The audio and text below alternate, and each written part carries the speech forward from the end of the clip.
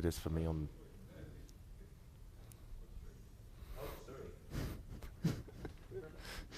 Are we live? Okay, we live. Okay, and welcome to round 3 of the FIDE Grand Swiss and the Women's Grand Swiss. Well, we've had 2 days of action so far, and we've had it all. We've had smooth victories, we've had wild games, we've also had the expected and also the unexpected. And this is only just the beginning. I'm International Master Jovanka Houska, and here with me through thick and thin, through all the surprises, is one of the wisest voices in chess, Grandmaster David Howell. It's been a pleasure, Jovanka. It's been 2 days of fun so far. I can't believe we're already on day 3. As you say, there have been twists and turns. All the best players in the world are here, and things are heating up. The pack on leading scores on 100% so far in both sections.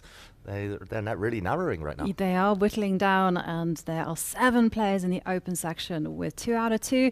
But guess what? There are 30 players with 1.5 points out of 2. So, well, anything can and will happen. And yesterday, just to recap, we did have an exciting day, and here are some of the results from top 10. And we saw that there are 3 decisive games. For me, Fabiano Caruana just putting in an effortlessly smooth performance against Hans Niemann was a particular highlight.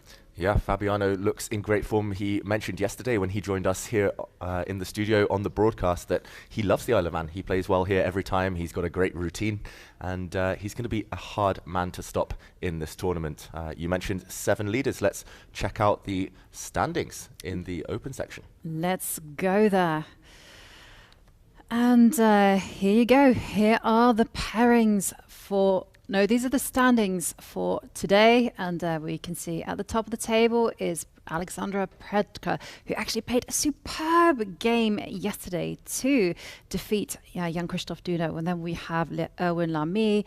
We have a newcomer, actually, international master, Zhalmakhanov.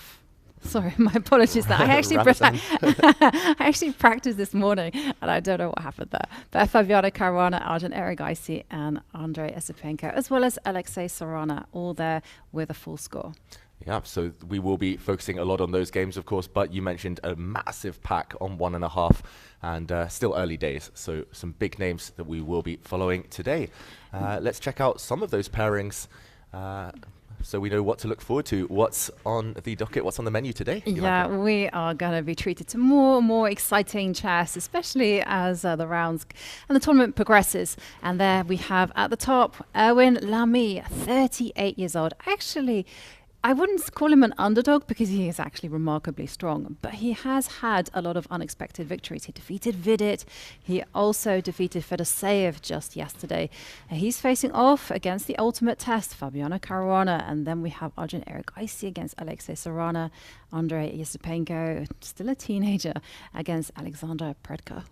Yeah, and Alireza Firouzja plays the remaining member of the leading pack, Ramazan Zhalmakhanov, and Alireza half a point back. He has the upfloat. So the pack below that we see from boards 5 onwards, they are on 1.5 points. They are.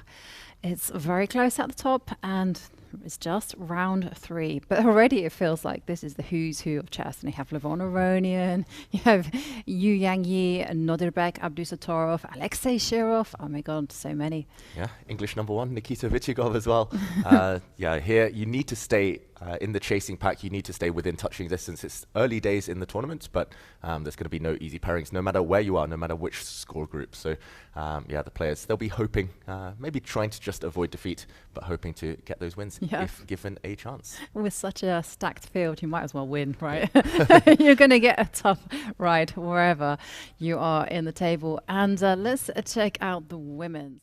Yesterday's day of games was also very exciting. We saw again another smooth performance for Zhongyi, choosing her openings carefully. Drama on move 40 when Anna Mazurchuk was the lucky recipient of a horrific blunder by star ruler Sulakidu. And a lot of decisive games there at the top. Yeah, we only have 5 players on 100% after this round, after round 2, with all those twists and turns. Let's check out those standings to see which 5 players are at the top of the table right now. It is a bit of a newcomer to kind of elite women's chess, Yes. Kamalidinova. Kamalidinova, yes, from Kazakhstan, just 18 years old. She defeated Valentina Gunina yesterday in quite a nice fashion. Then we have former Women's World Champion Tang Zhongyi, Anna Muzichuk, and another former Women's World Champion, Antonetta Stefanova, as well as Irina Bulmaga, who won one of those wild games yesterday. Yeah, that game was a particular highlight. It was a really sparkling display of attacking chess from Irina Bulmaga. And just as in the open section, there is a pack on 1.5 just behind the leaders. It's not the biggest pack in the world. We see between 6th place and 13th place players on 1.5 points, but some big pairings there. Definitely some huge pairings. And remember, there are just 50 women players in this event. And let's take a look at the pairings and look at the top of the table. It is a battle between former Women's World Champion Tang Zhongyi and Antonetta Stefanova.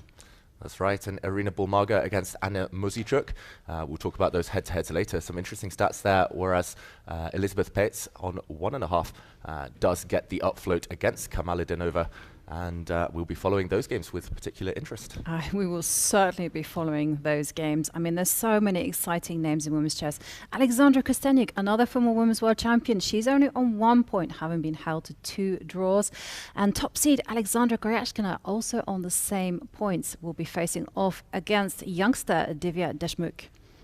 Yeah, and that means we have only a few minutes now, Jovanka, before we get to round 3.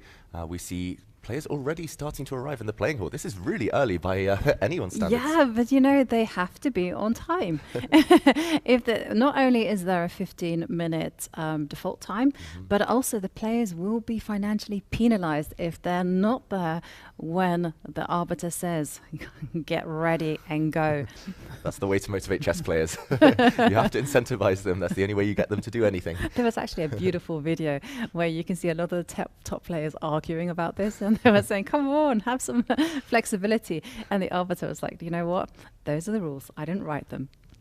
Stick to them. And there we can see a jovial atmosphere in the playing venue. We saw Alexander Fier chatting away, and then we also see John Saunders, our roving reporter. He actually writes great reports there. You can check it out on the Isle of Man chess website. Yeah, and I'm loving this kind of friendly banter between the South Americans there. Axel Bachmann from Paraguay and Sandro Mareco a moment ago from Argentina. Some big names here. We see Sagar Shah at the bottom of your camera. Very popular man. I'm sure everyone's seen his videos at some point. And also I can see seated, I recognize that I think it's Anton Korobov. Yeah, getting ready. Yeah, fan favorite. He is a fan favorite. I love his style. He has such an aggressive style of play, always sacrificing, going forward, and a beautiful accent actually as well. It's very unusual. Hopefully we get him here in the studio. Yeah, I can't wait to hear his thoughts. And okay, there we see more players getting settled in. It is a stupendous venue, the Villa Marina. I mean, take a look at that. Not only do you have a magnificent playing hall, but there are also balconies where but actually people can come and watch the action. Yeah, if you want to check out your favorite players, you can, of course, come to the Villa Marina. There are actually also links to individual cameras where you can follow your player if you want, throughout the 5, 6, 7 hours even of play. And Jovanka, what are you looking forward to most today? It's really difficult to kind of call because the games is going to be so exciting, but I'm really looking forward to seeing how Fabi is going to continue. Yesterday he just passed 2800. He actually talked about that in his YouTube channel where he was saying, he's been 2800 before. 9 years ago he did it for the first time, and there was this big feeling of elation. But he's very relieved after tumbling down to 2756. I wish my rating were that high. Astronomical. Yeah, but he's taken some grit and some determination to get here. But I think that's going to be very exciting. And also just looking at board 2. I really can't wait for that one. Arjun Erigaisi, who has been on sparkling form so far, playing off against Alexey Sarana, who is a fan favorite. And talking about favorites, we should remind ourselves what the players are playing for. Yeah, let's check out that prize fund if possible. to see the stakes for the tournament. Of course, there are candidate spots. I think that's the most valuable prize, Yes, Jovanka. definitely. I mean, if you're an unknown or just one of the outside favorites, I mean, it's just life-changing, right, to qualify for the candidates, which will be happening in Toronto spring 2024. And there on the camera, you could see man of the moment, Fabiano Caruana. Now, talking about spots for the candidates, this man does not need one here because he's already qualified by virtue of his third place finish at the World Cup in Baku this summer. Yeah, nice spot to be in with minimal pressure. Fabiano is just playing for pride, rating points, and of course those generous prizes where I think in the open section it's $80,000 at stake, and he looks like a big favorite right now to achieve that. Here we have it, and you can see it. There's a lot of zeros up there. Second place 60,000, third place 40,000, and wow, that is tremendous. And there are even prizes for 46th place. Yeah, not too bad.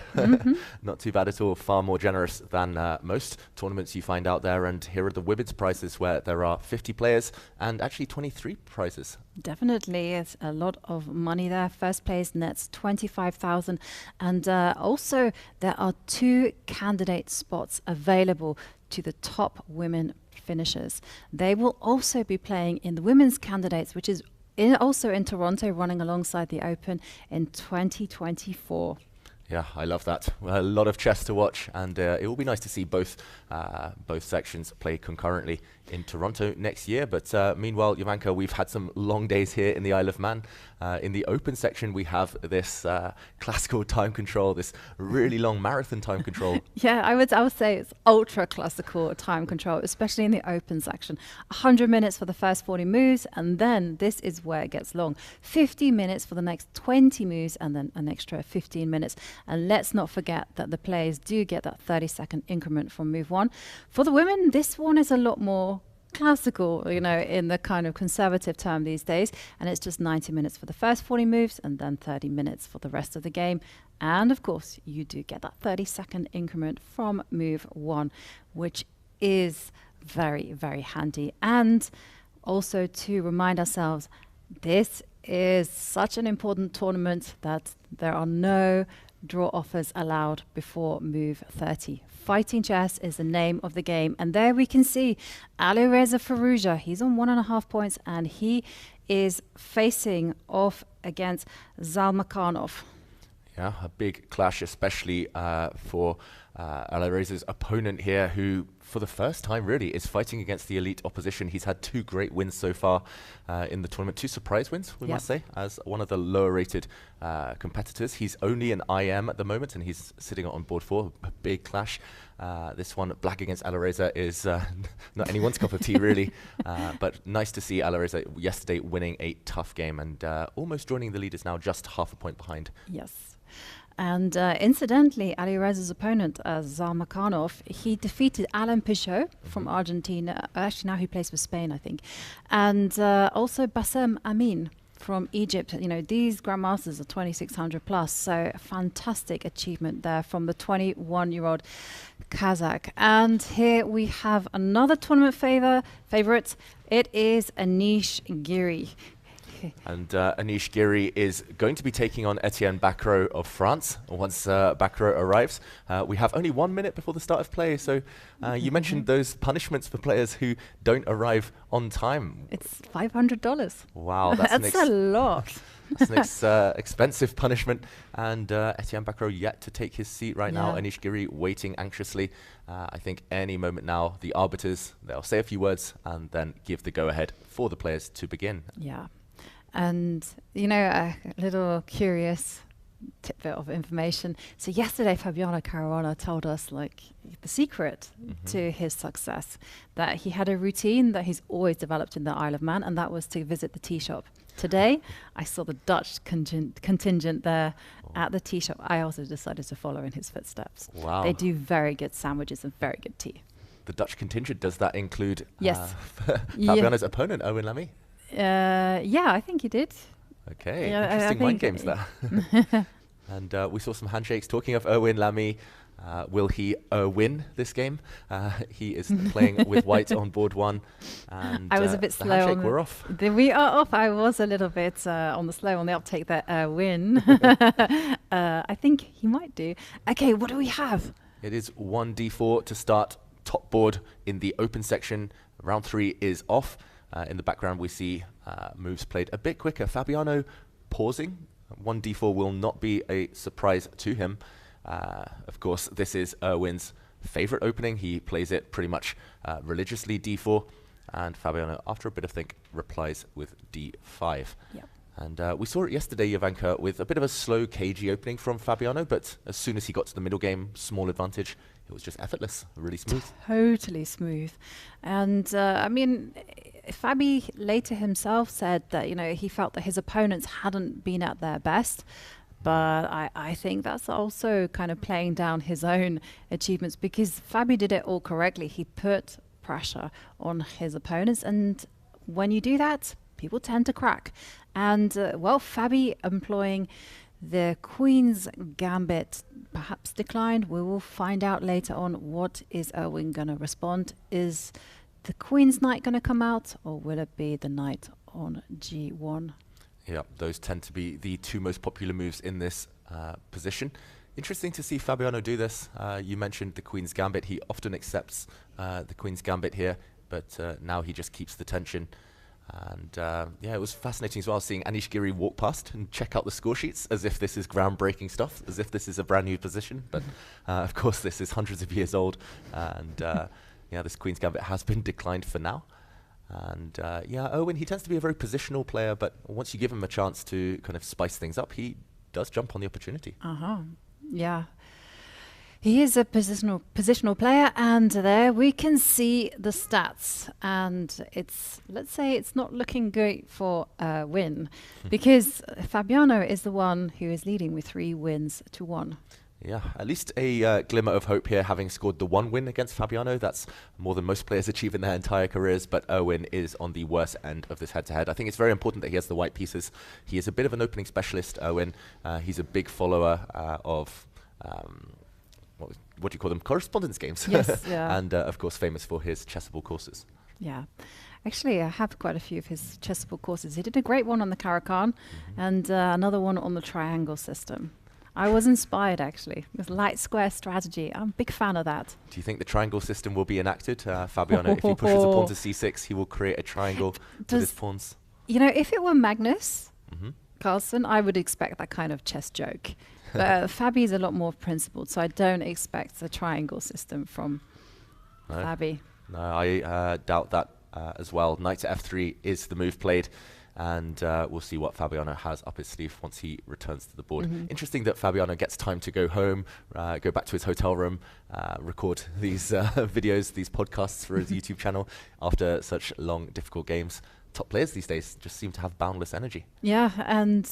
wasn't that Fabi's recommendation to Wesley as well? If you want to improve, start a podcast. And let's move on maybe to board 2, where we see this clash between 2 young stars, maybe 2 players of the past year. We see Arjun Erigaisi, who needs no introduction. He's had a fantastic 12 months, even 24 months. He's had a fantastic breakthrough just in the last couple of years. And Alexey Sarana, the reigning European champion. Okay. Yes, and I was really looking forward to this game because I thought that this is going to be one that there's going to be a lot of action. And I can see from the beginning that it started off life as a Petrov defense, but I will not dismiss that as a boring draw because, true to form, these players are choosing the most aggressive variations, and knight c3 played. Yeah, knight c3 shows a lot of ambition. d4 here tends to end up in more symmetrical positions. Knight c3 does imbalance the pawn structure at least, so some reason for optimism. And this last move as well, bishop to e3, hints that white is going to castle on the queen side. And there's a lot of theory there these days. This was really popular in the early 2000s. It experienced a resurgence when Fabiano Caruana picked it up for his World Championship match against Magnus Carlsen a few years back. And this last move, knight to d7, I think this idea, at least, I'm not sure whether it's Castles first before knight d7, but this was the famous leak, Jovanka, where Fabiano, during his World Championship match, his social media team, they posted a picture of his, or a video of his training camp, and you could see if you paused at the right moment, knight d7 was revealed as his plan, and he used it with success against Magnus. Yeah, and there we can see knight d7 on the board. And talking about like World Championship matches where this kind of openings were played, I was also really impressed by how Humpy Canaru handled the black side of this in her match against Hu Yifan. She came up with a lot of interesting novelties there, and those games are well worth a look through. Yeah, she's a great specialist, Humpy Canaru, in the Petrov. She's won some great games in other variations as well. The Petrov, once a player picks it up, they tend to specialize. The lines are very forcing, so you can do a lot of home cooking, and we'll see how well prepared Sarana is. He's a very ambitious player, so I'm slightly surprised to see him employ the Petrov. That's definitely a sign of respect to his opponent. Is it because Erigaisi is a very dynamic player, so he's trying to be flexible and shut down any activity that Arjun has? But talking about shutting down is far from shutting down. There's going to be opposite side castling here. Yeah, it's going to be hard to shut him down, Arjun Erigaisi, but you're right, he does play very ambitiously. He takes big risks, so often there are two strategies against such opponents. Either you fight fire with fire, or you just try and lock the game down and hope that they overpress. Maybe that's Sarana's plan for this game. Yes. And actually, that's a perfect strategy that you mentioned about overpressing, inviting your opponent to overpress when you are the lower rated player. I find it's very comforting just to play a very solid foundation and then just go, come get me, and hold and get them on the counterattack. Yeah, that's how when I was breaking through as a young player, that's how I defeated my first Grandmasters. I basically just frustrated them, tried to bore them to death, and then they just they lashed out. They were thinking, oh, I'm playing a youngster. And yeah, sometimes it doesn't always work out if you're playing unobjective chess. And right now, still a very well-known position. Often white puts a bishop on d3. I think we'll see that move. And plans do include, for example, throwing pawns towards the black king, even parking a knight on g5 and just leaving it there, supporting it with a pawn on h4. Some attacking ideas, but okay, d5 played. Still very well-known stuff from. We'll see some really impressive opening theory from one of the two sides, if not both, in this game. I suspect both of them will lash out at some theory. And let's move down to Esipenko against Alexandr Predke. Yesterday, Alexandr Predke, for me, played the game of the round. It was just beautiful. He actually said in his interview with Fiona that some of his ideas were home-cooked. Yeah. But just to attack like that and to make Duda look so vulnerable, it was just so impressive. Yeah, it's reminiscent of Tal, just kind of going all out for the attack, just not holding anything back and defeating a world-class opponent seemingly effortlessly. I definitely recommend checking out that game and that opening idea with, I think it was Queen C2 mentioned. Yeah, a rare one, but an effective one yesterday. And this game hasn't progressed too far, Jovanka. We're only at move 4. Yeah, let's check out how we got there. Yeah, let's go around the park and see what's happening. So e4, c5. Predke means business. He's a Serbian number 2 player. And top of the list must be Sarana. Yep, Sarana, two players who've recently joined the Serbian Federation. We see the bishop b5 variation here. And after d6, just castles, and bishop d7, still well-known stuff. White has a variety of ways to play it. Usually they include either rook to e1 or c3 in various orders, just trying to build a pawn center in the near future. Usually you need c3 to prepare d4 once your bishop is out on b5. Yes, I like this type of slow play stuff. Rook in the center, and then try to get a big center, and if that's not possible, play for it until you can. Yes. And okay, interesting to see Esipenko think at these early stages. Maybe he's just deciding on the move order, trying to launch a surprise. There's always mind games in the opening, right, Jovanka? Yeah. It's who launches the first surprise, who kind of veers away from their own repertoire first. Yes. That just reminded me of yesterday's game, between Fabi and Hans Niemann, they took their time in the opening. They each took a sip of their coffee/tea or whatever they were drinking, and then they would ponder. It was something like, to me, heralded from like the back days, the olden times. Yeah, when players were genuinely trying to come up with ideas. And now, of course, the top players, they know what to do thanks to the emergence of computers, of engines. But still some mind games involved, still a lot of stylistic choices. And we'll come back to this game once it develops further. He, I think, is about to play rook to e1. That's right? It is on the board. And there you can see on the right, there is a nice section where we can actually track the evaluation bar for all of the games, and there we can go down to Alireza Firouzja against Zhalmakhanov. Yeah, and Ramazan, maybe we'll call him. He's won 2 games, of course, so far up to this point, and he's elected to transpose, or both players have now transposed into the Catalan opening via a different move order. And still a very well-known position. Black's most classical move is to simply capture this pawn. You can kind of curl up into a ball and play more passively, more solidly as well, just by putting a pawn on c6, for example. But I'm expecting one of the main lines from this young star. Yes. Which one appeals to you? To enter the theory lines with pawn takes pawn, or do you prefer to kind of keep the position tense? And we have an answer. Pawn takes pawn, chosen by the young Kazakh. Yeah, it tends to depend on the opponent, on the situation, your own preparation, your own preferences. But I think against someone like Alireza, you don't want to be too passive. And also, Alireza doesn't employ the Catalan too often, from what I know. Of course, he's capable. He knows a lot of theory here. I think he's had this position on the black side numerous times. But from the white side, he's usually playing e4. He's usually very direct, very aggressive. And this tends to be more positional. Black now has options, including a6, b6, b5, c6. They're all very viable moves, fighting to be as quick as possible on the queen side to develop these pieces, especially this bishop on c8, right, Jovanka? Yep. While white takes time regaining the pawn. Yes, and this is the whole crux of the Catalan opening. It's just saying that the bishop on g2 is better than its counterpart there on c8.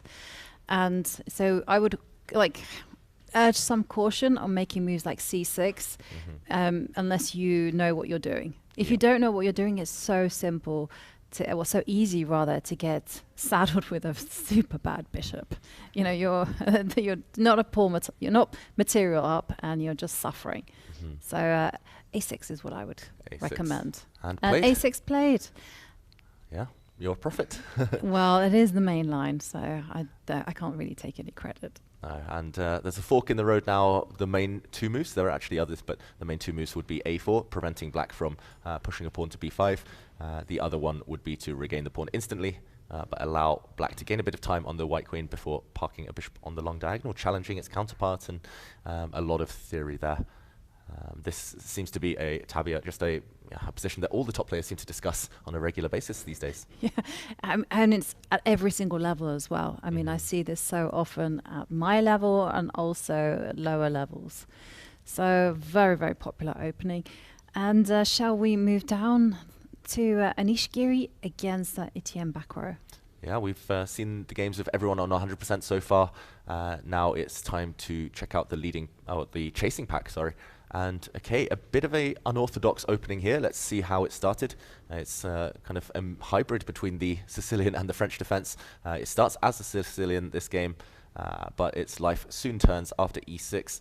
White, rather than occupying the center, rather than an open variation, goes for a more closed position, Jovanka. Yeah. Interesting stuff. It is interesting, especially because it comes from Anish Giri, because traditionally, up until now, Anish has always been playing very principled openings. He's also, got a very strict repertoire, and he tended to follow it. And now we see him changing all the time. And he's even, it feels like he's making things up on the fly. Obviously he hasn't, but but this is the King's Indian attack, an opening that we've seen very, very, so much at the lower levels. It's not really the most popular opening at Anish's level. Yeah, I've always been surprised by that. It feels so rich in possibility. It's so flexible for both sides, but for white, these types of setups, it's called the King's Indian attack because unlike the King's Indian defense, you have white, you start with an extra move, and often you get the pawn to e4 very quickly, whereas this King's Indian setup with a fianchetto and castling, once it's employed by black, it takes a bit of time. It's a bit of a struggle to get the pawn in the center, and you have great possibilities to push it forward at the right moment and kind of cut the board in half and start playing on the king side. Right. This is shaping up to be an exciting game. Yeah, and the King's Indian attack was popularized by Bobby Fischer himself. Yeah. And it's quite funny because sometimes people don't know the plans for white, and so when you tell them, okay, I know exactly what's going to happen, that the bishop will come to g2, the pawn will come to e5, and after castles the knight will find itself and like one that goes back to h2, they look at you like you've you've done like yeah. And a knight will come, let's say black just messes around. Knight f1. And then a pawn will land on e5. Yes. A pawn will land on h4. h2, yeah. The knight will come goes round. to h2 to g4. And when you tell people, I bet you that's what happened, they look at you like, whoa, are you some kind of prophet? And I'm like, no, it's been seen before. It's all been seen before. And this would be white's ideal setup. And of course, Etienne pausing here. He spent a lot of time. This is still just move 5. Bacrot spent over 10 minutes already. He's just deciding how to set up with black. He knows what's coming. He knows what Anish is going to kind of steer towards. And yeah, it's interesting. I love just seeing these kind of slightly forgotten variations or less popular variations kind of brought back to life, because actually top players, they often forget to study them.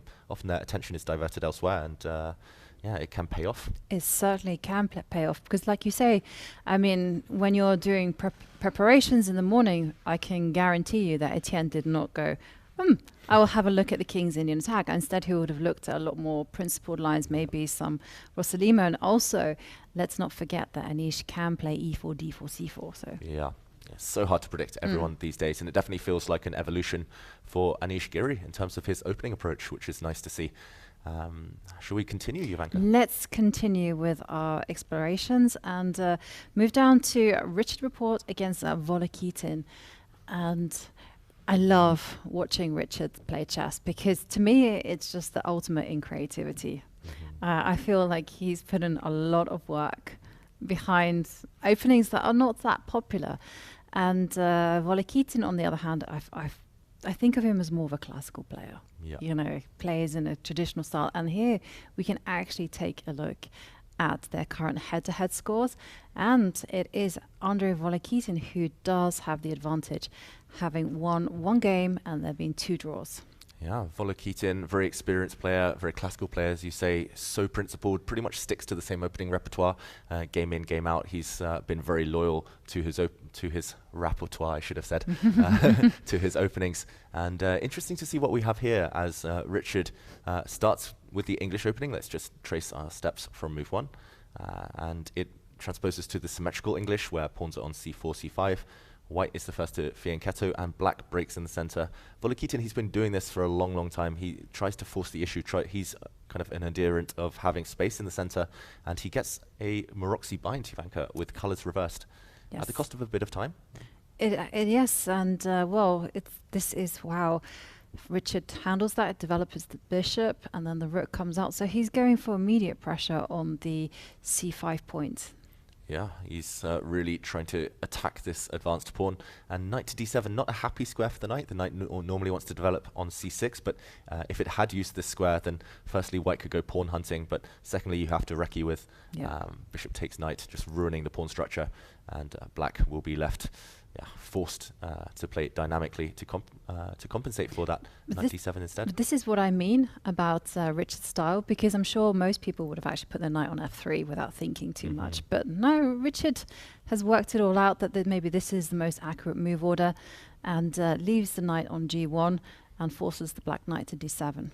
Yeah, it's really it's an important point. Move order in openings is often neglected. People just know the plans, they know where their pieces go, but they don't think about which to place first. And as you mentioned, if he'd played knight f3 first, black would play knight c6 and would be over the moon. Black would be thrilled, and knight would land on d4 a bit later. But notice how he waited for knight d7 and only then knight f3. Yes. So yeah, really important point from you there, Jovanka. And both kings have gotten to safety, and now it's going to be again about white just chipping away at those 2 strongholds on e5 and c5, and if they can get a pawn breakthrough with a3, b4, and even more, sometimes you can get d4, but in this case you can't, then we will see what happens. I'm also perhaps expecting Richard to maneuver the knight from f3 to d2, and again apply pressure, like f2, f4. Yeah, there's a lot of thematic, very kind of typical plans here. A knight d2 would be one such move, followed by a move like f4. Just parking up the knight on c4 often just puts some nice pressure on. And you mentioned the Catalan bishop in the previous game. White has this sniper from afar applying some pressure. It's slightly awkward for black to continue development here. I must say I like the kind of prospects of this game. I think it's going to be a volatile one for Volokitin. But yeah, Richard, he's definitely kept as much tension as possible in this opening. Oh man, I'm going to have to do some serious training in the morning to up my pun game. This is just like beginner central for me. Okay, let's move down to Sindarov against Levon Aronian. I'm really excited about this clash. Sindarov, just 17 years old, Levon Aronian, different generation, but also seems to be just upping his confidence game. You know, I've rarely seen a player play so quickly and so powerfully as well, and with such confidence. Yeah, and it takes a lot of hard work, I think, to kind of gain that confidence, both putting in the work kind of on the chess side, but also working on the psychology side. And Levon said some interesting things over the years about how he's kind of been up and down with his confidence, and definitely feels like he's right back at his best these days. And okay, we won't necessarily go too far from the beginning here. This is just a very standard e4, e5 position. It did originate from the Berlin defense, so a branch of the Spanish opening. White's bishop has been kicked around the board a little bit. Black has this bishop on the long diagonal. Looks like an Italian game, I must say, Jovanka. But both sides are about to park their knights on the king side, and then it will just be a fight for the center. It will be a fight for the center. White will be trying to get d3, d4 when black isn't ready for it, whereas black will be trying to just reroute the knights. And in the Qatar Masters Open, I saw that Hikaru had a lot of success with this type of systems with the white pieces, and he just simply waited for black to put a knight on h5 or a knight on f4, which is like mega tempting, and then he would just make that breakthrough in the center. Yeah, the central strategy from white, just very effective. And often whoever occupies the center first has a long-term advantage, because for the other side, you just don't really know what to do. Whoever holds the center, for example, if white gets d4, they will hold the key to opening things or closing things at will later on. And Sindarov's about to make a move. Very young player from Uzbekistan, from this golden generation.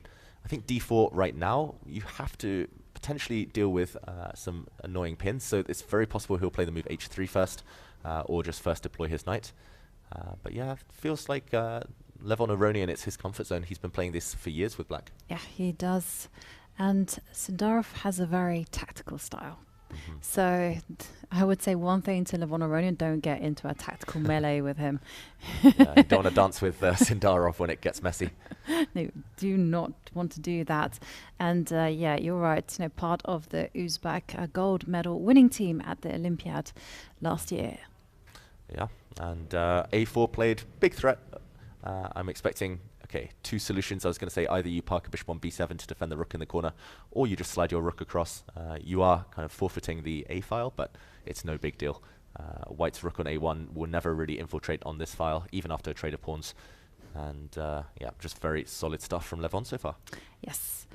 Solid is the name of the game there, and let's make our way down to the final game on our top 10, and that is Cheparinov against Yu Yangyi. And I'm already quite excited because it looks like modern day chess at its best. You know, the pawn has reached the h5 square, clamping down. It's a positional move. Yeah, very positional stuff. We see another Petrov defense. Let's maybe go back from the start here. We did see e4, e5, and symmetry pretty much occur after knight to f6. We saw an exchange of pawns, and this variation, this really trendy stuff with bishop to f5. This is a bit of a Chinese speciality. I've got to say, throughout the years, I think for the last decade or so, Chinese players have been playing this religiously, putting a bishop on f5, just trading off the light squared bishops. It's a bit clumsy for black because you've had to move your knight 3 times, the knight on c6 as well, in the way of a pawn which wants to sit here protecting d5. But other than that, everything else is pretty much balanced. Interesting move order from both players, actually. And Cheparinov, I'm just looking at the clock times, Jovanka. He's just played h5. he's got more time than he started with. I know, which means one thing, he's in book. He's worked this one out before. I mean, that's hardly a surprise because Cheparinov, he's been a second for Topalov, also very well versed in the opening parts. Just a fantastic coach and fantastic player. Yeah, we saw him yesterday hold Levon to a draw with black effortlessly.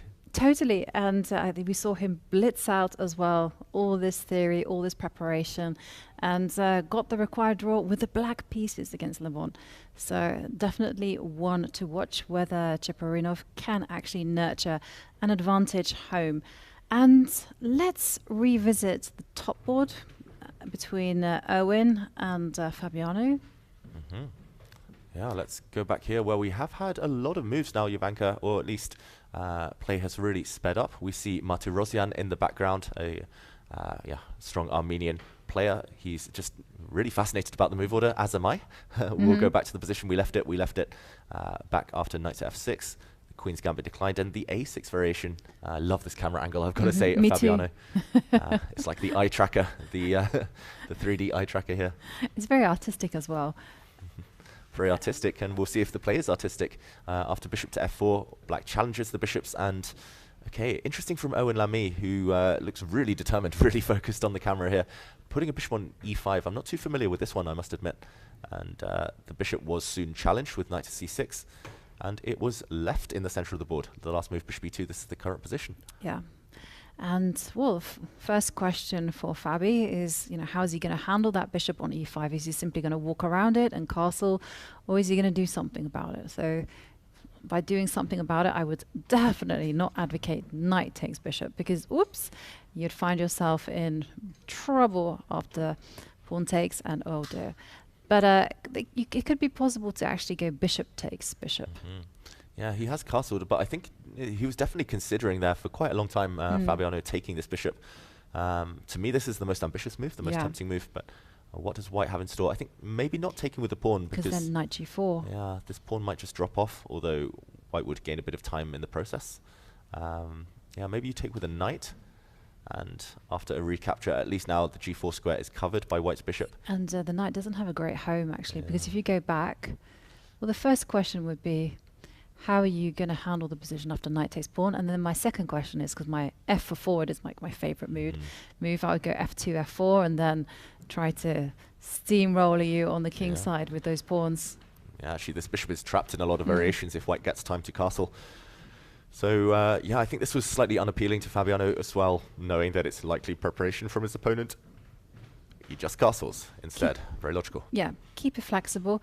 And again, it seems like this decision has caused Erwin to take a pause. What is he going to do? Castle? I mean, I would have expected that one. Yeah, unless he's got something devilish in mind, maybe moving the queen and castling queenside, but that would take nerves of steel. I don't think you need to be that ambitious, that show that level of bravado this early on. I think castling just gives black the same dilemma, right? How to get rid of this bishop. It's not easy. It is certainly not easy. And again, the big problem is this knight on c6, which I've seen Hikaru do, Fabi do quite a lot actually, against any unusual system. He puts knight on c6. Playing the trump, knight is going to go on c6. London system, also on c6. Yeah, it's interesting, these players and their preferences.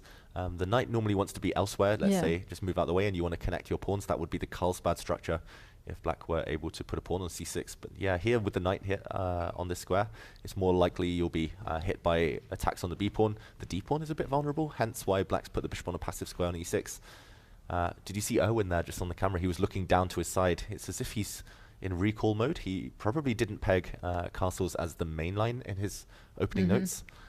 But it looks like the most natural move. Surprising stuff.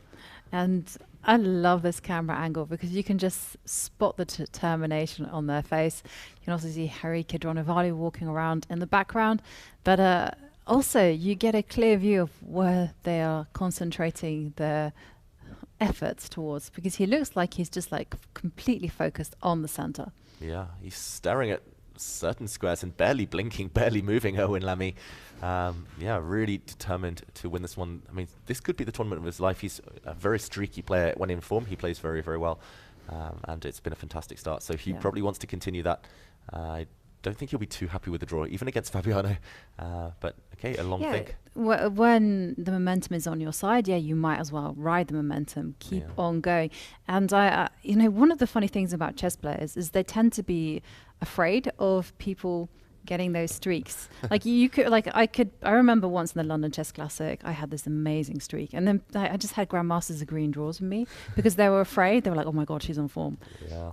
Exactly. It's scary, right? If you know you're playing someone who's unbeatable, just winning everything. Then I lost my last game, and I didn't get my GM norm.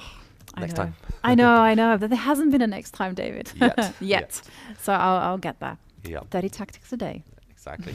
That's the way to be on form, practice. And Erwin Lamy, I mean, he works so hard on chess. I don't think he'll be too tempted to break the tension right now. I don't really see the options for white. Hence my surprise. We mentioned the balconies earlier in the playing hall, Jovanka. This is also a nice angle to demonstrate the Villa Marina here in the Isle of Man. I'm expecting him to castle after a bit of thought, and the game just continues. Yes, and just before we go over to the women's section, I do want to head down the rankings because there are quite a few tournament favourites on 1 point, and I'm trying to find Hikaru Nakamura because he has the white pieces and he started off with 2 draws. And let's go to him. He's on board 20. 20, okay. And he's playing against the young Indian Aryan Chopra. Yeah. Very solid player, I must say. Chopra, I've nearly never seen him make a blunder. He's very calm, very classically kind of inclined, actually, compared to some of his compatriots. And this position, it's very slow. Nakamura, he loves these tension-filled positions usually. Suits him very well in rapid and blitz chess. But here, what do you think? Is he getting anywhere as white? It's a difficult position, to be honest with you, because what white wants to do is white wants to go for e3, e4, and that's what the player has built up towards. But this bishop on b4 is a real pain in the backside because it's just simply stopping that break. And then the question is, well, how are you going to make some progress? And there will be a lot of waiting around. I'm expecting Hikaru maybe just to step forward with the queen, or maybe even keep the queen where she is and because you don't quite know where she's best suited. Maybe make some like luxury moves like h3 as well, and get ready for black to also just reveal their cards, because black will also have to find waiting moves as well, like rook e8, maybe h6. Yeah, it's definitely about who pulls the trigger first and who breaks in the center. White will likely try to build for e4, as you mentioned. Black has options to play for c5 or e5, maybe even both a bit later on.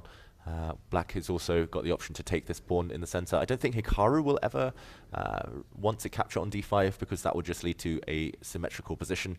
And I think the fact that he holds the key to the center right now is the only thing that gives white a slight, or at least slight ambitions for later. But it's very cagey, this position. It is. And I just wanted to mention one other final plan, which is to go knight e5 at the right time as well. Yeah, knight e5. Similar to Erwin Lamy, planting a knight on this square. Often a bit annoying for the opponent, but has to be really well calculated, because black could capture and white's pawn structure would be ruined. Totally. Talking of cameras, Jovanka, where are his eyes trained at? they're trained at the queen side. Yeah, it looks like he's looking on the queen side. Is he frozen? Okay, Hikaru's frozen. Oh wait, he's not. No, he's not frozen. There's players in the background. That is Nijat Abbasov, who might be in the candidates if Magnus turns down his spot there. He was. I mean, he's so focused. People are moving in the background, so he's not frozen. But Hikaru is barely blinking. Yeah, he's had. I mean, I'm really hesitant to say it's disappointing, because after all, he's drawn 2 games. But he was on the ropes against Rasmus Svane in the first round. And yesterday's game against Raunak Sadwani wasn't also, kind of the way that Hikaru wanted it to go. Hikaru would have wanted to kind of be pressing at least. But okay, now we see knight to d2 on the board, preparing e4, maybe even preparing f2, f4, but that one is going to be a long shot and only needs to be done when the position has the possibility of being closed. But interesting and tense game, and let's go to the women's, because I'm so eager to see what's happening in the battle between the former women's world champion Tang Zhongyi and Antoaneta Stefanova. Yeah, and here we'll move over to that women's section. And let's go from move 1. Here we see the top board clash. Yeah, it doesn't get much better than that. Two world champions facing off. We saw d4, d5. And this game's far less developed than some of the others that we've seen so far. Queen's Gambit declined yet again. And e3, a quieter system. And a6. And okay, c5 breaking in the center. So pretty much complete symmetry, apart from the fact white has a pawn on b3, black has a pawn on a6. And okay, who breaks the tension first? It is black. And now she gives a check, Antoinetta. And this is the current position. What do you make of this, Jovanka? Do you have some experience here? Not in this particular position, but it does feel familiar, right? When I look at the pawn structure, I'm thinking light square strategy, I'm thinking Caro-Khans, I'm thinking Semislavs. So, I mean, I feel at home here. For both sides, the big question is how are you going to block this check? Yeah, this is slightly annoying, this check. It is, isn't it? Like, do you block it with your knight? Do you block it with your bishop? I mean, bishop block looks very natural. Yeah, this looks like the most natural move. Both players have been spending a bit of time, so pretty much freestyling in the opening. But then the question is, like, if the bishop gets traded off, and how is white going to recapture? Good question. I I'm mean, glad it's not me making this decision. Is it like the queen, and then that way you can put the knight on c3, or is it going to be the knight? In which case, that feels like you're losing your connection with the d4 pawn. Yeah. And again, there are like issues that white has to answer, because even you have to consider what's going to happen after pawn takes pawn. Like this type of pawn structure with the hanging pawns. I mean, what side is better? Hanging pawns, they're like Marmite, right? You love them or you hate them as a chess player. They're a lot of responsibility to have. Definitely. And here I would actually say that the hanging pawns favor white, just because black has played the very inconsequential a6, but that kind of weakens the b6 square. If that pawn were on a7, then you could go b6 without any problems and go get the bishop out to b7. But here, it's definitely not so easy to handle this position for black. Yeah, really important. I mean, it looks, as you say, almost inconsequential. It looks, really insignificant, this pawn push, but it definitely wants to be on a dark square. Unless black can somehow play b5 very quickly, then I certainly think that white has a small, stable advantage here. The center is actually not too difficult to defend. And after a bit of thought, Tan Zhongyi does indeed put her bishop on d2. So we are headed in that direction. I think very likely that we'll see that continuation, Jovanka. Yeah, well, I think the bishops will get traded off. And then, well, we'll see how Tan Zhongyi responds to that. And maybe I suspect that Antoinetta will just castle and perhaps play her pawn to b6 just to get the light square bishop developed. She is a very classical player. There's two features to Antoinetta's play, is that she likes to push pawns. She likes to grab pawns as well. She's a more sophisticated version of me and a better one, I would say. And she's also a fantastic endgame player. And where she can, she will harmonize her pieces. Yeah, she's great once she gets in a roll, once she's got some stability in the position. I noticed in the opening these days, maybe slightly less active than she used to be. She does kind of take a few risks here and there. She does play quite provocatively, but it definitely feels like she's gone back to very solid foundations in this game. Yep. And okay, before we go down to board 2, let's remind ourselves what the women are playing for and take a look at this prize fund. There are 50 women players playing in this event, and first place will net them $25,000. And it's not just $25,000, it's also a spot at the 2024 Women's Candidates. Second place also gets $17,500 and that golden ticket to Toronto to the Women's Candidates. Yeah, potentially life-changing, that candidate spot for anyone who gets it. And of course, with a field of just 50 players, firstly, you've got to kind of beat the best to be the best. But it's kind of chances for everyone. It's pretty much a 1 in 25 chance that you get a candidate spot if you're in form. You just have to kind of rack up as many early wins as possible. And some of the women playing here have already qualified. So better than 1 in 25 then. It absolutely is. So we have Alexandra Greshkina, she's already qualified, and Katerina Anna Muzichuk and Katerina Lagno. And here you can actually see the qualifiers to the women's candidates. Just 3 spots unknown. Yep, 3 spots unknown, and we'll find them out very shortly. 2 will be decided here in the Grand Swiss, and the rating spot, I think, towards the end of the year, we'll find out more about that one. Maybe this event will have a role in shaking things up there. Yes, but exciting. In the meantime, big stakes. And Anna Muzychuk, who has already qualified for the tournament, she starts this game with black. She's facing Irina Bulmaga. Should we go very quickly from the start? Yes, because I just love Irina's brave, courageous openings. Where she can, she really just goes full throttle. And Anna Muzychuk, again, more classical, and she really thrives in strategic positions. Yeah, and bishop takes c6 here. Yeah, so first the head-to-head, which is one-sided, Jovanka. It is completely one-sided. Anna Muzychuk leading with 4 draws and 4 wins. Wow. We've talked about kind of one-sided scores. We saw yesterday Fabiano have a 4-0 lead in terms of decisive games against Hans Niemann. He increased that. Everyone has their bogey player. Everyone has their kryptonite, right? And feels like Anna has Irina's number here. Yeah. Who's your kryptonite? Oof, Wang Hao. Yeah. Mine is Alexandra Kostenyuk. Oh, really? I cannot beat her whatsoever. And I've even played online, and she blundered a piece. And you would think that blundering a piece is gonna mean that you're gonna win. Nope. She wriggled her way out. Yeah, she wriggled her way out, and I lost.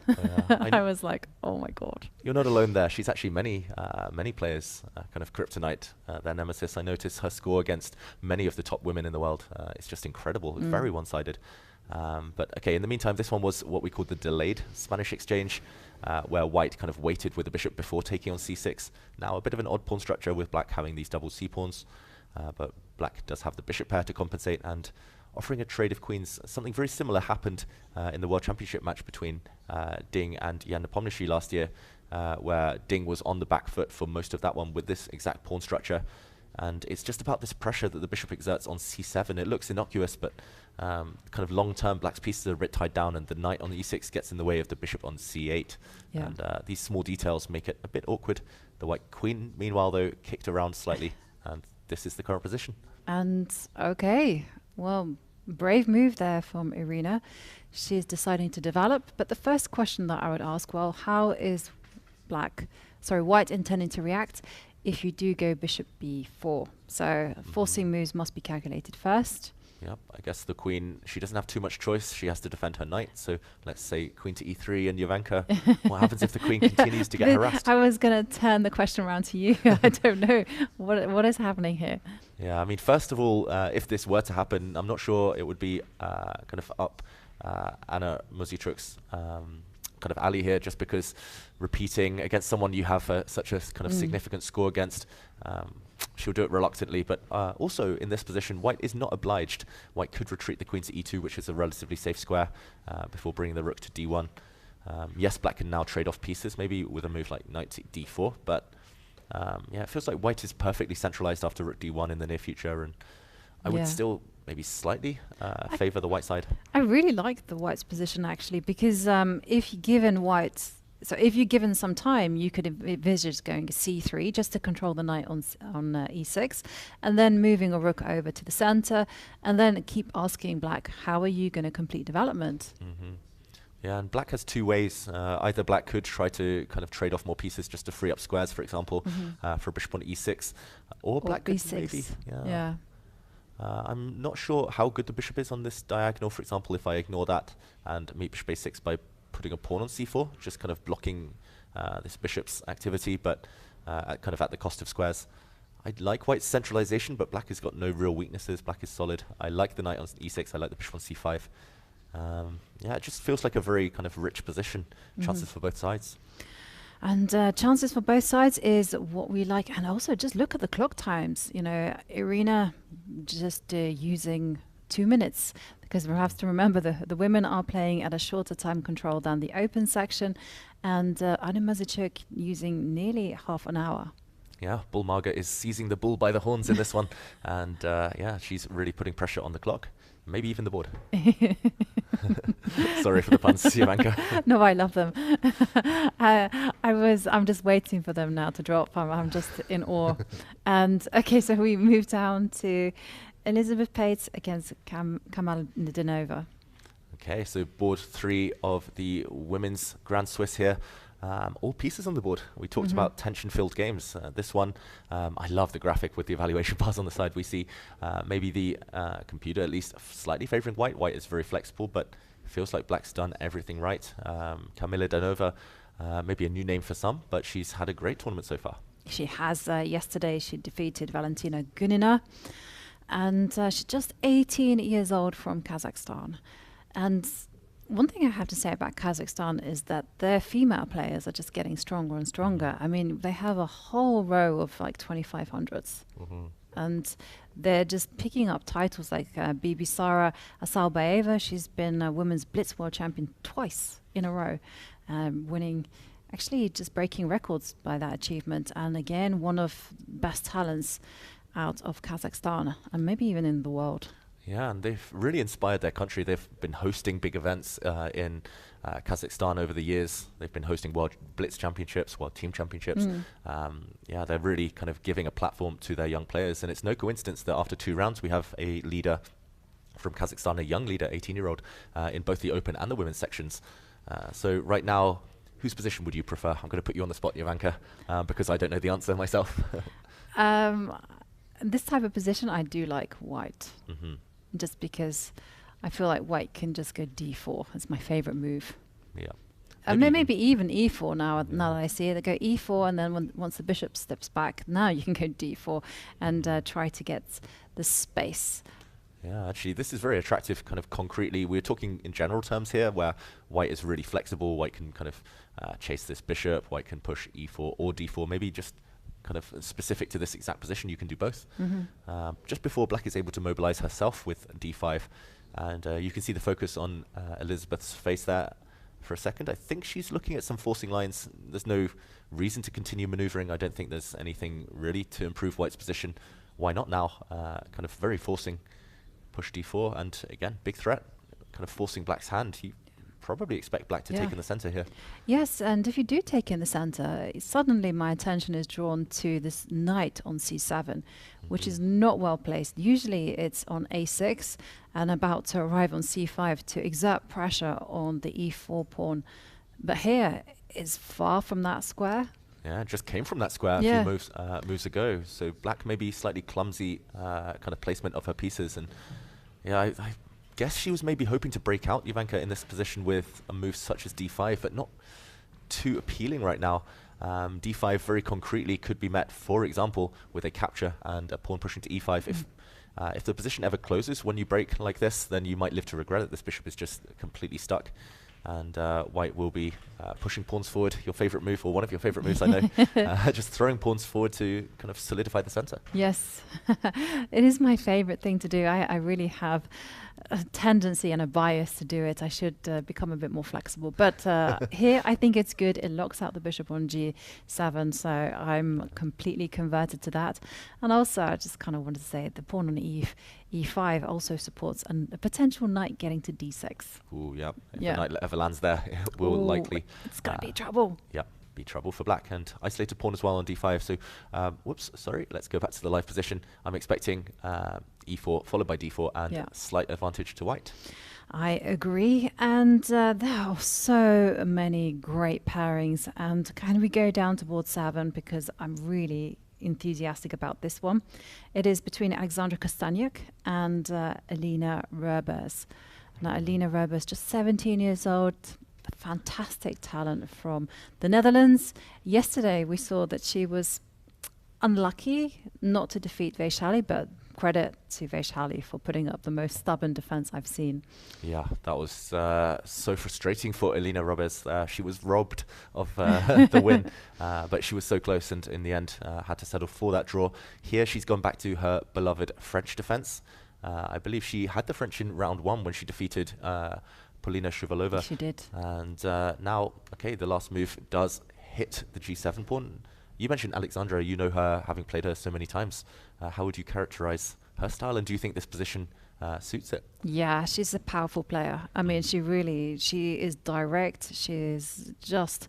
You feel the concentration when you're playing her. She puts her pieces on aggressive squares, and she's not afraid of sacrificing material. You know, it's just direct, powerful play. And I was not so surprised that she would go queen to g4. You know, that's what I mean. Like queen takes g7, threat incoming. And if you go knight to g6, I wouldn't be surprised if she went h2, h4, you know.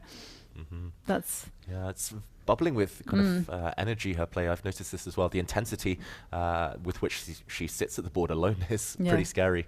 And yeah, queen takes g7 is hard to stop, actually, surprisingly. You don't want to castle into the attack unless you're feeling really brave. And as you say, Jovanka, you're kind of a bit stuck on the queen side and in the center with black, and knight g6 really unappealing due to this kind of h4, h5 idea. Black would most likely be forced to block herself. Yeah. And knight to f5 not giving any stability either, because most likely the bishop will just drop back and try to capture that knight. Yeah. And yeah, slightly awkward for black. Yeah, slightly awkward for black, but probably this knight to f5 is maybe the best, actually, of a bad job, because, yeah, the bishop will drop back, but maybe you can support that knight. And I would not advocate going g6, because, yeah, g6 does create a stable, solid pawn structure. But look at them holes on f6 and d6 and h6. Ooh. And when there's no dark square bishop on the board, you're going to get in trouble. Yeah, the last move you want to play in this position or even in the game position is a move such as g6, just because, yeah, if a white knight, bishop or queen ever lands on any of these squares, that would be fatal. So right now, big decision. Yeah, actually, maybe I wrote it off very quickly, but maybe you can get away with castling just because white doesn't have too much attacking kind of energy around the black king yet. Maybe you can break very quickly in the center. You have to play energetically. You are ahead in development as black here. Yes, but it does require a lot of guts to play castles, and a lot of bravery as well, because there's just no protection, not too much protection around the black king. So you do have to tread with caution there. Yep. But okay, well, this is looking like it's going to be quite the fight. Let's go back to the Erwin Lamy, Fabiano Caruana, and before we take our very first break of the day. Let's check out that top board clash where we did see a couple of moves, and very important moves. White did eventually Erwin castle his king as expected, and just one move since then, but knight to e4, Jovanka. That's the most ambitious move. Now there is certainly an idea of taking this bishop now that the black knight will not be a target on the f6 square, and it also initiates some forcing play. Yeah, it does. It does, definitely, because you are making the threat of either going knight takes knight or just kicking back, or knight takes bishop. So, yeah, what comes to mind first here for white? So the I'm first not even move sure where to start calculating. Yeah, so the first move that I would be thinking about is knight takes knight, and then I probably would write that one off, because after pawn takes, like, what's going to happen? I have to move the knight, and this bishop I'm going to have to lose material as well. And after knight takes pawn, there's simply going to be bishop takes h2 check. This is my quick tactic of the day. I can tell you've been doing your puzzle rush. Your tactics, and at the end, black would emerge with an extra pawn. It's important as well that after bishop to f3, you can defend your b pawn. So I would write that one off. Let's and then forget about knight takes knight. Yes, and then the next question would be what happens after bishop takes bishop. Okay, and three choices. In the Carlsbad pawn structure, normally with a pawn on c6, it's actually the ideal square for black's knight sitting on d6. So I would be tempted by this one. Black could also take with the queen. I don't think you really want to take with the pawn. It's unnecessary to double your d-pawns like that, although Caruana does have a track record with that pawn structure. Taking with the queen makes some sense as well, with a strong knight on e4. Yeah. Maybe supported by f5 next move if you're feeling ultra brave. Oh, and yeah, well, this is an interesting position, because white's plan is basically just to let that knight sit on e4 for the time being. And really what you want to be doing is going rook c1 and putting the knight on a4 and putting it to c5, just to destabilize the knight on c6. Yeah, really nice maneuver there. Really typical for this pawn structure. And yeah, Erwin Lamy, I mean, it's reminiscent of a Caro-Kann with reverse colours. All these Queen's Gambit declines, they have definitely kind of familiarities there. And he plays the Caro-Kann himself. You mentioned it earlier. I think he'll be quite happy with the pawn structure. It's just in terms of the specifics, it's always stylistic choice whether to take on e4 or not, whether to kind of slowly maneuver around, like you say. And yeah, that's why he's maybe spending so long. I think this is the most likely move in the position, unless you can just wait. That's what I was also considering. I was going to ask that question. Well, let's be objective about it. Like, what happens if bishop takes bishop, or knight takes bishop? Yeah, the one thing that would kind of tempt me in the other direction is the fact that black has the bishop pair now, and yeah, but then you know what happens after knight to d4. Yeah, and knight to d4 first. Yeah. There's also an argument for maybe taking and then knight to d4. Okay, yeah. Quite like this one. Yes. A bit awkward. It is a little bit awkward, and after all, there is a pawn to be won on e4. Yeah. You put your bishop in the wrong square, then I'm going queen c2. Yeah, exactly. If you drop back, for example. You queen c2, right? Yeah, maybe queen c2, although c5 would come. I'm also wondering whether queen to b3, just with ideas of e6. Feels like white's position is full of potential right now.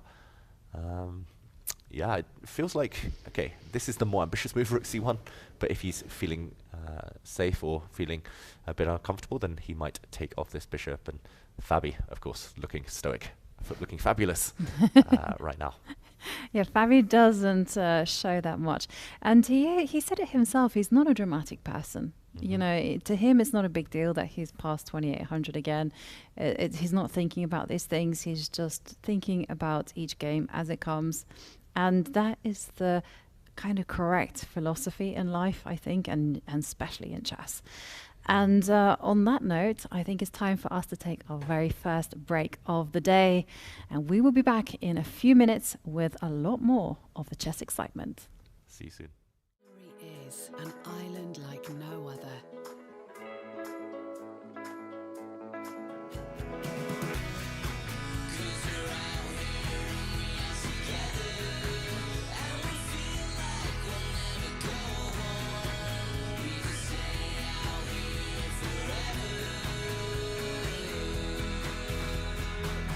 Extraordinary is the Isle of Man.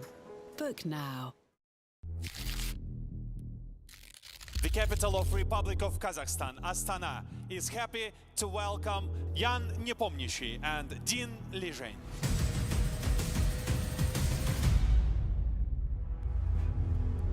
Is something very extraordinary.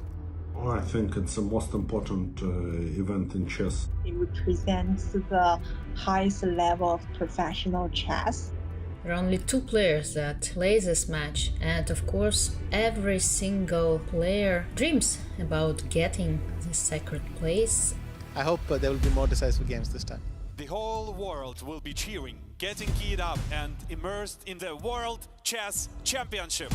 You know, like in this Kung Fu Panda cartoon, yeah, like there is no secret ingredient in my soup. It's a big challenge for me, but I'm ready for this challenge. Wow. Wow. This game was a beautiful one. Today's game was a disaster. Just sack the exchange. Just do it. Hold on. Game over. But this was insane. Very big comeback from Ding. I mean, this is incredible stuff. This is like a masterclass game. Mr. Ding is actually playing an absolutely perfect game of chess as well. 5 minutes for the next 8 moves, and he has to come up with a plan somehow. Just make a move. This will be just a crazy game. Absolutely insane. And the final game ends in a draw. The FIDE World Chess Championship will be decided by a tiebreak. This is the most exciting World Championship match we have had in a damn long time in chess.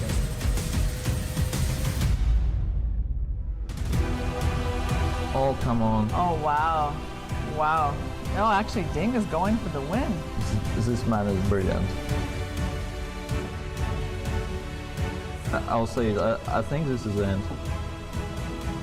He's done it! Ding Liren wins the FIDE World Championship 2023 in one of the most exciting, dramatic, thrilling World Chess Championships ever.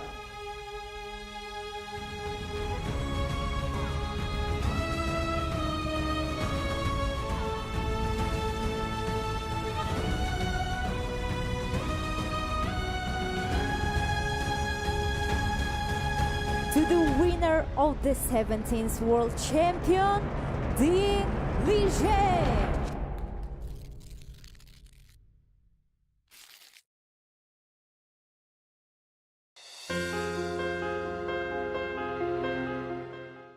club was established in 2002 and it comprises of 280 players. Now what is going on currently is the project, Kakuma Chess project, that's going to kick off on 2nd of August, and players here are preparing themselves for the opening ceremony, which will be colorful in a way. This project, we have actually selected 10 facilitators who will be posted to 10 schools to train learners on how to play chess. This program is actually important, and we are thankful to FIDE, the International World Chess Federation, for giving us this opportunity to enable our learners in the school to benefit from chess. Chess is very important because it improves the memory of learners. It also trains them on discipline and also to improve in their studies. So actually we are grateful as Kakuma people, and being represented by me, we are grateful that this is an opportunity for us, and we appreciate. The project will run for 4 phases. Phase 1 will cater for 10 schools, phase 2 11 schools, then phase 3 will run to Kakuma to high schools, then phase 4 will later go to clubs in Kakuma and Kalobey settlement. Our target is to train 1,600 learners to know how to play chess and be able to compete with other people around the world if they learn this game.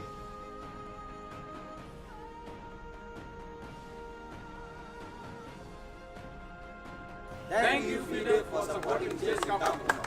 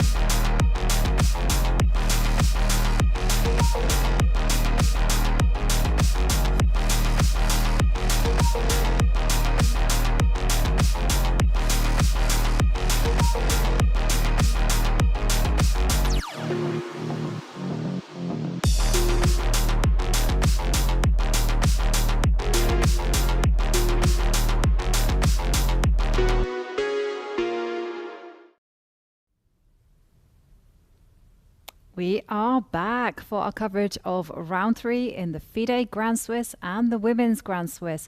And it's been quite the start to the third round. Everyone is out of the opening and it is middle game galore here. And let's remind ourselves and let's check out that bird's eye view of the top 4 boards. And already I can just see there in the bottom left corner, we can see that Erwin, Laumi and Fabi in the break, they raced through some moves and made some exchanges.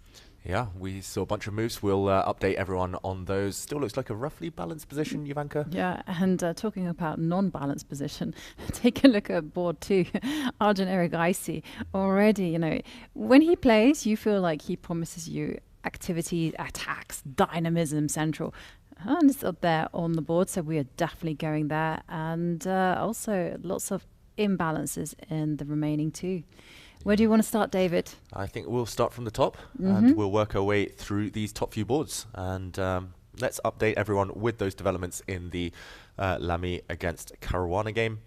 And yeah, then we'll update on why the evaluation bar is so high on board 3. But first of all, it was here that we left it on the break. We were saying, okay, maybe just bishop takes bishop, and something very similar happened, just in a different move order. Knight takes on e4 first.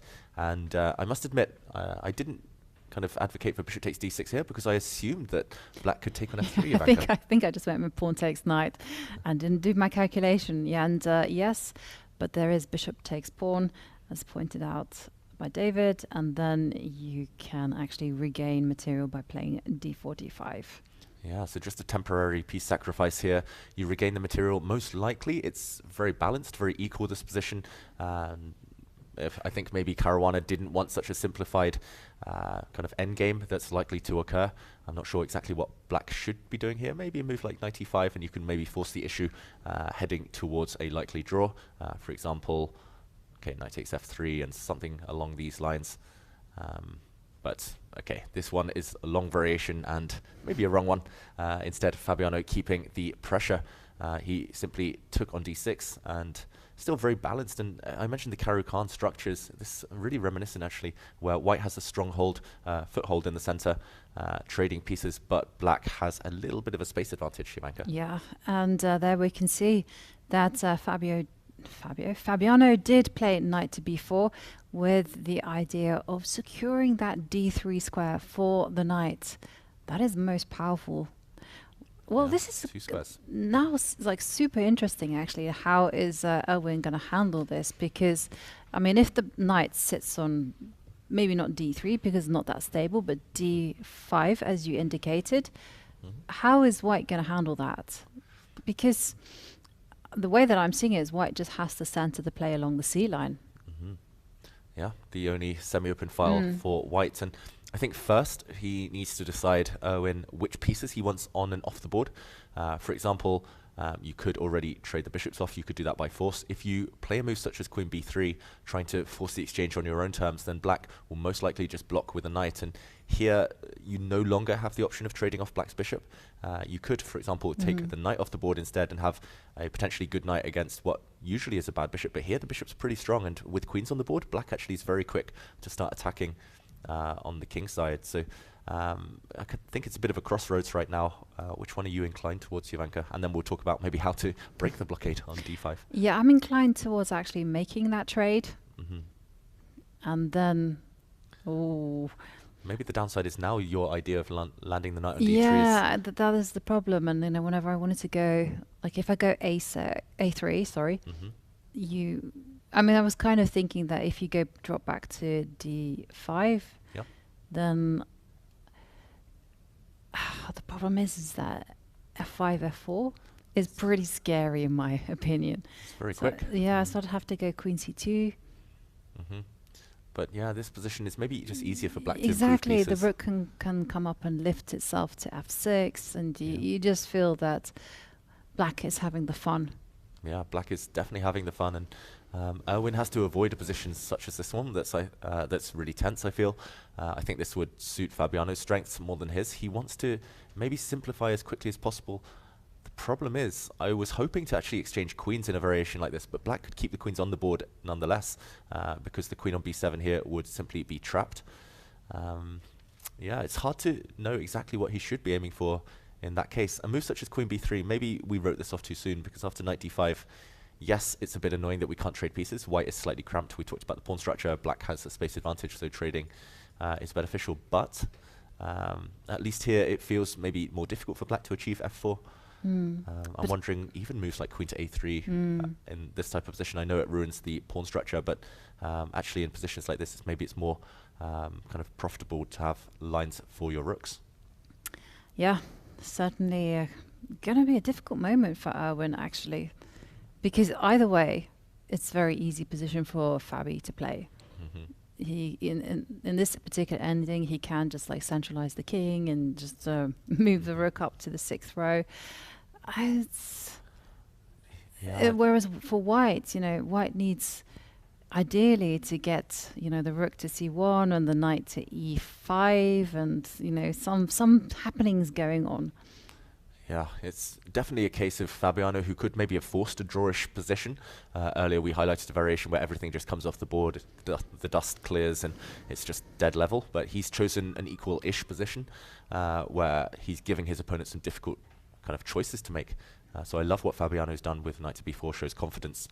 And yeah, I expect this, because it's such a key kind of point in the game with all of these kind of options at white's disposal, I expect a long think from Erwin here. I think he'll play the move queen b3, just knowing him, he'll be itching to get the queens off the board just to take the sting out of any f4 breaks. But yeah, definitely one to check in on a bit later. I'm expecting queen b3, maybe even queen a3, as we indicated. Yes, okay. Well, let's move down to Arjun Erigaisi against Alexey Sarana, because I always get very excited when I see opposite side castling. And also when there's h3, g4 on the board, I'm thinking pawn storm, although, well, white is very far away from creating a pawn storm. Yeah, it's interesting. He's kind of chosen a aggressive-looking positional approach in a way, because he's taken squares from his opponent. Here, it's very difficult to know what to do exactly with black. I would be inclined to try and centralize pieces. Do you kind of pawn storm yourself on the queen side? That's another question. But these bishops, for now, not ideally placed, and Sarana doesn't look too comfortable on the camera. There's also the chance to nab the bishop pair, which usually I would be quite biased towards. But in a position like this, suddenly you have to deal with the idea of c4, opening things up.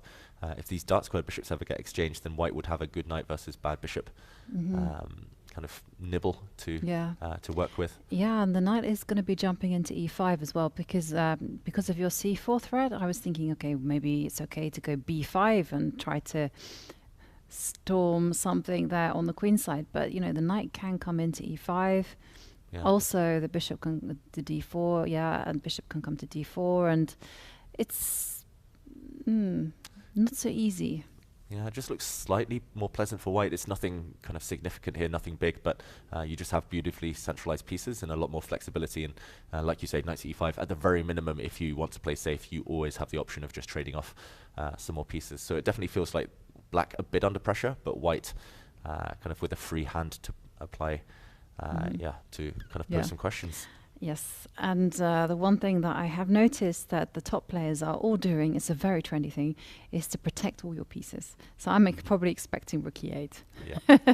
Just, the bishop on e7 is loose, it needs protection. Well, the rook can do it. Yeah, the rook can come to e8. I didn't really see any downsides to this one.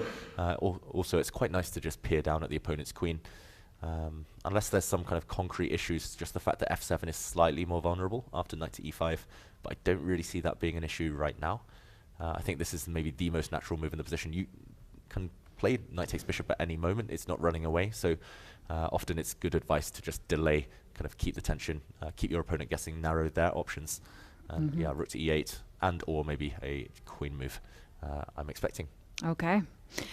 Well, this one is looking like it's going to be very, very interesting. And let's move down to board 3, because, well, the evaluation bar was really smiling on white's position. And, okay, now this is what we have on board. I can see white has the center, very important, and the light squares. Yeah, white has the light squares. I'm wondering what you make of this, Jovanka, because normally we advise against fractured pawns. Doubled f-pawns here means the white king is a bit weak, a bit inflexible, but right now no way that black can attack these.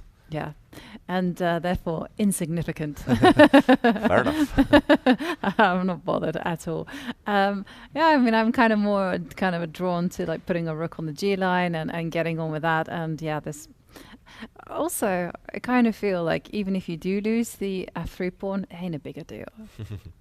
Yeah, so for example, you could even sometimes allow the black queen to capture, you just drop back and defend, and the game goes on. Also, having 2 f-pawns means long-term, not immediately because the e4 pawn would be hanging, but long-term you have more ammunition to undermine black center. You could throw 1 f-pawn forward, trade off, and then throw a second f-pawn forward. Yeah. It's quite nice having that kind of that backup, that substitute f-pawn for a bit later.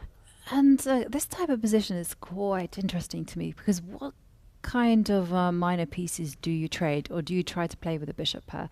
Because, you know, white can go for like putting rook to g1 and maybe even bishop h6 and trying to remove the defenders against the black king, or you can kind of take it into a middle game where there's opposite color bishops, bishop takes knight. Yeah, it's a big dilemma, I guess. A bit like the other game, I don't think the knight's going anywhere anytime soon, so you have this option for later. But I do understand the appeal, Jovanka. You have a protected passed pawn in the center. Actually, endgames might be very, very pleasant for white. I'm slightly reluctant while the queens remain, just because now it might be easier to attack the white king on the dark squares. If a black bishop ever lands on this diagonal, it could be quite nasty. If a black bishop ever lands on, sorry, my arrows going a bit wonky there, but if a black bishop ever lands on f4, then that could be quite pleasant. Yes. So I think he'll keep this up his sleeve for later, but definitely watch out for that one. Yeah. So, okay, so just be flexible. So, because the reason I'm mentioning this is because, say, black goes g6. Yep. Rock solid. G6. And then how is white gonna build? I mean, are we looking at? Yeah, it's tricky because I really want to play f4, but this is never really possible. Yeah, I know.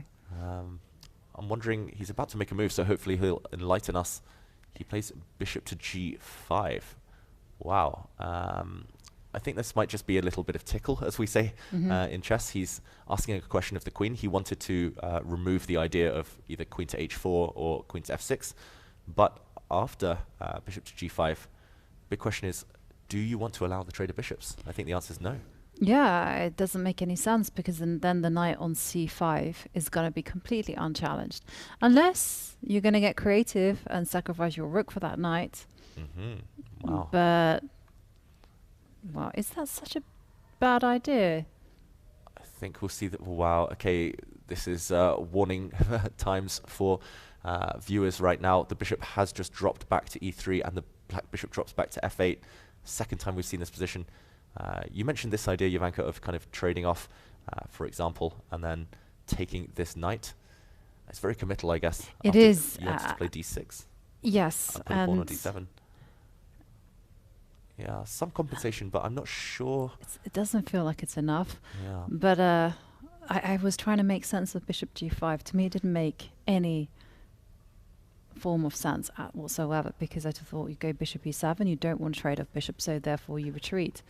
Yeah. Do you think it's firstly, is this a silent draw offer now, the fact that we've repeated the position? Secondly, is this just the Russian school of chess where they do really advocate for repeating the position once and then playing on? Notice the clock times as well, Jovanka, where he's getting slightly closer to the magical move 40. He's down by 50 minutes on the clock.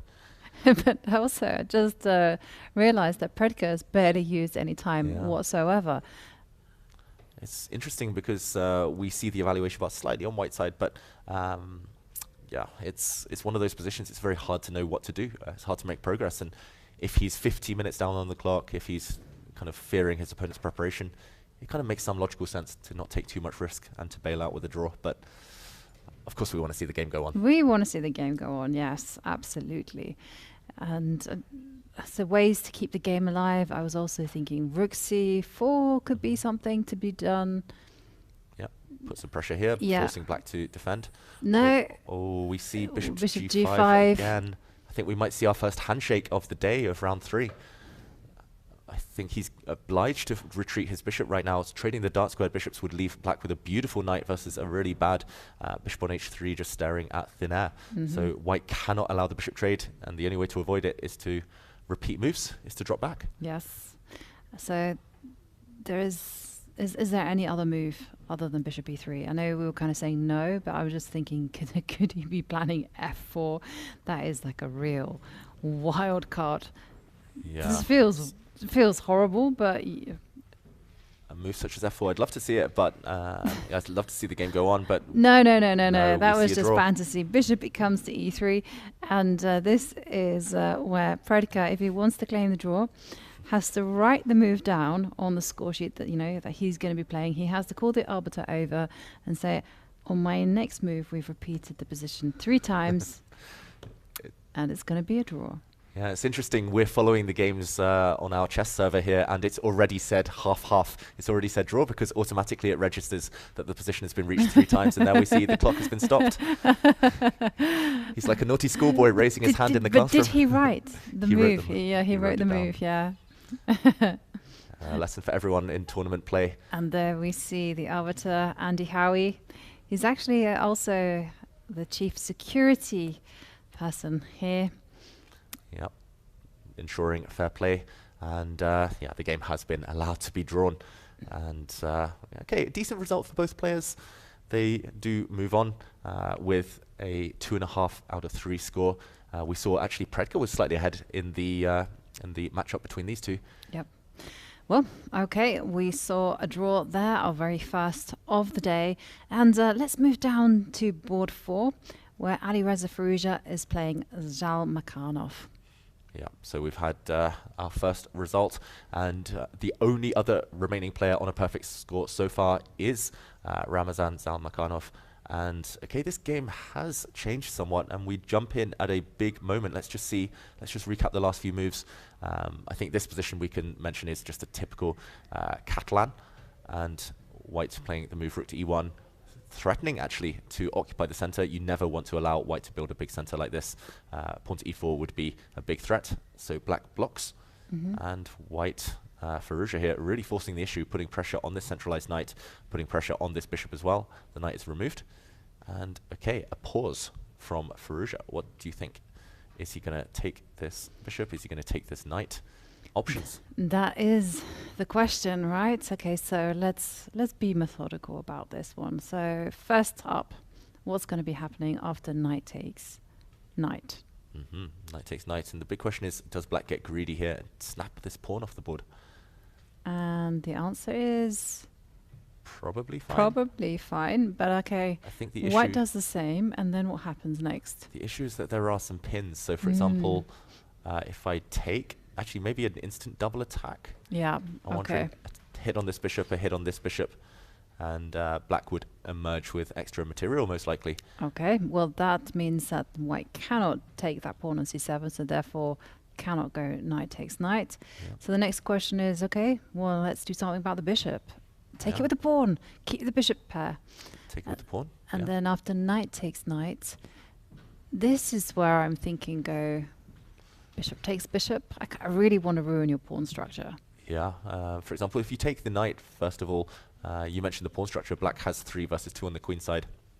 Still white is very active, so some pressure here, but yeah, I think the most ambitious, as you mentioned, the first thing to calculate is always the most ambitious move, bishop takes on c6. If now a recapture, then I think white has a big advantage, just because these pawns are so weak.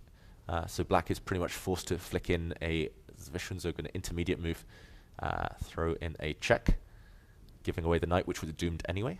And what do you make of this one, Jovanka? Queen takes pawn and level material. Yeah, I wasn't really sure whether... It's one of those Catalan positions where you don't necessarily grab the bad double pawn. You build and build until the pressure gets too much. So I was also thinking you could go rook c2. Okay, rook c2, very clever. Yeah. I guess black will install a knight on the d5, d5 square. Oh, that's annoying. Okay, well then maybe you don't build, but we actually prevent your plan now that you've kindly told me what it is. You're going to go a5. I wish chess worked like that, where the opponent tells you their plan, and then you know what move to stop. At least kind of restricting, controlling the black knight right now. And like you said, this kind of food is not disappearing anywhere anytime soon. So, yeah, I think I would pick white. It doesn't feel like too much risk despite being temporarily down a pawn. Yeah, it's a little bit uncomfortable. A little bit uncomfortable. So let's go back. Let's see what's happened. He did indeed take on e5. Maybe we can get the live position up as well. But d takes e5 right now, and it's pretty much forced. Knight takes on c3 is going to happen. It is definitely going to happen because there's just no way to oh, he could reinforce the knight with knight 7 to c5. Or knight dc5. I've started doing this weird thing where I say numbers, knight 7 to c5 instead of knight dc5. Yeah, usually when we notate, right, it's always the letter first. Yeah, the number, exactly. But, yeah, I'm not sure why. Yeah. Yeah, knight d to c5 makes some sense. Okay, how would white react? I guess maybe I take you. And then you have a choice. I have a choice, but that's not necessarily a good thing. Bishop takes. Yep. And yeah, my question is, your knight, it doesn't have too many squares. I just realized after I suggested this, I was like, I did not think this one through. Let's say I take away one square. I wanted to stop your knight retreating via c5. Yes. And now I'm threatening to win now this piece. you really are threatening things. And yes, let's rewind. This is not a success for black. So I agree with that's not an alternative to go knight to dc5. So let's just go knight takes knight. And in terms of body language, Firouzja, he kind of exhaled very deeply there. He frowned a bit. Do you think do you think he's not enjoying his position too much? Knight takes c3 is pretty forcing right now. He outrates his opponent by 330 points. So he's a big favorite in this game, but he hasn't really achieved any significant advantage from the opening with white. Yeah, I mean, when you mentioned, like in our analysis, the possibility of putting a black knight on d5, immediately you felt like, okay, well, this is equal. Yeah, something along these lines. Yeah, exactly. Just for example. And then knight b6, knight d5. I mean, I don't see how white is going to ever chase away that knight. And then there's just no natural plan. The knight just controls everything, and okay, the pawn on a6 is weak, but then you do have the open b line for a rook to start looking at the b2 pawn. So yeah, and then when we looked at the a5 idea, a5. I guess one downside is maybe black keeps the pawn alive just for as long as possible. Although I do notice there's a little bit of trouble with the black queen suddenly. I mean, I think he's going to play a5. It's a very Firouzja, sorry, not queen to c6, a5. It's a very typical move that Alireza would want to do. He loves restricting his opponent's pieces, but yeah, as you say, even just occupying the b file, it feels like there's going to be enough pressure to maintain the balance.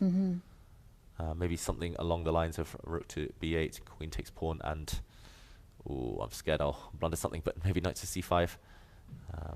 Yeah, also I liked your c5 idea, just because I like my little guys. I want to keep them alive for as long as possible. And then, I'm going to back that up with rook to b8. Yeah, rook to b8. I think I would take white, just still not much risk, but yeah, it looks like his opponent has done a good job of emerging out of this Catalan alive. Yeah, because what you really want against someone with such a rating difference is you want that smooth advantage. Easy win. You don't want to be put through your paces, and you do not want to suffer any health consequences with your heart rate going up. Because, but that's also one of the benefits when you're lower rated or when you're underrated, that you can simply just play solid, force your opponent just to play super well. Yeah, and he has been playing super well in this tournament so far, Zhalmakhanov. So, okay, should we move on? Yes. Jovanka? Let's take a look at the bird's eye view from boards 5 to 8. Yeah, let's try and get that bird's eye view up and see what's going on the other boards. We've talked about all of the leaders so far. If not, then we might have to look manually here, Jovanka. Our request has been declined. We tried. We did try. Let's check out board 5. Let's go to Anish, Giri against Etienne, Bacrot. Yes. So right now there has been a move. This king's I was going to say King's Gambit, but this King's Indian attack from white hasn't kind of evolved in the ways we thought it might. Instead, it was actually Etienne Bacrot's decision to trade off in the center very early. But this comes with a health warning. The d5 square is a big, big hole in black's position. That being said, there's a hit on the white queen, and how to guard against this, Jovanka? Yeah, that is the question. So let's go through everything. So first of all, queen to e3, if you just step up and say, no funny business here. Yep. But then again, literally, white's pieces are in a tangle. Yeah, this bishop is stuck. The knights are kind of forced to protect each other. The queen gets in the way. Actually, the knight wanted to maybe use the square as a launch pad into the beautiful d5 post. And something that really worries me is what happens if black just plays simple chess and just puts the rook on d7. Yeah. And then doubles. And then doubles. Maybe some small issues with the e5 pawn. Let's say I take. Yeah, and then but then queen c7 was. I was going to try hunting the e5 pawn, but actually I realized that I've just blundered. Whoops.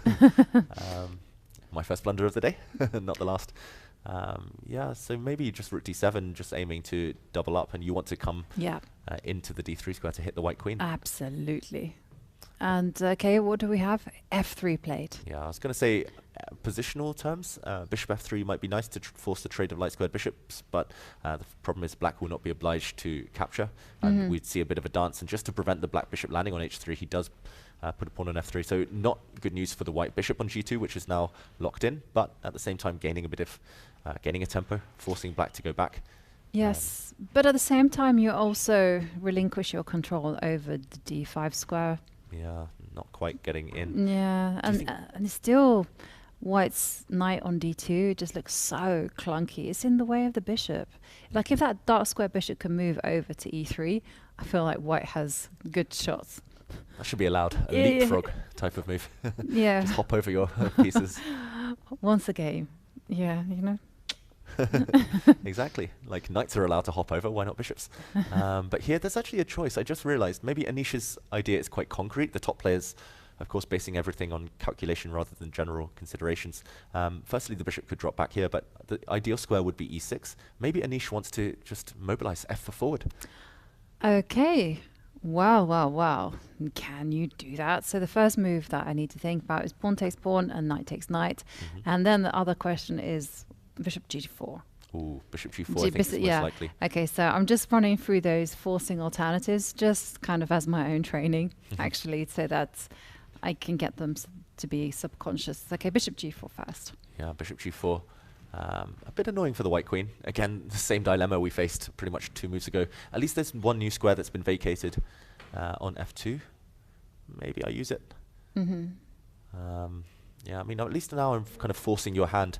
What I'm really hoping for is for you to take me, because as you mentioned, this white knight is just in the way, and I just replace now my other knight, and suddenly some severe pressure on black center.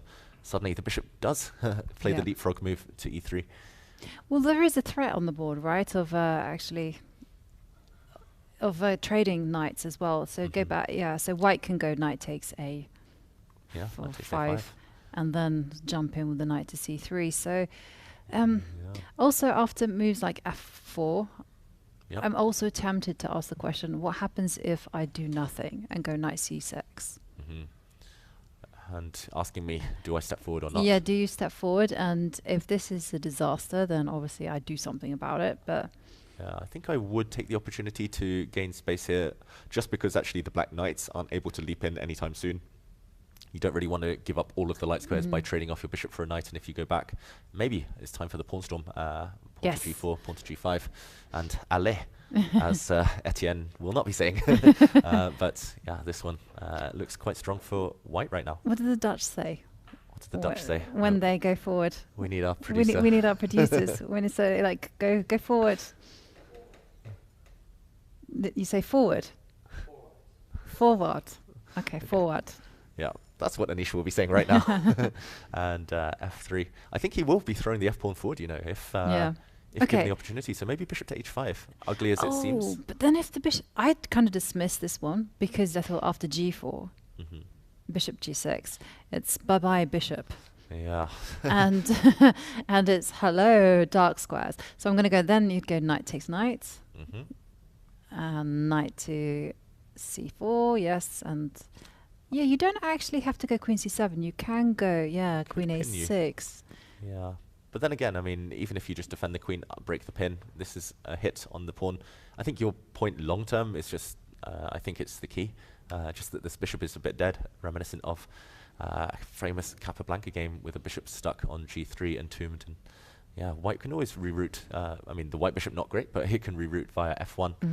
Feels like certain pressure long term. Yeah. So okay, Anish, he's asking the question. And the more that Bacrot thinks, the more I think he might actually retreat to h5. But the most principled move would be dropping the bishop back to e6 and just finding a solution to this f push, this f for forward. Yeah, if you take it, that's maybe takes. Takes it and takes. Takes. Let's take everything. I don't really want to take that. No, I don't want to. No, don't take it. I lost my bottle there. Don't do it. The problem is there's no logical or no obvious move in this position. Okay, now you can go. Maybe now bishop g4. Yeah, bishop g4. I'm wondering whether knight d7 makes any sense. Yeah, I like it. I'm a bit scared you just pushed everything. Yes, I am also. Just looks easier to play for white. Yeah. Even if computers might say it's roughly level. What is the engine saying? Let's do our first check of the day. Okay, he drops it back to h5, yes. Okay, he retreats. I was just about to check on the engine here, and the computer does indicate that bishop h5 is a serious long-term error, serious objective mistake. I think he needed to, for example, drop back and after f4. Okay, not easy, this decision.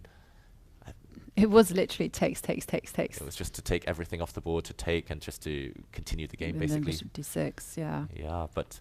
Okay, we can forgive him, of course, for preventing the opponent's main idea. This pin means that f4 will not happen. No alley for you. But, okay, yeah, as you mentioned, this bishop is stranded. Yeah. I guess you don't even need to rush g4. You kind of keep it up your sleeve for later. This bishop is really stuck offside now, and maybe that hole that we mentioned as well later. Yes. Now the bishop has no influence over that square. Yeah. And, well, white has to carry on with the plan of just simply going knight takes knight. And after queen takes, knight to c4, because suddenly white's bishop is alive. And queen c7, I wasn't sure. Queen a6, queen c7. It's really unclear which one is preferable. But just to show the point, I mean, bishop to e3 and this bishop, you need to somehow move this knight out the way, then kind of push the f-pawn, then finally retreat your bishop. It takes 3 moves, but you might not be given that luxury. And yeah, in the meantime, white will challenge the d-file. White's bishop actually has some nice posts. I just realised I nearly blundered a pawn, but luckily this pin can be broken with the move g4. And strategically, I just wanted to check one thing. Like, would you be putting your bishop on e3, or would you be fighting it like you would in some Lopeses, where you go bishop out to g5, and then go bishop takes knight? Yeah, this is instructive because now you really can conquer the outpost. Actually, this is much more attractive, Jovanka. I think you're right. Okay. Just looks fantastic once a knight lands on the light squares, once it lands on this outpost. And this is the downside to black's whole opening. Trading off in the center tries to alleviate the pressure and tries to kind of break the tension, but long term you're left with, you're saddled with these big weaknesses. I think Anish, look at the clock times as well. It's a dream for him. Oh, goodness me. 50 extra minutes on the clock. Black down after only 14 moves. He's down to half an hour. Bacrot plays a bit less these days. We mentioned he's kind of working as a coach as a second, but yeah, that is not ideal clock handling. I'm a fine one to talk, but yeah, this one, the warning bells will be ringing for him. No, in the commentary seat, we can sit there like gurus, right? Going, what are you doing with the clock? I probably have like 3 minutes left by now. We've all done this. But it's always a case of do as I say, not as I do. And okay, let's check out the game between Richard Rapport against Andrei Volokitin. Okay, and just quickly, because this one still looks like it's super tense, and let's catch up with the live position. Just like the previous game, actually, there are also pawns on c5 and e5, therefore a hole in between them on d5, but no pawn breaks. No, black is doing a very good job of holding white's pawn breaks at bay. You know, there's no b2, b4 or d4. We promised this, right? We were like, okay, white's going to put the knight to d2 and go f4, but that's not even happened. Yeah, maybe it will happen now, Jovanka, because what else to do? In the end, no matter how many nice outposts you might have for your pieces, you need pawn breaks to open lines for the real ammunition, the rooks, the bishops. So I'm expecting knight d2 and kind of playing for this f4 break. It is committal once you play f4. It means the white king will be eternally slightly vulnerable. But at the same time, there's a traffic jam for black. These knights, the bishops, they all kind of a bit stuck, especially this bishop on e7. So it makes some sense to kind of say now or never, go in. At the very least, you kind of reroute your knight e4, c3. c3. Bit of a long journey. The dream is to put it on d5. But in the meantime, black does have the plan of simply just going bishop b7. This is soften up the light squares. Trade-off, a very potent piece. And even you could do ideas like f5 and f4, you know, scary stuff.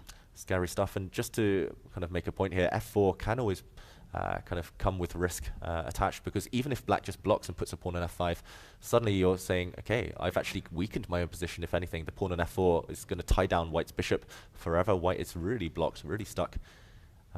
Again, clock times in this one, Jovanka, so one-sided. I think these are correct, these clock times, but really surprising stuff. Volokitin is known as a bit of time trouble addict, but... Yeah, but to have such an imbalance, like, okay, so Anish Giri was on 1 hour and 21 minutes. This Richard Rapport, 1 hour and 29, and that's just crazy. Yeah, it's reckless clock handling here. Now he has to make 26 moves to get to the move 40 time control in only 24 minutes. So pretty much one move a minute. Yes, you have the increment, you have the 30-second bonus, but it's not going to be easy for him. And he hasn't made too many big decisions. Maybe just this decision of blocking up the queen side strategically is a bit kind of, it's a bit of a difficult one, but it shouldn't be taking this long. And what goes on in the players' minds when they're thinking for such a long time? For me, it's just a void. It's an abyss. It's where time just drains, disappears. I'm thinking about the weather. Or okay, because actually I'm genuinely, sometimes I'm like dealing with a song. Sometimes I'm like so into like calculating variations that before I know it, I've spent half an hour and I didn't actually come to a single conclusion. Yeah. I find I'm at my best when I'm able to kind of zoom in, look at variations, and zoom out, look big picture. Yeah, that's why I genuinely feel commentary kind of it helps sometimes, or kind of watching a lot of chess yourself, because you don't have the pressure, you don't have the stress involved with actually playing the game, and you're able, as you say, to have a more objective kind of overview. Of course, you need to calculate as well, you need to get deep into the position, but there we see Jovanka on the camera. Confirmed, the clock times. The clock time is correct. Yeah, absolutely. And before we go revisit the women's, let's take a peek at Sindarov against Levon Aronian, because, well, the rook is attacking the queen. And Levon is thinking, what do we consider? Yeah, this position has really exploded. It's really simplified. There's a hit on the queen. You have to move her, I guess. You could maybe think about sacrificing her. I don't think it would be the end of the world for black, but no reason to take any undue risk. What's the most natural square, Jovanka? Lots of choice. Yes, queen f4. Queen f4. Oh, no. What would be wrong with this, though? Well, maybe a capture. Oh, wow. Is this rook trapped? Oh. I think I can trap this rook. Maybe. And then queen to e4 is forced, and then rook e3, and oh dear. Bye rook. Yeah, okay, so there is one trap in the position that we've accidentally stumbled across. So maybe you just have to protect this key d8 square where we saw that queen slide in with a check. So in that case, I would go queen e7. Yeah, queen e7 looks very safe, very sensible. Maybe this position is actually, there's more danger than we than kind of meets the eye. It's a bit of an optical illusion. It looks like it's fizzling out, but well, you've also got bishop takes bishop, rook takes, and now what I would really love to do is like swing some pieces on the d line. But yeah, this is possible. Oh, ooh, maybe some big threats, and this would force black to drop back the queen to defend the c8 square and g7. And you never really want to put your queen so passively like this. White can bring another rook to the action. And yeah, you'd have to go c5 to hold on, but it feels like that game against Hans Niemann and Fabiano Caruana. And in the meantime, it does look like there's been a result in the Cheparinov Yu Yangyi game. And looking at the position, it does appear it was a draw. It was a draw. We didn't get to see this game too much, just at the opening phase where we saw a white pawn land on h5, but there were a bunch of simplifications, a bunch of exchanges, and essentially the black queen gives too many checks. No way to escape here. White's a pawn up, but the game ended by repetition after a check, another check, and no escape. Well, just a pleasant day at the office for those two players, but let's take a look at the bird's eye on the top women's board. Yeah, let's go back to the women now. And okay, I do see the evaluation bars in some of them starting to swing. But in general, it looks like most players have enough time on the clock. Actually, the women here handling their clock far more healthily than some of the players in the open section. Yes, and well, I'm already seeing that Anna Muzichuk has an extra piece. Wow. Okay, we'll have to jump It's not in there. much of an extra piece. It is pinned, but let's jump in there and see whether whether Irina Bulmaga will manage to win that piece back. A piece is a piece, It is a piece, yeah. And also the pawn on e4 is under fire. Yeah, let's just quickly backtrack to see how this happened, because we quite liked White's position last we were here. We left it after knight to d2. Black actually did go for this drawing mechanism, trying to harass the queen eternally. It's kind of a perpetual attack against the queen. And here, Irina could have actually agreed to a draw with White if she had played the move queen to e3, and we would have seen a threefold repetition. But okay, she ambitiously played on. She played queen b3, willingly giving up the piece, trying to regain the pinned bishop. But maybe she'd missed knight to d4, forcing, because of this hit on the white queen, forcing an exchange. Rook takes d2 as well, not possible due to knight takes f3, check. Next move, the rook drops. I feel like she might have overlooked this. Yeah. And suddenly, this is her thinking. She was the one to sacrifice the piece, but no follow-up. No. And I tell you what my brain does in this situation. It goes, narrator, and at this point, she realized she should have just taken the draw. She definitely should have taken the draw. Okay, but okay, let's look at this position rationally. So bishop can go back to f4, put pressure on this piece. Maybe the only move to regain this piece. You also have c3, another attack. c3. And but I guess after maybe queen d3. Yeah, queen d3. There are also other moves. Okay, well, you have so many squares to choose from. Times like this, I'm glad I'm not playing it. You can also go a4 as well. Wow, nice. a4 potentially as well. Although the white queen will just drop back and actually win this bishop. And defend the e-pawn. Defend the e-pawn, that's right. I really want to put my queen on a defended square. I'm not sure exactly where. For example, d7, because now the bishop f4 move, not really possible. Because you can go bishop takes bishop. Exactly. Happily sacrifice the queen and we do a count. And I can't do maths, but I know that two bishops and a rook are superior to a lone queen. Okay. And let's go back to the game position and take a look at after bishop f4. Okay.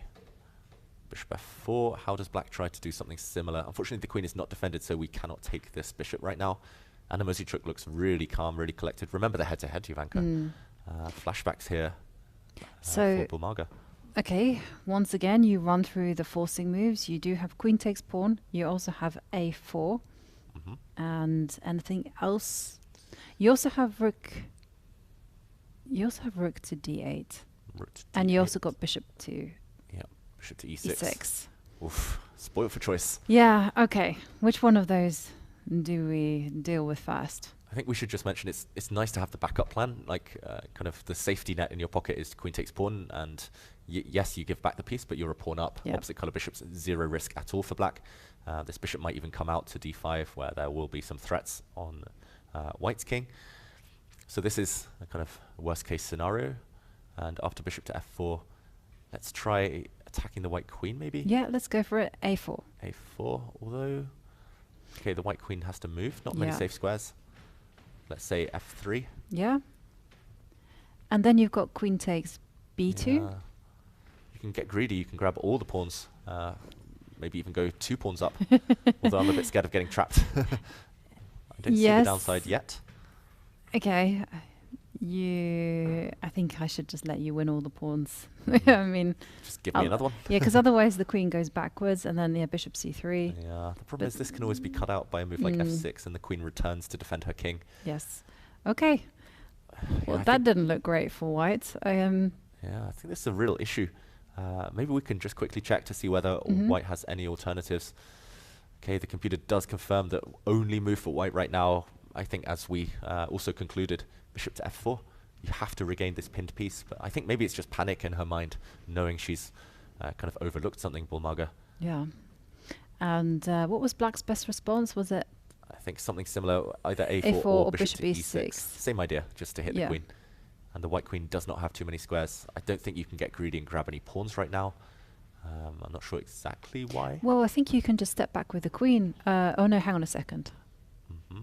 I was... Oh, okay, at the very minimum. Oh, yeah, very nice. You unpin the black queen, gain time against white's queen, and after a trade, your bishop saves itself. So, yeah, bishop to e6 forces the white queen to run, and then I think we start stacking on pawns, and black has the advantage. Anna Muzychuk in the driver's seat. She is in the driver's seat, and let's take a look at the battle between former women's world champion Tan Zhongyi and Antoaneta Stefanova.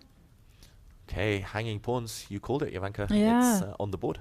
It is on the board, and also, well, Antoaneta does have active pieces, but she does have that constant worry about the b6 pawn, which is unsupported. Yeah, white has easy kind of inroads towards this pawn right now. It feels like hanging pawns in general, if you can support them, if you can maintain them without too much pressure, they're always a strength. Here, I think white has got the perfect scenario. This bishop supports this pawn, this one supports the other pawn, and you can just slowly improve queen b3, rook d1, very natural moves. Yeah, exactly. What does black do in the meantime? It's hard to say. And also d5 is always in the air. That's the problem with hanging pawns. Facing them, you always have to worry about one of them marching forward. Yeah, and when it comes to black's plans, ideally you kind of actually want to get the queen out of the d line. You kind of want to put her on b7 or a8, which is really ironic, but you can just see that once white gets in queen b3 and rook to d1, that the rook is opposite the queen, and that's going to be very unpleasant. Yeah, actually, this position, I really like white's chances. Maybe if I were trying to go into damage control mode, I would try and trade off as many pieces as possible. Black is a bit cramped. I'm just wondering if there are any tactical drawbacks, but I would just want to eliminate a set of knights. If the knights disappear, then at least the sting might be taken out of the d5 push. Okay, and I've got to be careful, right? So if I go... Queen to d3 or take this knight? Or yeah. I'm also wondering whether d5 is a possibility, but it actually isn't, because there's a loose rook. There's a loose rook on c3. Although I do have rook d3 as a response. So I was looking at bishop takes pawn. Trying to pin. Yeah. And if white pins, then... Then you got rook takes pawn. Yeah, rook takes c4. I'm wondering why white is still holding the balance in a position like this. Maybe white just moves and kind of takes the b6 pawn next move, next turn. But yeah, definitely feels like white's advantage slips away if we lose the central pawn. Yeah, I think Antoaneta might even need to rush in with knight e4, because at least in a position like this, she might even be able to kind of plonk a bishop on the b4 outpost. At least it's now maybe more viable to attack the center, or maybe queen d6 to b4. It feels like, yes, she's fighting for equality, but she should be able to get there. Yeah, and very instructive moment there, David. Well, Antoaneta Stefanova, she does have to find knight to e4. Can we go over to Elizabeth Pates against Kamalidanova? Yeah, and this is the remaining player, Kamalidanova, with black on 100% on 2 out of 2. Elizabeth has dropped half a point so far. And this position has really changed, we've got to say. It didn't go down the paths that we expected just a few moves ago. Okay, actually only 3-4 moves ago, so maybe we recap what happened. We were expecting white to play e4, as she did. Yeah. And now we thought, oh, what could be more natural? Occupy the center and threaten to trap this bishop. Looks like a very simple, straightforward advantage. Elizabeth's quite creative, though, and she played c5, undermining the center from the side. forcing a capture, and now the e-pawn drops. But actually it's unclear who this favors, because suddenly black's rook's staring down at a backward pawn. A hit on c5, met simply by knight to a6 and f4. Suddenly it feels chaotic, Jovanka. It is chaotic because I really don't know what's happening here. I feel like, is there a threat? Okay, is knight takes g6 an idea? Okay. Yeah, flashy stuff, knight takes g6, potentially followed up by e5 with a double attack on black's pieces. And the next question is f5 also a problem? Potentially. Black's pieces are a bit awkward. First move that comes to my mind would be just bishop a retreat. c8, yeah, exactly. I don't know why, it's probably not very good, but it looks quite natural. No, I was thinking the same thing after I started looking at knight takes g6 and f5. Maybe the one downside is you do allow knight takes f7 tricks still with e5 in the air. e5 in the air, yeah. Okay, let's think. What else? What would be a forcing move that comes to mind? b5 for committal. Also knight to d7. Ooh, knight to d7, yep. Just removing white's best piece, also very logical. Yeah. Yeah, actually knight d7 makes a lot of sense. If you can somehow, for example, white shouldn't do this, what not to do, but for example, if we, okay, I'm not bishop sure takes whether bishop, anything, yeah. but if we take here, then, oh, not rook takes. I think you can. Or maybe I can, yeah. I was going to say my bishop gets trapped, but it doesn't. No, it does, yeah. It escapes. I have the d5 square, although a bit scary for the black king. But anyway, the general point was going to be, as long as white doesn't have anything concrete, then suddenly white is saddled with a backward pawn, and that is easily targetable. Yeah. Yeah. Crazy. Really, yeah, crazy position. Really, really complicated. And maybe black just has to invite those complications, because I just don't see a simple way to handle it. Yeah. And the other move I mentioned, b5, is really committal. It's kind of ruining these pawns, but I guess the idea would be to maybe jump in. The problem is there might be some tactics in the air, and you have to calculate this one really accurately. Yeah. So yeah, b5 is very forcing. So like you mentioned tactics in the air. So the first moves that you, what's happened? Oh, she's played bishop c8. Oh wow, our first instinct. She did follow that. The bishop was attacked in a lot of those variations. Yeah. Okay. Well, Elizabeth likes messy positions, so I'm wondering. You suggested this move, knight takes f7. Yeah, I'm not so sure. Well, there's also there's lots of alternatives. There's also knight takes c6. Yeah, so there's lots of jumps. So we can work through them. Yeah, the problem is queen takes d3 at the end. The queens come off, and white's initiative disappears with it.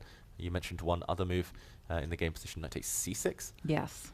And that one is probably the worst one of the lot, because the queen takes, takes, and then the knight comes to d5. Yeah, it's a double attack, but that can be solved.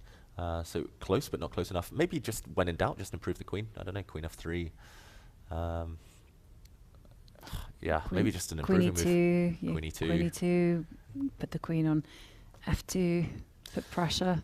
Yeah, either way, I think black's last move is very logical. It's very safe, but doesn't necessarily improve things. So it feels like white has a bit of a luxury right now, one tempo, to just secure her position. Save the tactics for later. I like queen f3. Yes, but what I like about bishop c8 is that white is going to waste some time in thinking about the tactics and come into the conclusion that they don't work. Yep. But yeah, queen f3 makes a lot of sense, and then just put the rook on the d line and get ready to open up. Centralize the rooks. In the end, white does have a bit of a space advantage with these pawns, so maybe wait and only push them later. Wow. Okay. Crazy position there. Could turn on at any moment. Can we, looking at a position that could turn at any moment, can we go down to Alexandra Kosteniuk against Alina Rebus? Because you asked me to describe Alexandra Kosteniuk's style, and I was like, powerful. And take a look at this position. There's a pawn on e6. It's either really, really good or bad. Yeah, and that's why she's the chess queen. She loves these high responsibility positions. Someone more timid like me would be reluctant to push the pawn so far forward, because it might just get rounded up later on. Black's knights, after all, are quite good blockaders. Also, white hasn't yet committed with castling. Black's last move was to bring the bishop around. It's most likely come to g6, maybe even then to f5 to surround this pawn. I don't see any obvious moves other than castling? Maybe taking this pawn on c5, Jovanka. If you were in Alexandra Kostanik's shoes, what would you be looking at? What would you play? So, moves that I would be looking at as castles, but I wouldn't necessarily calculate that one too hard.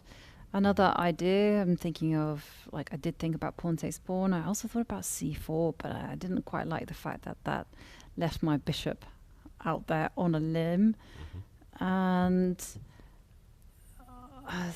somehow or other, I want two moves, David.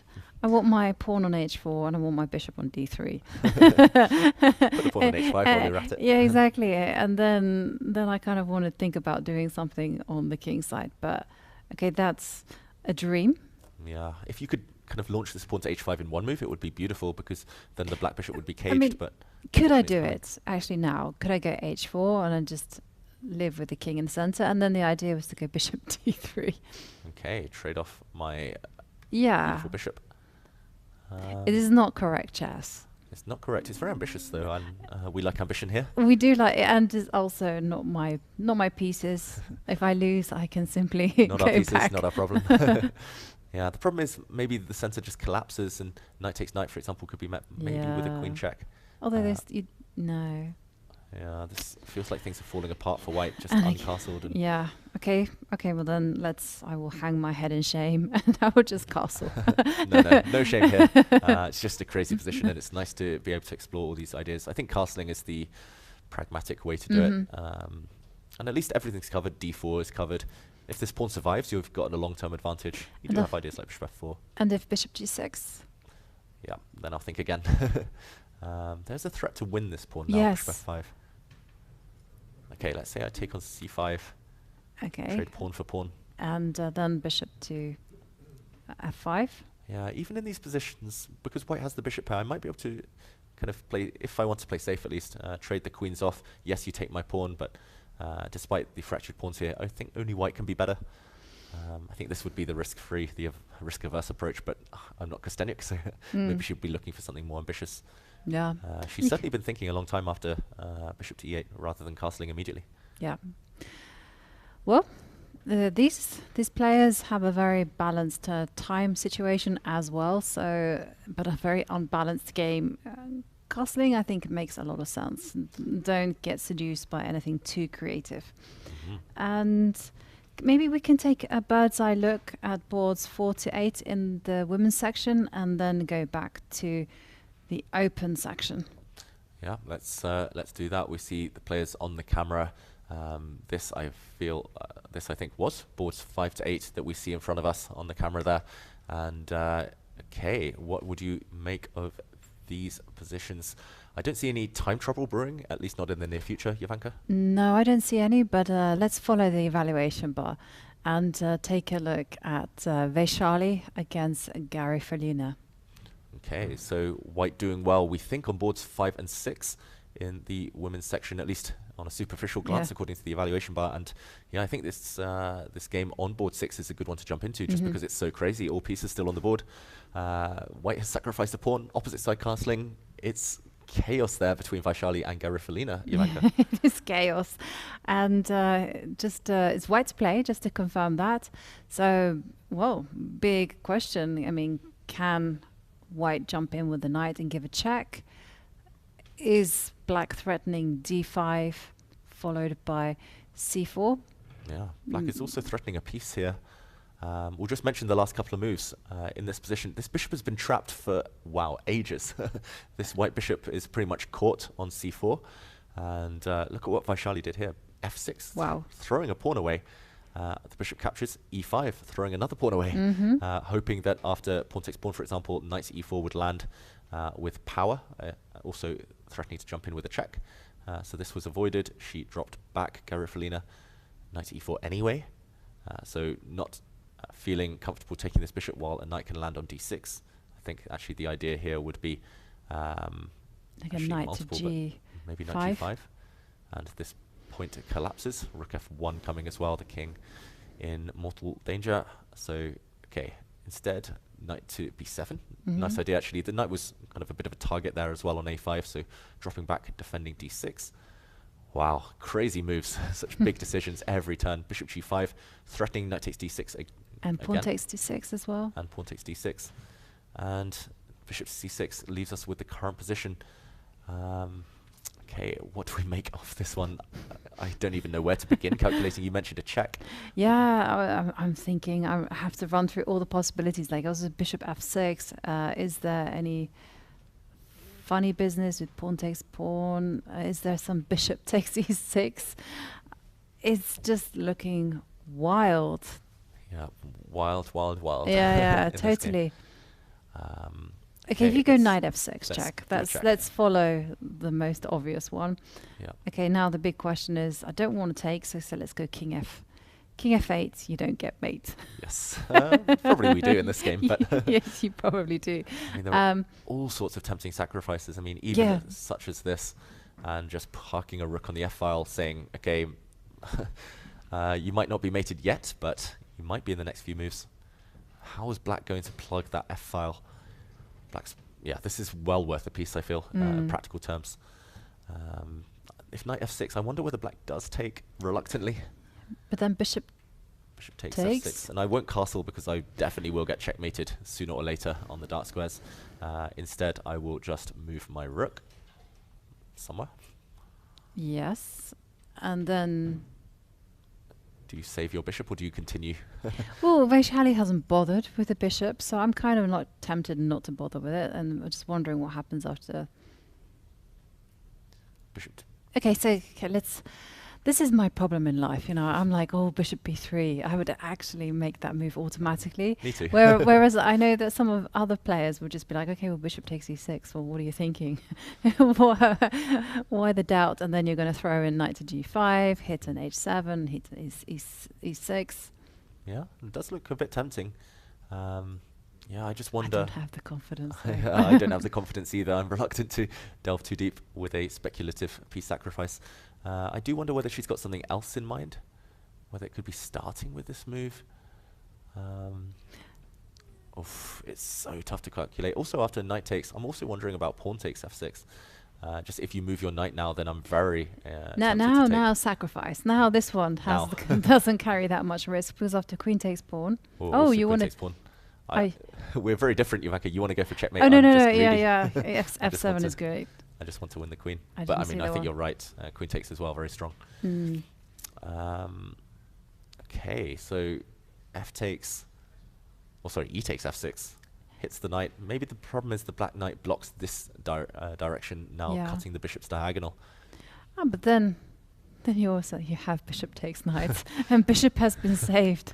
We don't want to. We joked about sacrificing pieces. When push comes to shove, we don't. We don't want to in the end. No. Wow, this is impressive. It definitely feels like both players who are also young, really ambitious. They want this point. They know that this is their chance to strike before they face the real top seeds in the event. Let's go back to the live position, and I think we might need to check.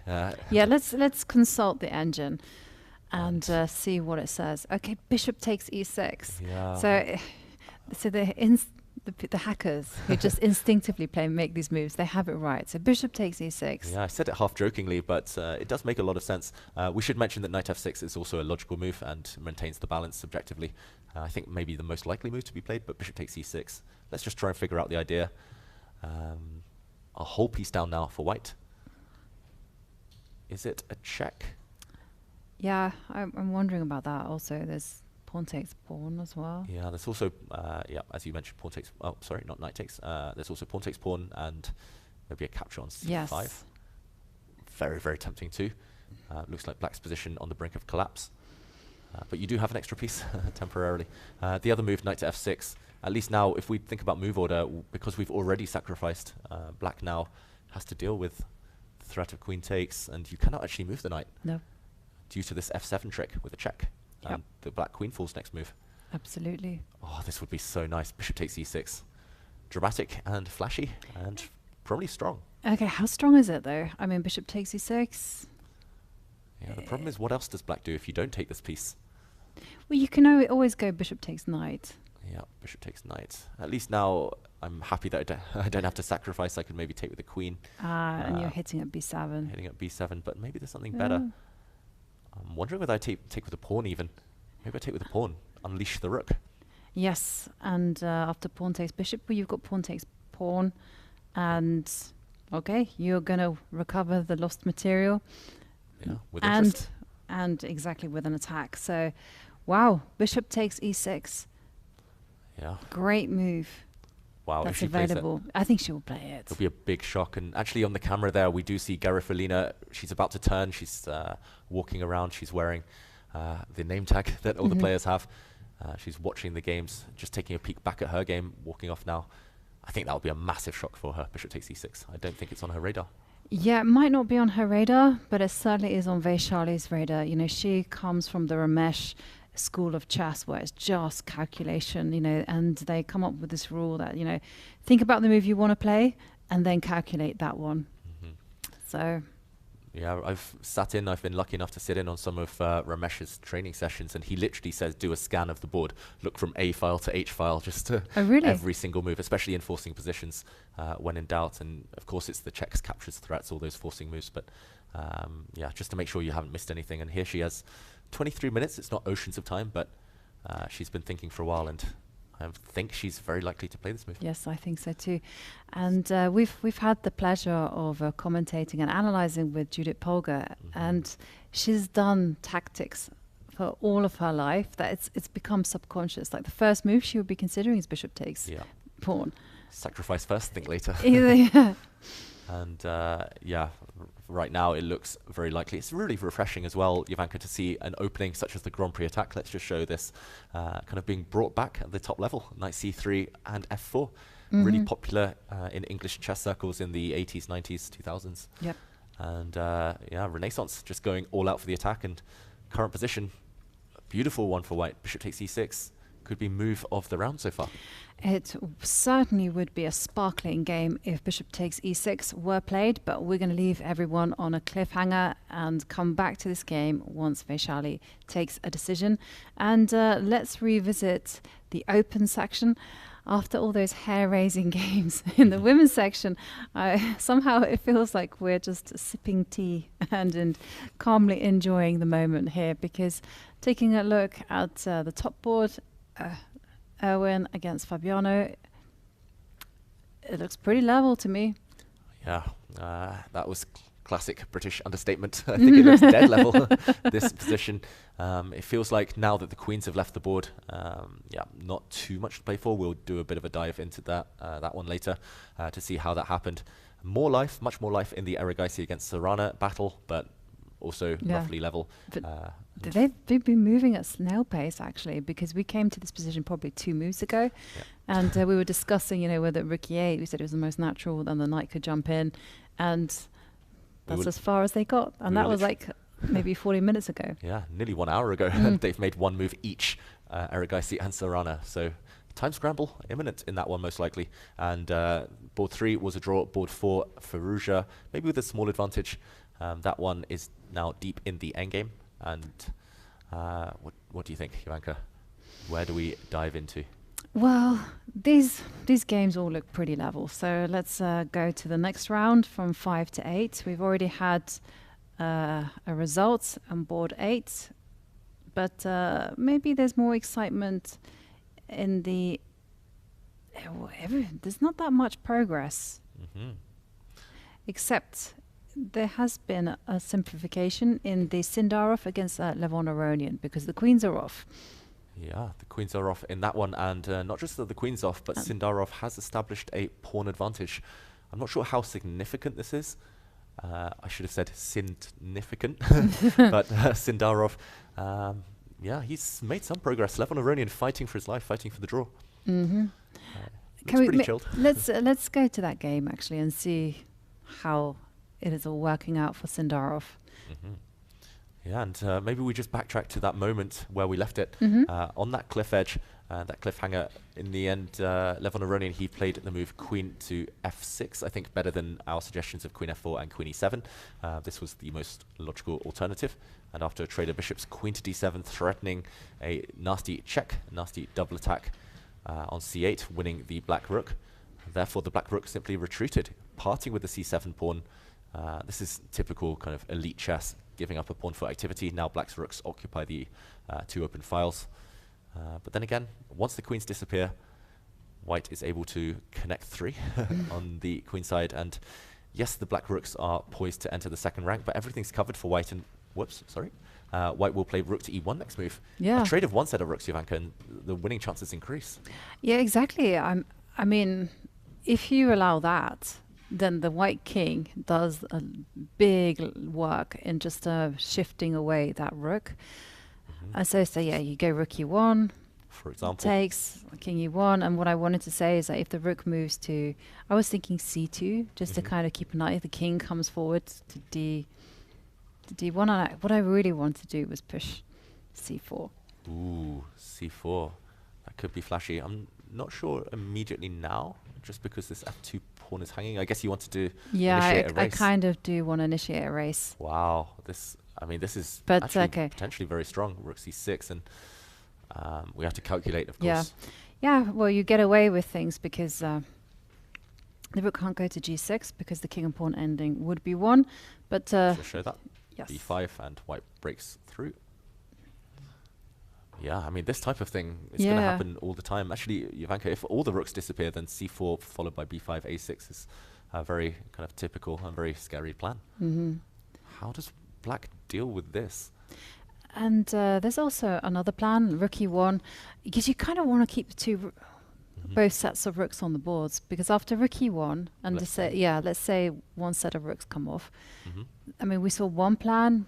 Rook, you can also go rook e3 or rook d3. Cut the king. Yeah. Rook d3 as well. Very logical. Although the black king now would be able to stop the infiltration just before white's rook goes hunting for pawns. But cut the king. Yeah, cut the king. I love this move. I also like the idea of just playing it slowly. Just kind of put these pawns on squares where they'll be protected, and then march the king to kick away this black rook. Totally agree.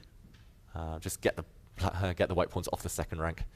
Where they're easy targets. For example, let's just show a variation. I'm not sure how black waits. Let's say king. You can go f4, right? Yeah, just f4. Next move. I mean, slow and steady. Just you move the rook away, and then once it does move, you're free to go hunting with your rook, or maybe your plan now, Jovanka. c4. c4. Yeah, and slowly but surely we isolate this a6 pawn and go for it. And we even rushed with c4 as well. I mean, you don't even need to do that. You can just move the king to the c file just to cover the b2 square, and very dangerous position for Levon Aronian. Yeah, I think it's actually in big trouble. We could see a big upset in this game, and Sindarov, he specializes in taking down these top players. In recent years, he's beaten Anish, Giri, Maxime Vachier-Lagrave, a bunch of the established elite, and rook e1, big threat. Yeah, and so I'm thinking to fight this. Is it possible to go rook c2, or is it just too slow? Rook c2. How do you want to react? Well, I wanted to react with rook c7. Okay. Force you to go rook e3, and to go passive.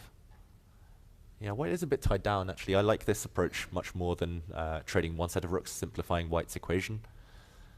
But still, you feel that the white king is still going to do the heavy lifting, come to e1, come to d1.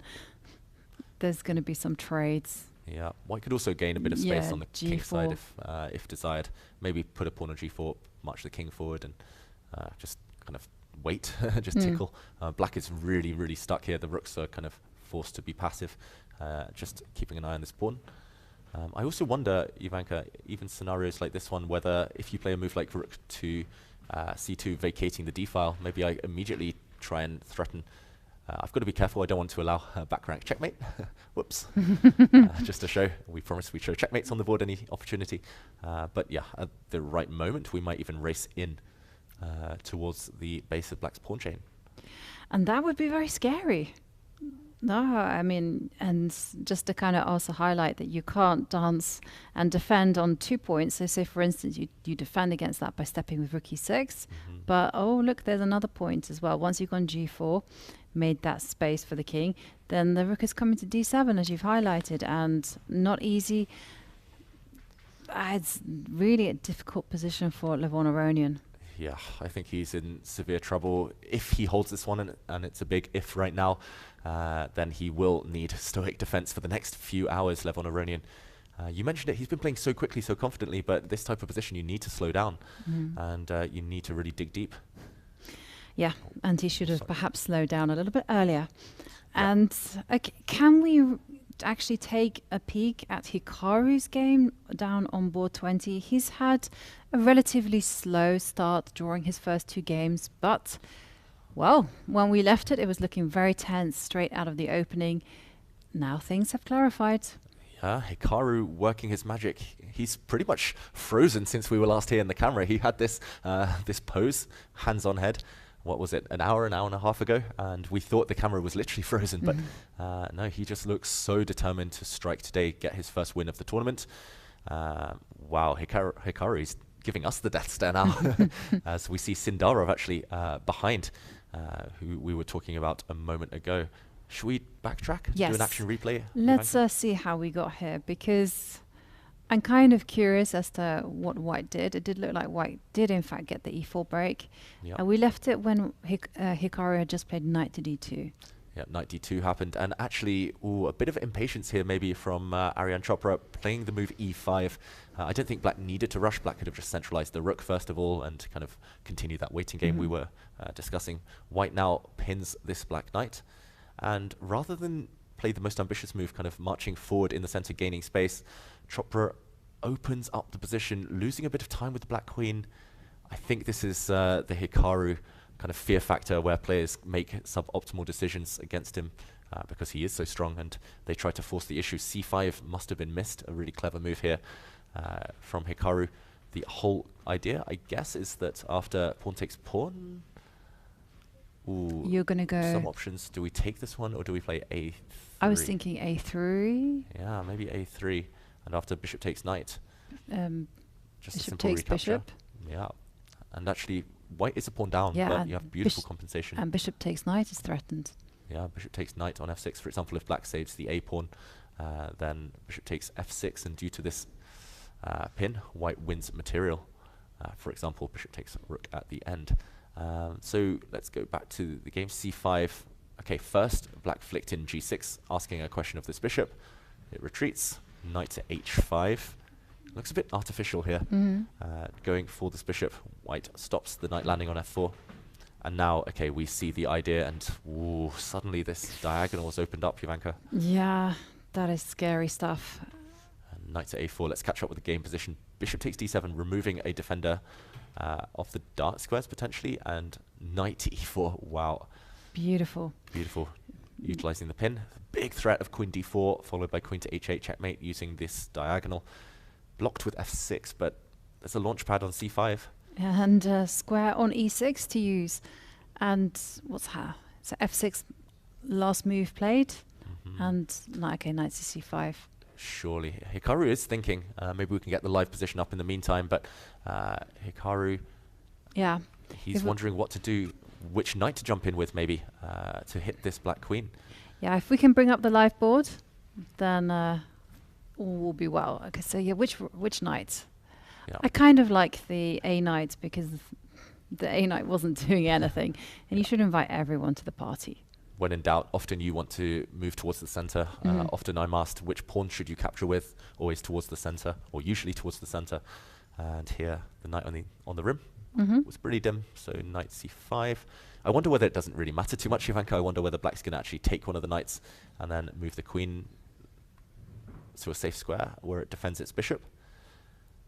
But this bishop is so bad, and okay, now I'm thinking move the queen to d4. Yeah. Oof, this is the worst bishop I've seen in ages. It's the worst bishop of the round. Definitely. Maybe rook c8. I want to play bishop c8, reroute it, but it feels really shaky. And okay, so some moves that kind of really spring to mind is the materialist. I want to go g4. G4. Yeah. And okay, yeah, and then it was just rook takes rook, and queen takes f6. Maybe the other move order, just so the Black knight can't capture it on e8 then. Maybe we take this way, and yeah, actually just why not? This is very Hikaru-esque, heading into a superior endgame, where he's regained the pawn, and still a bad bishop. But maybe there's more though. Maybe there's more. This looks tempting, this looks very natural. But in this position after rook e8, I thought you were going to say materialistic, go hunting for this pawn. Yeah, I was tempted. What other moves was I? Actually, I was also tempted to kind of go knight takes bishop and go for the g4 idea. But Ooh, do it now. Oh, yeah, let's do it now. Now, yeah. Although I feel like I am playing with fire because... Yeah, knight g7 maybe just holds everything together. But if you go rook takes rook first... Okay. Oh, no, but then you've got rook e4. Yeah. Yeah. Unfortunately. What a shame. Okay, well, he's going knight east c5. Yeah, I think this will transpose. He's pretty much forcing. Yeah. There we see, didn't matter in the end which knight. Let's go back to the game position. He landed a knight in. It was immediately chopped off the board, and this is the only safe square now to keep vigilance over the bishop, to guard it, and to avoid a knight fork at the same time. So yeah, queen d4 instinctively looks so beautiful, Jovanka. Yeah. I think the move is going to happen. Hikaru doing the Hikaru head bob. Yes, it's all under control. Everything is good. Oh, hang on a second.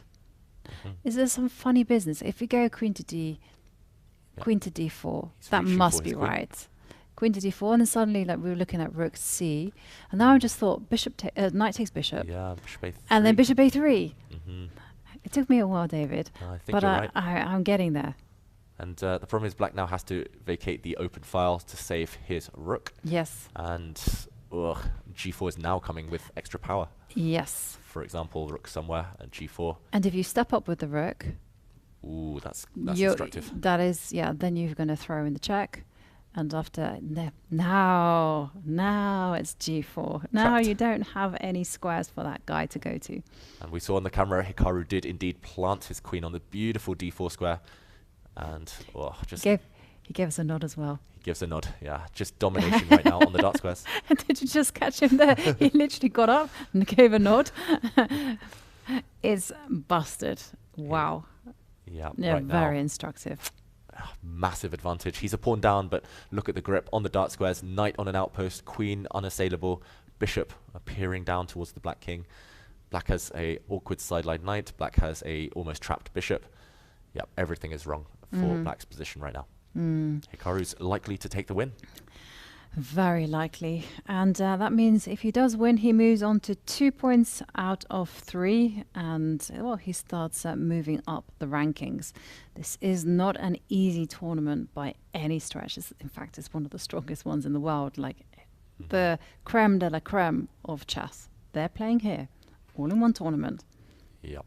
And he needs to start winning at some point. This would be the perfect moment to do so, and a solid start for Hikaru to this event. We'll update viewers later if and when a result comes in here.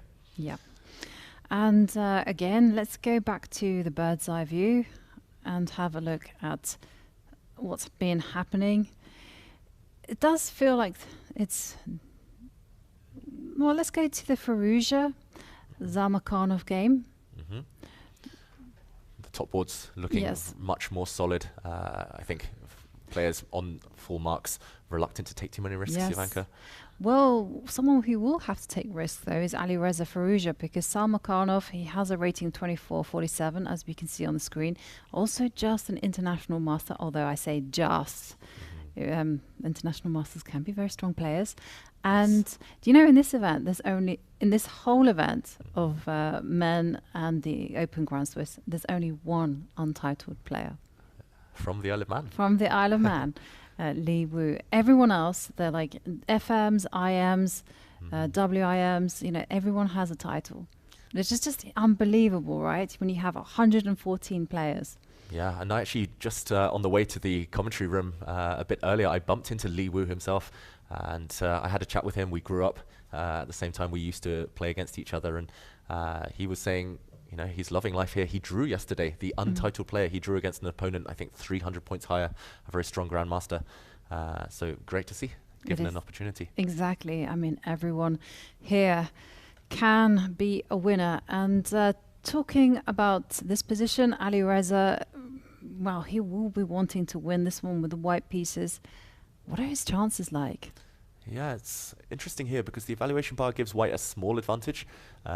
White does have a slightly worse structure, if anything, due to the fact there are doubled e-pawns. So white's kingside majority, the 5 versus 4 on the kingside, don't really amount to much. White's bishop also a bit stuck defending this pawn. Then again, I love the fact that his pawn is on a5 clamping down. I think it's something you told me, Jovanka, about one of your early coaches saying pawns are often immobilized, for example, here by one pawn. Yeah, and it's my daddy. Your dad? Oh, yeah. Shout out to Mr. Houska.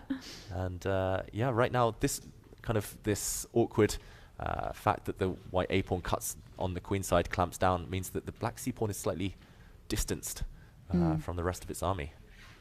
Yeah. Does white have any plans, maybe centralize the king and... Oh, I love that one. King of the hill. Yes, 1-0, got to e4. And then I'm just thinking, once the king is put to work, then... Frees up the bishop. Yeah, frees up the bishop. The bishop can drop back. And then you can start pushing on the side that you're stronger. Yeah, and I do feel actually white might need to be a bit more careful and go rook c4. For example, in a position like this, just to stop black from pushing that pawn. Exactly. Oh, no. Oh, I think that would have actually walked into I mean, B5? it's a good move in general, but yeah. But G5, okay. Would have walked into a tactic. Yeah, which just goes to show, you have to be super slow about this. You have to first of all go h4 before putting your king on f3, and then... Yeah. Just as an example, play rook c4 just to stop the black pawn pushing. And next, you activate the king. It's like slow and steady, step by step. Black is very stuck in the meantime, though. This knight unable to really find good squares. There are no outposts that can ever really reach. Exactly, and once it stops looking at the e5 pawn, so say for instance he goes to b8, well, this gives white the opportunity to drop the bishop back to e3. And talking of dropping the bishop back to e3, Jovanka, he did play a move, and it was the immediate bishop to e3 from Firouzja. Actually, maybe opportunistic. He's hoping that knight takes e5 will be met by a return to f4, pinning this knight and eliminating this knight, so that after the rook exchange, I think black is doomed here. This pawn will drop, or the white rook will infiltrate on the 7th. Yeah. Coming to the 7th rank is what every rook dreams about. So yeah, that's good news actually for Firouzja. Yeah, really clever, you must say. And also hitting this pawn, so we now expect rook to c8 defending it. And he's actually found a nice way to avoid all of that finesse, all of that sophistication we needed. He's just going to march his king into the center kind of as quickly as possible. Yeah, and well, that means that Alireza does have the advantage. He will be the one pushing, stepping forward with the rook to c4. And okay, whilst everyone is settling in to the middle games, can we revisit the women's section? And maybe we can take our second break of the day.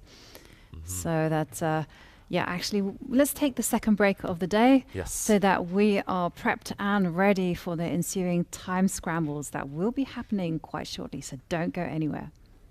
Extraordinary is an island like no other.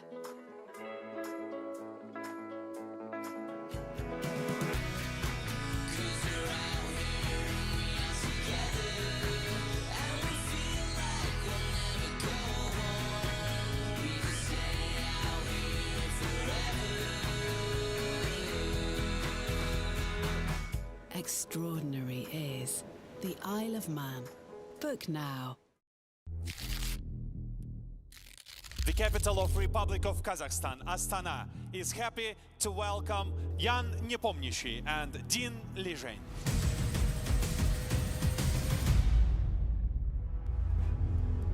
Is something very extraordinary. I think it's the most important event in chess. It represents the highest level of professional chess. There are only 2 players that play this match, and of course every single player dreams about getting this sacred place. I hope there will be more decisive games this time. The whole world will be cheering, getting keyed up and immersed in the World Chess Championship. Like in this Kung Fu Panda cartoon, like there is no secret ingredient in my soup. It's a big challenge for me, but I'm ready for this challenge. Wow. This game was a beautiful one. Today's game was a disaster. Just sack the exchange. Just do it. Hold on. Game over. This was insane. Very big comeback from Ding. I mean, this is incredible stuff. This is like a masterclass game. Mr. Ding is actually playing an absolutely perfect game of chess as well. 5 minutes for the next 8 moves, and he has to come up with a plan somehow. Just make a move. This will be just a crazy game. Absolutely insane. And the final game ends in a draw. The FIDE World Chess Championship will be decided by a tiebreak. This is the most exciting World Championship match we have had in a damn long time in chess.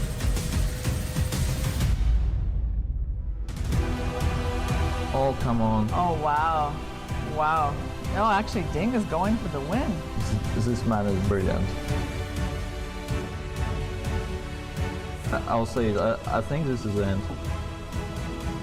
He's done it! Deng Liren wins the FIDE World Championship 2023 in one of the most exciting, dramatic, thrilling World Chess Championships ever.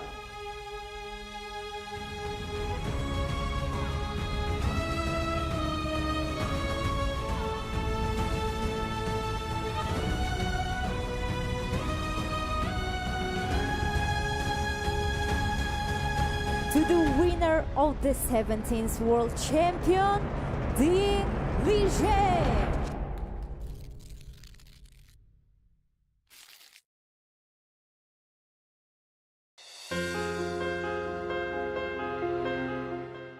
The club was established in 2002 and it comprises of 280 players. Now what is going on currently is the project, Kakuma Chess project, that's going to kick off on 2nd of August, and players here are preparing themselves for the opening ceremony, which will be colorful in a way. This project, we have actually selected 10 facilitators who will be posted to 10 schools to train learners on how to play chess. This program is actually important, and we are thankful to FIDE, the International World Chess Federation, for giving us this opportunity to enable our learners in the school to benefit from chess. Chess is very important because it improves the memory of learners. It also trains them on discipline and also to improve in their studies.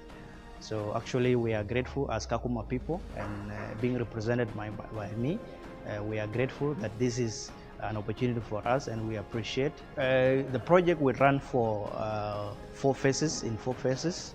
Phase 1 will cater for 10 schools, phase 2 11 schools, then phase 3 will run to Kakuma to high schools, then phase 4 will later go to clubs in Kakuma and Kalobey settlement. Our target is to train 1,600 learners to know how to play chess and be able to compete with other people around the world if they learn this game.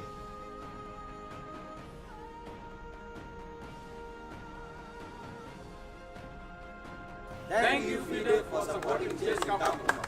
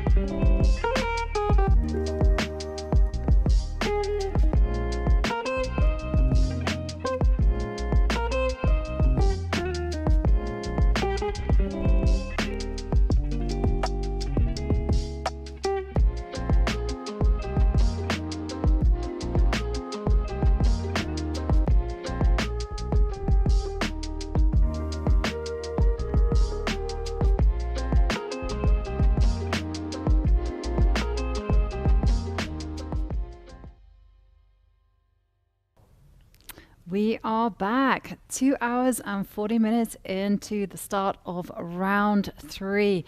And it's been quite an eventful start already. We've had so many exciting games, both in the open section and, more importantly, the women's section, because there's been a lot of fireworks there, David. Yeah, we've seen some spectacular sacrifices in the women's section. They're really entertaining us today. We've also seen some results already trickling in. And we see already on the bird's eye view there on the top 4 boards, and even boards 5 to 8, some real drama is occurring. I think we'll try to do in this next phase a bit of a roundup, Jovanka, just as we enter that final hour before the time control. Exactly, and especially we're going to keep an eye on the women's section because they will be entering our beloved or dreaded time scrambles. And there you can see that it was a draw between Alexandra Kastaniuk and Elina Robers. There have been other results, as David mentioned. If we drop down, we can see that Stavroula Sulakidou, who, remember, yesterday had that heartbreaking, horrific blunder there on move 40 against Anna Muzichuk. Well, she did bounce back. And David, show us this final position. Yeah, I think we'll jump in there to show how that game ended. It was actually this position where Black resigned. The final move was quite spectacular. Jovanka, White has an advantage. White has an extra pawn right now, but she finished it off in style, bouncing back with bishop to c7, a simple deflection tactic. Now the Black rooks simply overworked. They have to move. One of them has to move. For example, if you take this bishop, the other rook drops with a check, followed by the rook on c7, and if the other rook moves, the knight instead falls. So White was on the brink of winning a piece. Dinara Wagner, a woman in form this year, she did have to resign after just 22 moves. Ew. So, yeah, just a nice bounce back win for Stavroula there. And on the lower boards, we also saw a draw between Monika Sochko and Vantika. So let's go back to the bird's eye view because I saw the evaluation bar going quite wild. And okay, so here's top boards between Tan Zhongyi and Antonetta Stefanova. Should we leave that one for the time being because it looks relatively peaceful? Yep. But let's go over and check out some of the other games because, well, it does look, according to the evaluation bar, that Irina Bulmaga will be losing against Anna Muzichuk. Yeah, it looks like decisive results incoming on boards 2 and 3, where there have been real transformations in the games. Board 4 also looking pretty dramatic. So let's dive in now to board 2, where we saw a bit of an oversight from Irina Bulmaga. Remember, she could have actually taken a draw. She could have forced a draw by repetition. Instead, she sacrificed a piece, and it's backfired, Jovanka. Right now, the count is 2 extra pawns for Black. And looks like a big advantage. What would you do here? Black's queen is under fire, though. It is under fire, so the first move I would think about is actually try and trade off queens, just to bank things. It's also possible to go queen to b2 as well and say, I'm not afraid of any ghost. Yeah, you can keep the queens on the board. Stylistically here, I guess exchanging the queens would come at the cost of 1 pawn. Would that be a worthy price? Would you happily trade queens for the sake of giving 1 pawn back, going into a most likely winning endgame, or I don't know. It's tough, right? Tough choice. It is tough, and actually, she did decide to trade off queens. I know that I would be tempted to play this move and perhaps have my coach scold me afterwards and say, like, "Where is your courage, woman? Put the queen on b2 or somewhere." But okay. And immediate reaction: a pawn captured by Bulmaga. Actually, I was more thinking that she would play queen takes queen. But this, yeah, exactly, just so as not to ruin the pawn structure of her king's side pawns. Yeah, so now it's likely we will see a queen trade followed by a rook move. Do you dive in, attacking these pawns? Do you gain time against the bishop? Sport for choice here. It is sport for choice. And, well, Anna Muzichuk, extra pawn and better pawn structure in her element. Yeah, she's most likely to, for example, kick this bishop away. If the bishop retreats, then at some point in the near future, you'll start advancing these pawns. Feels like a big advantage, convertible advantage for sure, and a big favorite to win this game. Bulmaga stranded with a really unpleasant defense. And can we just take a quick look at Elizabeth Pates against Kamele Donova? Let's do that. The queens are now off the board in this one. Let's move to board 3, where, okay, this was the position we last saw. Let's catch up with the game position, which has really changed. It's actually now this one with queens off the board. Not just that, but Jovanka, 2 extra pawns. 2 extra pawns. White has one. Well, White has the extra e-pawn and a-pawn. I'm not sure quite how that happened. Maybe we just do a very quick recap. Yes, let's do that. Because the game position looks very one-sided. Black has no counterplay at all. So actually, we last left this game after bishop to c8. We said, okay, nice retreating move. White played queen c2, putting pressure on c5. And okay, this is where things came to life. Knight b4, maybe a bit misguided, going for the d-pawn. Because after an exchange, Black found herself pinned on the d-file. And she was forced after bishop to a3 to start parting with pawns. There was a hit on the black rook, and now pawns simply started to fall. This was the first one, and the second came on a7. Wow. Just like a house of cards, one falls over, it all come tumbling down. So yeah, wow. So now we see Elizabeth Pates. She has a very comfortable endgame, 2 pawns up. Well, it would just be a matter of technique for her to win this. But can we move over to the game that really was very spectacular, massively complicated, between Vaishali and Garifalina? Yeah, on board 6, this one, wow, as we were hoping for, we actually deemed it the move of the round so far. Bishop takes e6 in this position, not an obvious one. The bishop is attacked, but there were so many tempting options, such as giving a knight check. Instead, Vaishali found the right move order. Bishop takes e6. If the bishop is captured, then many tempting moves. You can take this pawn, or you can land a knight check. If the knight is captured, then this would be deadly for black due to too many threats on the e-file. Bishop takes e6. This was ignored. Bishop takes e4, the reply. And wow, this has cost her a lot of time, though. And e takes d6. I don't like that one, Jovanka. We were advocating pawn takes e4, just calmly opening the d-file. And White would regain the material due to pins along this diagonal and along the d-file now. And I think this is simply winning for White. She missed an opportunity here. Wow. Well, what a turnaround, actually. So this is fantastic for White. But let's go to the game position and see, after pawn takes pawn, which was what was played, I mean, how can Black save this one? Because it does look, it's just simply queen takes pawn, right? Yeah, there are options. Knight takes, I guess we would meet in the same way. She wants the same idea. She's played it in a different move order. But as you say, this does give Black an extra option. And this feels like a breakdown in calculation. Normally we want to calculate lines that give the opponent as few options as possible. Here she's really opened up choice for her opponent. There's also the option of taking, I notice, on f3, but that is a bit chaotic. Okay, well maybe that's actually the best one. Yeah. Because after bishop takes knight... Bishop takes knight. No, yeah, maybe they have pawn takes knight. Yeah, I mean, there's capture. takes. And then someone wins. Okay. Yeah, maybe it's just queen takes. But then knight takes pawn. Ah, but then knight takes pawn defends on f7. Yeah. So. Okay, and after bishop takes knight, it still carries on. Yeah. Oof. Yeah, it carries on.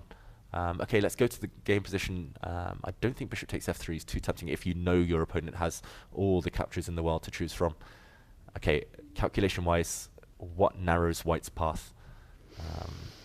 Queen takes d6 looks so natural. It looks so natural, but it does also look very scary, because queen takes bishop. Queen takes bishop. Threatening the knight on b7. Level material, at least for now. I mean, Aha, hang on, okay, okay, I think you can get away with going queen takes bishop. Queen takes bishop, forcing me to take. And now castles. Ooh. And yeah, I was hoping queen takes a2 was my big idea. Maybe this is what she's missed, Vaishali. She assumed that she could win a piece. I assumed she could win a piece here, but suddenly, boom, counterattack. And actually, it's surprisingly scary. There's all sorts of threats. It is very dangerous, right? Because if you go moves like c3, trying to give your king some air, then that can be met by the rook e8, and then the rook will come down to e2. What have I missed here? What have we missed? To a3. Okay. Saving everything, protecting everything for White. But instead of rook to e2, same idea, just different order. Check first. I think maybe bishop f8. Oh, wow, that's even classier. Jovanka, why allow this queen a3 idea? This looks... that was like potluck, isn't it? This looks winning, but until you see... No. This is just lucky dip. Okay, what's the winning move? We need to find in this position how to checkmate this white Maybe king. it's bishop takes pawn. Oh, bishop takes c3. There's also rook c8, I noticed. Yeah. Okay. Bishop takes c3. Looks very strong, but once you spot that now there is no queen a3 saving resource. Wow, this is complicated. Or the rook d2. Wow, this is just a mind melter here. Whoops, sorry. Let's go back to the game position, not the start position. Yep. Misclick, my bad. E takes d6. This is all forced though. Queen takes d6. Queen Let's takes trace our d6. steps. Yeah. Okay. Queen takes d6. Queen takes bishop. Okay, so we have some... We really don't have any moves other than... Queen takes bishop. Queen takes bishop. Queen takes knight. Forced? Yes. Castles. Queen takes knight. Pretty much forced. Yes. You can go bishop takes knight as well. Yeah, bishop takes knight, at least then in this scenario. There's none of this queen a3 coming back. And you can also throw in rook e8 as well. Maybe rook e8, maybe even rook b8. Oh, I'm yes. not sure which one. Yeah. Let's say rook e8. Yeah, let's say rook e8, or maybe rook b8. I like rook b8. Okay, rook b8 does force the white queen back to e4, and then now we snack on this pawn. Yes. And white's king, I think, is living on the edge here. Looks too scary. Yeah. Let's check out that other line. I'm determined to find a win for for black after queen takes knight. Sorry for everyone for delving too deep into these variations, but this is maybe the most dramatic, the most complicated game of the round so far. Queen takes a2 has to be played, seeking compensation for the piece deficit. And now we were saying c3, only move, to block this diagonal. And okay, so here's some moves. We've got b4, open up. Yeah, maybe simple. b4. Yeah, when in doubt, just break the opponent's pawn shelter. Okay, yeah. This is terrifying for white. The extra piece, the extra knight, over here, does not make any impression at all. Exactly, and it can't aid in the defense either, because you need to defend the c3 point, and the knight on f3 is useless. I think she's missed this, Vaishali. She spent buckets of time. She's down to 6 minutes, but queen takes pawn, I think, would be a cold shower. I think she's just assumed and just ruled this out because she saw she's winning a piece. She might have stopped her calculation just 1 or 2 moves early. Queen takes d6. Very natural though, right? Because you just think, okay, I've won a piece, the end, like you say. But I think it's very easy as well for black to play this just by a process of elimination, because otherwise you're going to lose. Yeah, and I just don't understand Vaishali's reasoning, her rationale behind e takes d6 here. You've given black 3 or 4 tempting moves, as we mentioned, because pawn takes pawn, you've regained the material, you force your opponent's move. Pawn takes pawn, you force your opponent's move, and then e5, and you win. It's literally step, step, step, bang, game over. And she's relying on the same idea. So she's seen this idea, e takes d6. She's hoping after knight takes to take with the pawn. But she's given her opponent so many branches to calculate. Maybe she's hoping to confuse her opponent, but she didn't need to. Yeah. Really and what was the clock time when she played pawn takes pawn? Because sometimes, you can't help yourself, and it's just you play it instinctively because that's the move you calculated, rather than being objective and running through the options again. Yeah, she spent a lot of time up to this point. She had 6 minutes when she played e takes d6. But yeah, it just feels like right idea, wrong order. And okay, we're expecting Garifalina just by process of elimination, as we needed there. We needed a lot of time to calculate queen takes pawn, and suddenly black is turning things around.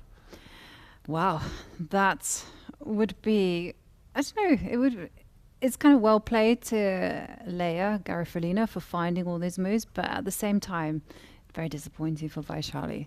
Yeah. Because she was on the verge of playing one of the most spectacular games of the round.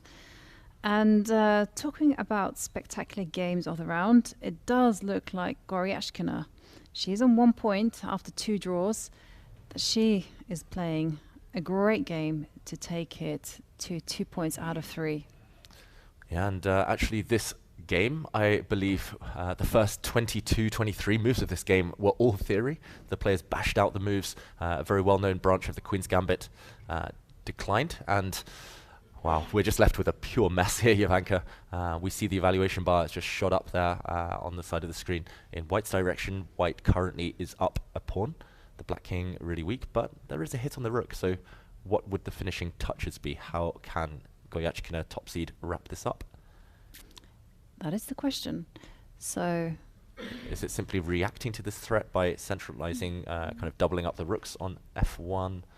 Well, that's the first move to consider. It's also f5? Yeah, that was what I was first drawn to. I kind of forgot about the rook on a1. Yeah, maybe we don't need this rook on a1. Okay, let's try knight f5. Yeah, knight and f5. I mean, just follows conventional chess wisdom. Add another ingredient to this attack. 3 attacking pieces now. The black queen lacking squares as well. Yeah. Let's say she moves. And she has to hold the 7th row, because if she moves away, then the rook will simply move to f7, and that is going to be it. Checkmate. No way to stop that one. Yeah, too many checkmating ideas. So let's assume queen to c7, and I think this is the position she's calculating. What would the finishing touch be? We just need to deliver a check, like any check, to the black king. So, rook. It feels like it should be a rook move just to vacate the f6 square. Could you go rook h? Rook h6. Rook h6 was something. Rook h6. Black would be forced to cover this square.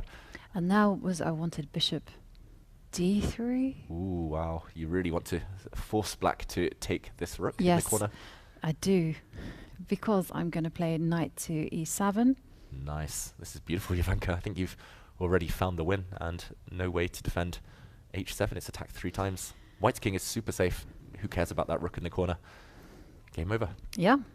And we're actually not using the engine, as you can see from our trial and error against Meshali. We wish we were using the engine. When we find things, we should sing our praises. Yeah, nice one, Jovanka. That puzzle work you're doing definitely paying off. And okay, right now, that's all very forcing. We mentioned knight f5 in the game position. I mean, it's literally attack, attack, attack, threat, threat, threat, and game over. I guess she could potentially play a move such as rook to f1. Maybe the downside is you do allow knight takes e3. There are some tactics here if you want to be flashy, flamboyant. Maybe you can win the black queen. But then the queen steps back and takes the rook. Yeah. And I thought this one was still a game. Still a game. Maybe it's important at the very end you have a double attack on the 2 pieces. So this would be another less efficient way of doing it, but also getting the job done. That's like a cold shower there. I thought black was still alive, and no, not at all. That's our differing styles, Jovanka. You're going for checkmate. I'm just trying to collect pieces, win material. I don't know how to checkmate. This one should wrap the game up, though, for white as well. So spoiled for choice. Goyachkina about to win. She is about to win. And, okay, let's quickly go to Tan Zhongyi against Antoaneta Stefanova. Antoaneta in time trouble, and also looking like she's in trouble on the board as well. Wow, and her last move... Okay, this is not a transmission error. Her last move was king to h8, but that looks so counterintuitive. It feels like you're walking into knight forks later. Suddenly the f7 square, which was black's most vulnerable point anyway, is no longer defended.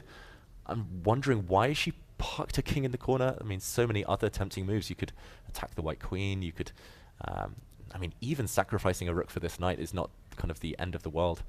But king to h8. Maybe she was getting ready for bishop takes knight.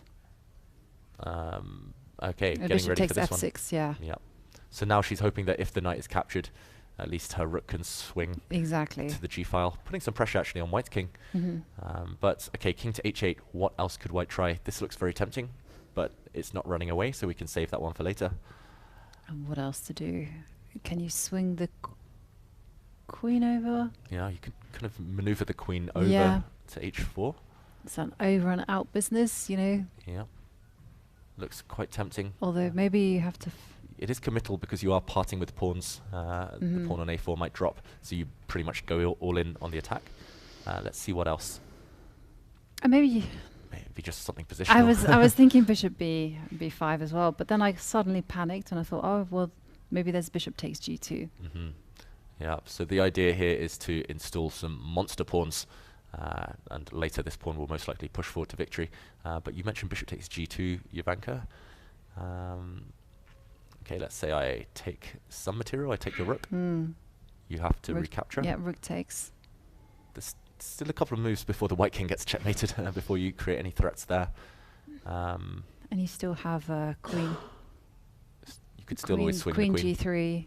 Actually, yeah, maybe just swing it across, kick this bishop away somewhere, and how to finish the game. It's so close to. I was thinking bishop takes knight, and I was trying to get c6 to work. Maybe you're right. Maybe just something really simple. Just move the king out the way, bring the rook to the g file. Just brutal stuff. Brutal. Yeah, simple but effective here. And okay, we think at the moment that the key move might be bishop to b5 for Tan Zhongyi. I don't think she should rush by taking this knight, but yeah, looking good for her nonetheless in the battle of the world champions.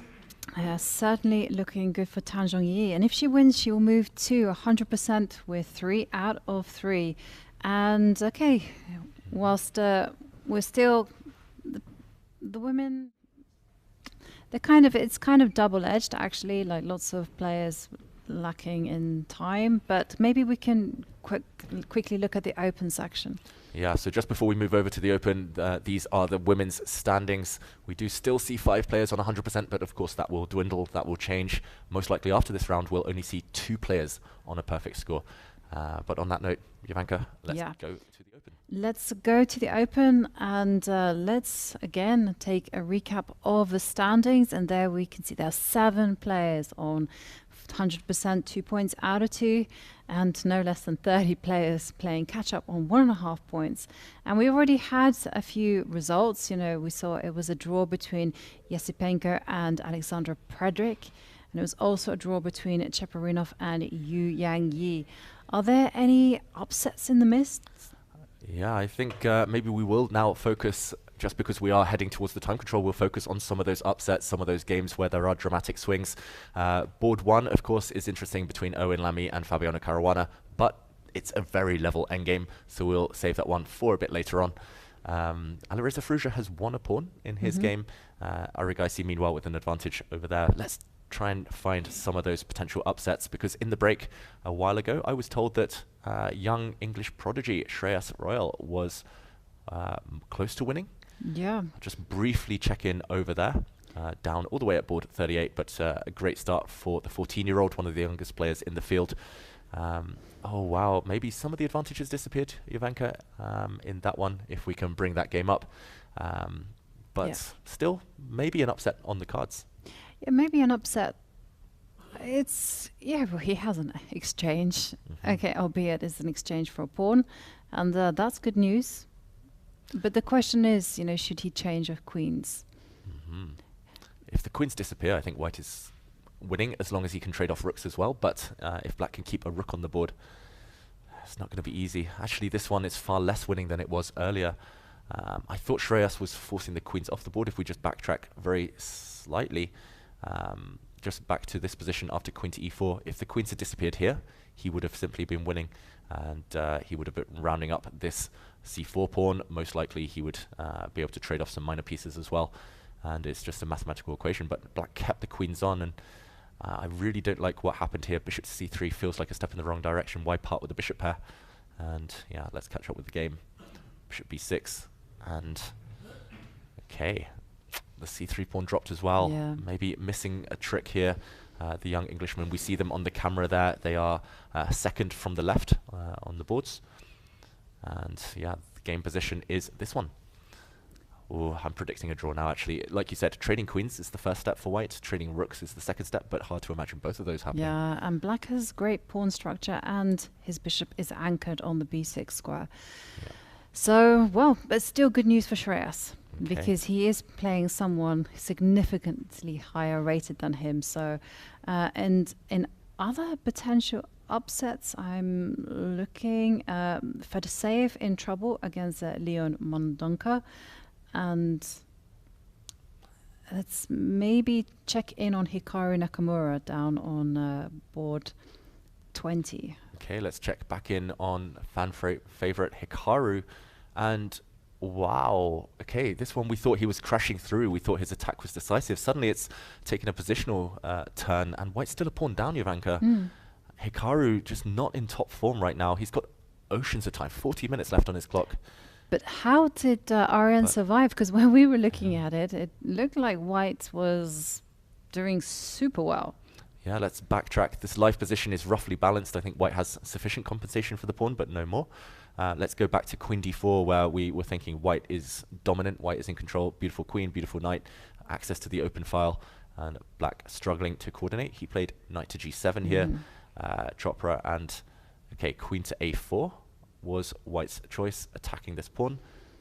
This had to be defended. Ugh, ugly bishop. Ugly move to make. Defending the pawn, though. And okay, the rooks came off the board. Just wondering where the mistake was, if any, from Hikaru. He swung his queen. It still looks good. Yeah, it still looks great. Okay, maybe queen e7. Okay, and b4. Ah, maybe he didn't need to go b4. Maybe he could have actually swung the queen in. Ooh, queen b8. Ah, but then you can go queen takes knight. Yeah, queen takes knight, and it's unfortunate for white right now that this is not quite a double attack that's winning material, because black's queen can swoop back. Maybe Hikaru missing a little trick here. Instead, he had to take a timeout and defend his knight. And the black bishop, we were talking about it for pretty much the whole game. It's able to breathe life again. H3 just looks way too slow. Well, why H3? Why not swoop in with the queen now? Yeah, it looks winning, and yeah, it just. Oh, was he afraid of bishop a6? Oh, that's a very sneaky move. Yeah. Let's show it. Yeah, let's show it. I'm not sure which move order, bishop a6 first, or maybe let's say a queen check, just to be really direct about it. And now bishop to a6, threatening, of course, some checkmating ideas. If the bishop is removed, maybe a draw. Maybe the white king is lacking ways to escape the checks. Although king runs there are ideas of blocking, and white's queen will swoop back. Oh. Yeah, I'm really surprised. Maybe he was more afraid of this one and a move such as h5. But the queen can still come back. Yeah, the queen could still swoop back to defend, though. It feels like Hikaru maybe not calculating as well as he's used to doing. Suddenly, this position, white would have been a piece up. White would have had great winning chances, but instead he took a timeout. He played h3, and modern chess, blink and you miss it. If you take too long, if you dally too much, then suddenly your opponent's comes pieces. to c8, and that's the advantage gone. Advantage all gone. Look at black's bishop now compared to how it previously stood, and it can use this square. It can go hunting for pawns. Hikaru, I think I would still take his position, but yeah, this one much more balanced now. Yeah. Well, this one looking like it could finish in a draw, which would mean that Hikaru has played 3 draws. And talking about draws, I also see that the game between Niels Grandelius and Niklas Huschenbeth, incidentally, is someone who's worked with Hikaru, also finished in a draw. And it was also a draw between Narayanan and Vichikov. Yeah, English #1, Vichikov. Solid result for him, a draw with black pieces. And both of those players on +1 on 2 points out of 3 games now, just in the chasing pack. And okay, let's head back to the top boards. And I really want to revisit that game between Sindarov and Levon Aronian, because there was some material imbalance. Basically, Levon Aronian was a pawn out. Yeah, here let's dive in, and white a pawn up. The question is when to kind of transform that advantage, when to go kind of for this black a6 pawn. You have to be careful, because black's got this kind of ultimate pressure on c3, as you highlighted earlier, Jovanka. And 2 plans come to mind. One, to activate this rook. Maybe you just simply slide it across. Maybe you even improve the king slowly but surely, bring it forward to f3. The other plan is something you mentioned earlier, kind of freeing up the white rooks by attacking this rook first of all, kicking it away. Let's show a line such as this one, and only then, once the black rook moves away, no longer attacking the d-pawn. I've kind of put black's king on a clumsy square, but the idea remains. Yeah. Now you go hunting for the a6 pawn. Actually, can we refine everything? So, okay, so king e1, I like that move a lot. There's no rook checks, because then white will simply block that check with a rook, and there has to be a rook trade, and that's not good news for black. Yeah, we established earlier a trade of 1 set of rooks will make white's tasks significantly easier. I'm expecting actually rook to c6 just to guard. That being said, once the black rook is kicked away, and now could you almost Oh, sorry, you have another idea in mind? Oh, but you wanted to checkmate. No. You want to checkmate. I agree. I approve. Maybe I start with a check, and depending on where you step, I mean, if you go to the corner, I'll definitely come and try and checkmate you. I'll come behind now, even at the cost of a pawn. I think this is decisive. Yeah. You have to give You're going to have to give the whole house to get out of that one. Yeah, you'll have to part with all of your pawns here. Actually, maybe I should have checked with the other rook, and this would shortly be game over. This is actually checkmate, Jovanka. Really nice, checkmate and or winning rook endgame. Black can block, but white would win that rook endgame. Let's go the other direction. Where was it? Back here, a long time ago. King f6, but now maybe rook d3, and we're going to try and trade off rooks into a favorable endgame. Yeah, and if you take the pawn on f2, you just give the check, trade. Yeah, feels like white is winning this race. I'm not sure where the black king goes. Well, I think the black king has to step back and hold on to the g6 pawn. This pawn would have dropped, but yeah, now the a pawn is clearly going to be the fastest runner of them all. For example, a line such as this one, and okay, maybe I'm not playing it super accurately here, but white will march forward and win. Yeah. So, okay, it looks like Levon is still in big trouble. Yeah, huge trouble there. I also liked your other plan as well. Just move the rook to e3, and Sindarov just spoilt for choice. Yeah, I mean, I was going to say the lower rated player, but 26.58 is not too bad at all. But it definitely looks like he's going to at least have great chances of taking down Levon Aronian in this game. Maybe a case of Aronian playing a bit too quickly earlier and only pausing when he was already in trouble. Yeah, and I completely agree with that. You know, he just raced through those opening moves, the middle game part, and then, oops, oh dear. But yeah, cautionary tale there for Levon.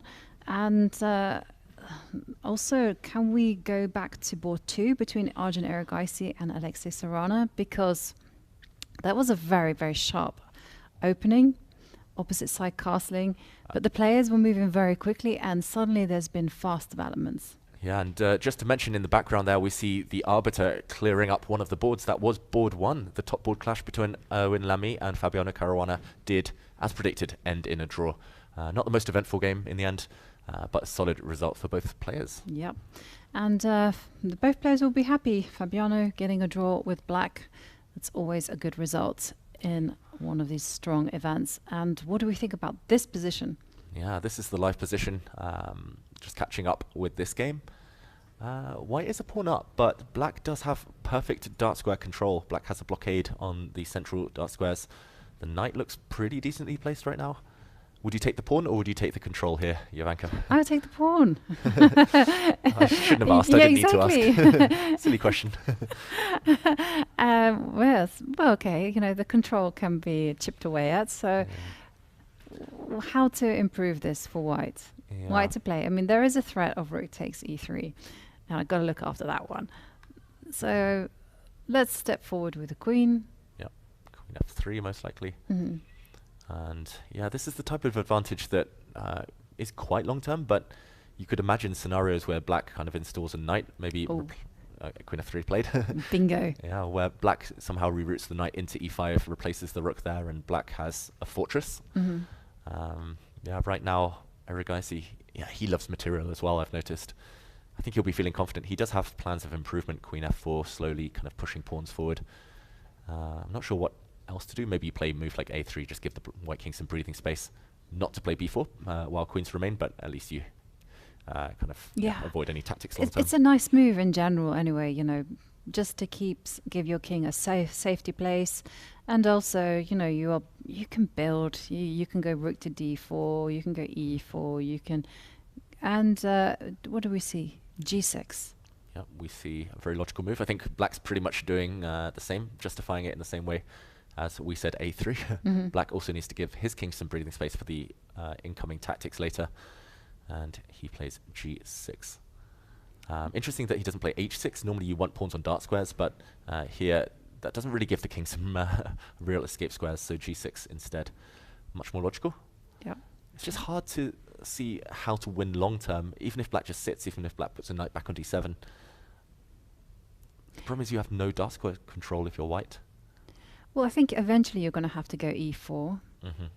And what I'm trying to hope for is to go queen to g3 and h4 and g5 and maybe h5. Yeah, makes sense. Just at least make the black king feel a bit uncomfortable. Yeah. In terms of piece exchanges, which ones do you feel black or white should be aiming for here? Or which ones to avoid? Well, it's a bit mission impossible, but I would love to trade off the bishop for the knight. Yeah, that one definitely. Black will be avoiding that at all costs. But yeah, I don't see how I'm ever going to get that one in this lifetime. But okay, maybe a set of rooks as well. Yeah. If I could remove the e5 rook from this world, I would be very happy. Yeah, to me it feels like white would be happy to trade off pretty much any set of pieces. Maybe the queens will be, it will come down to a case-by-case basis, but the rooks in general very much would love to exchange off with white.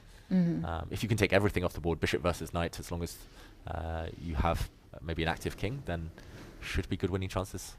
Feels like Erigaisi 2-result game, a win or a draw. Yeah.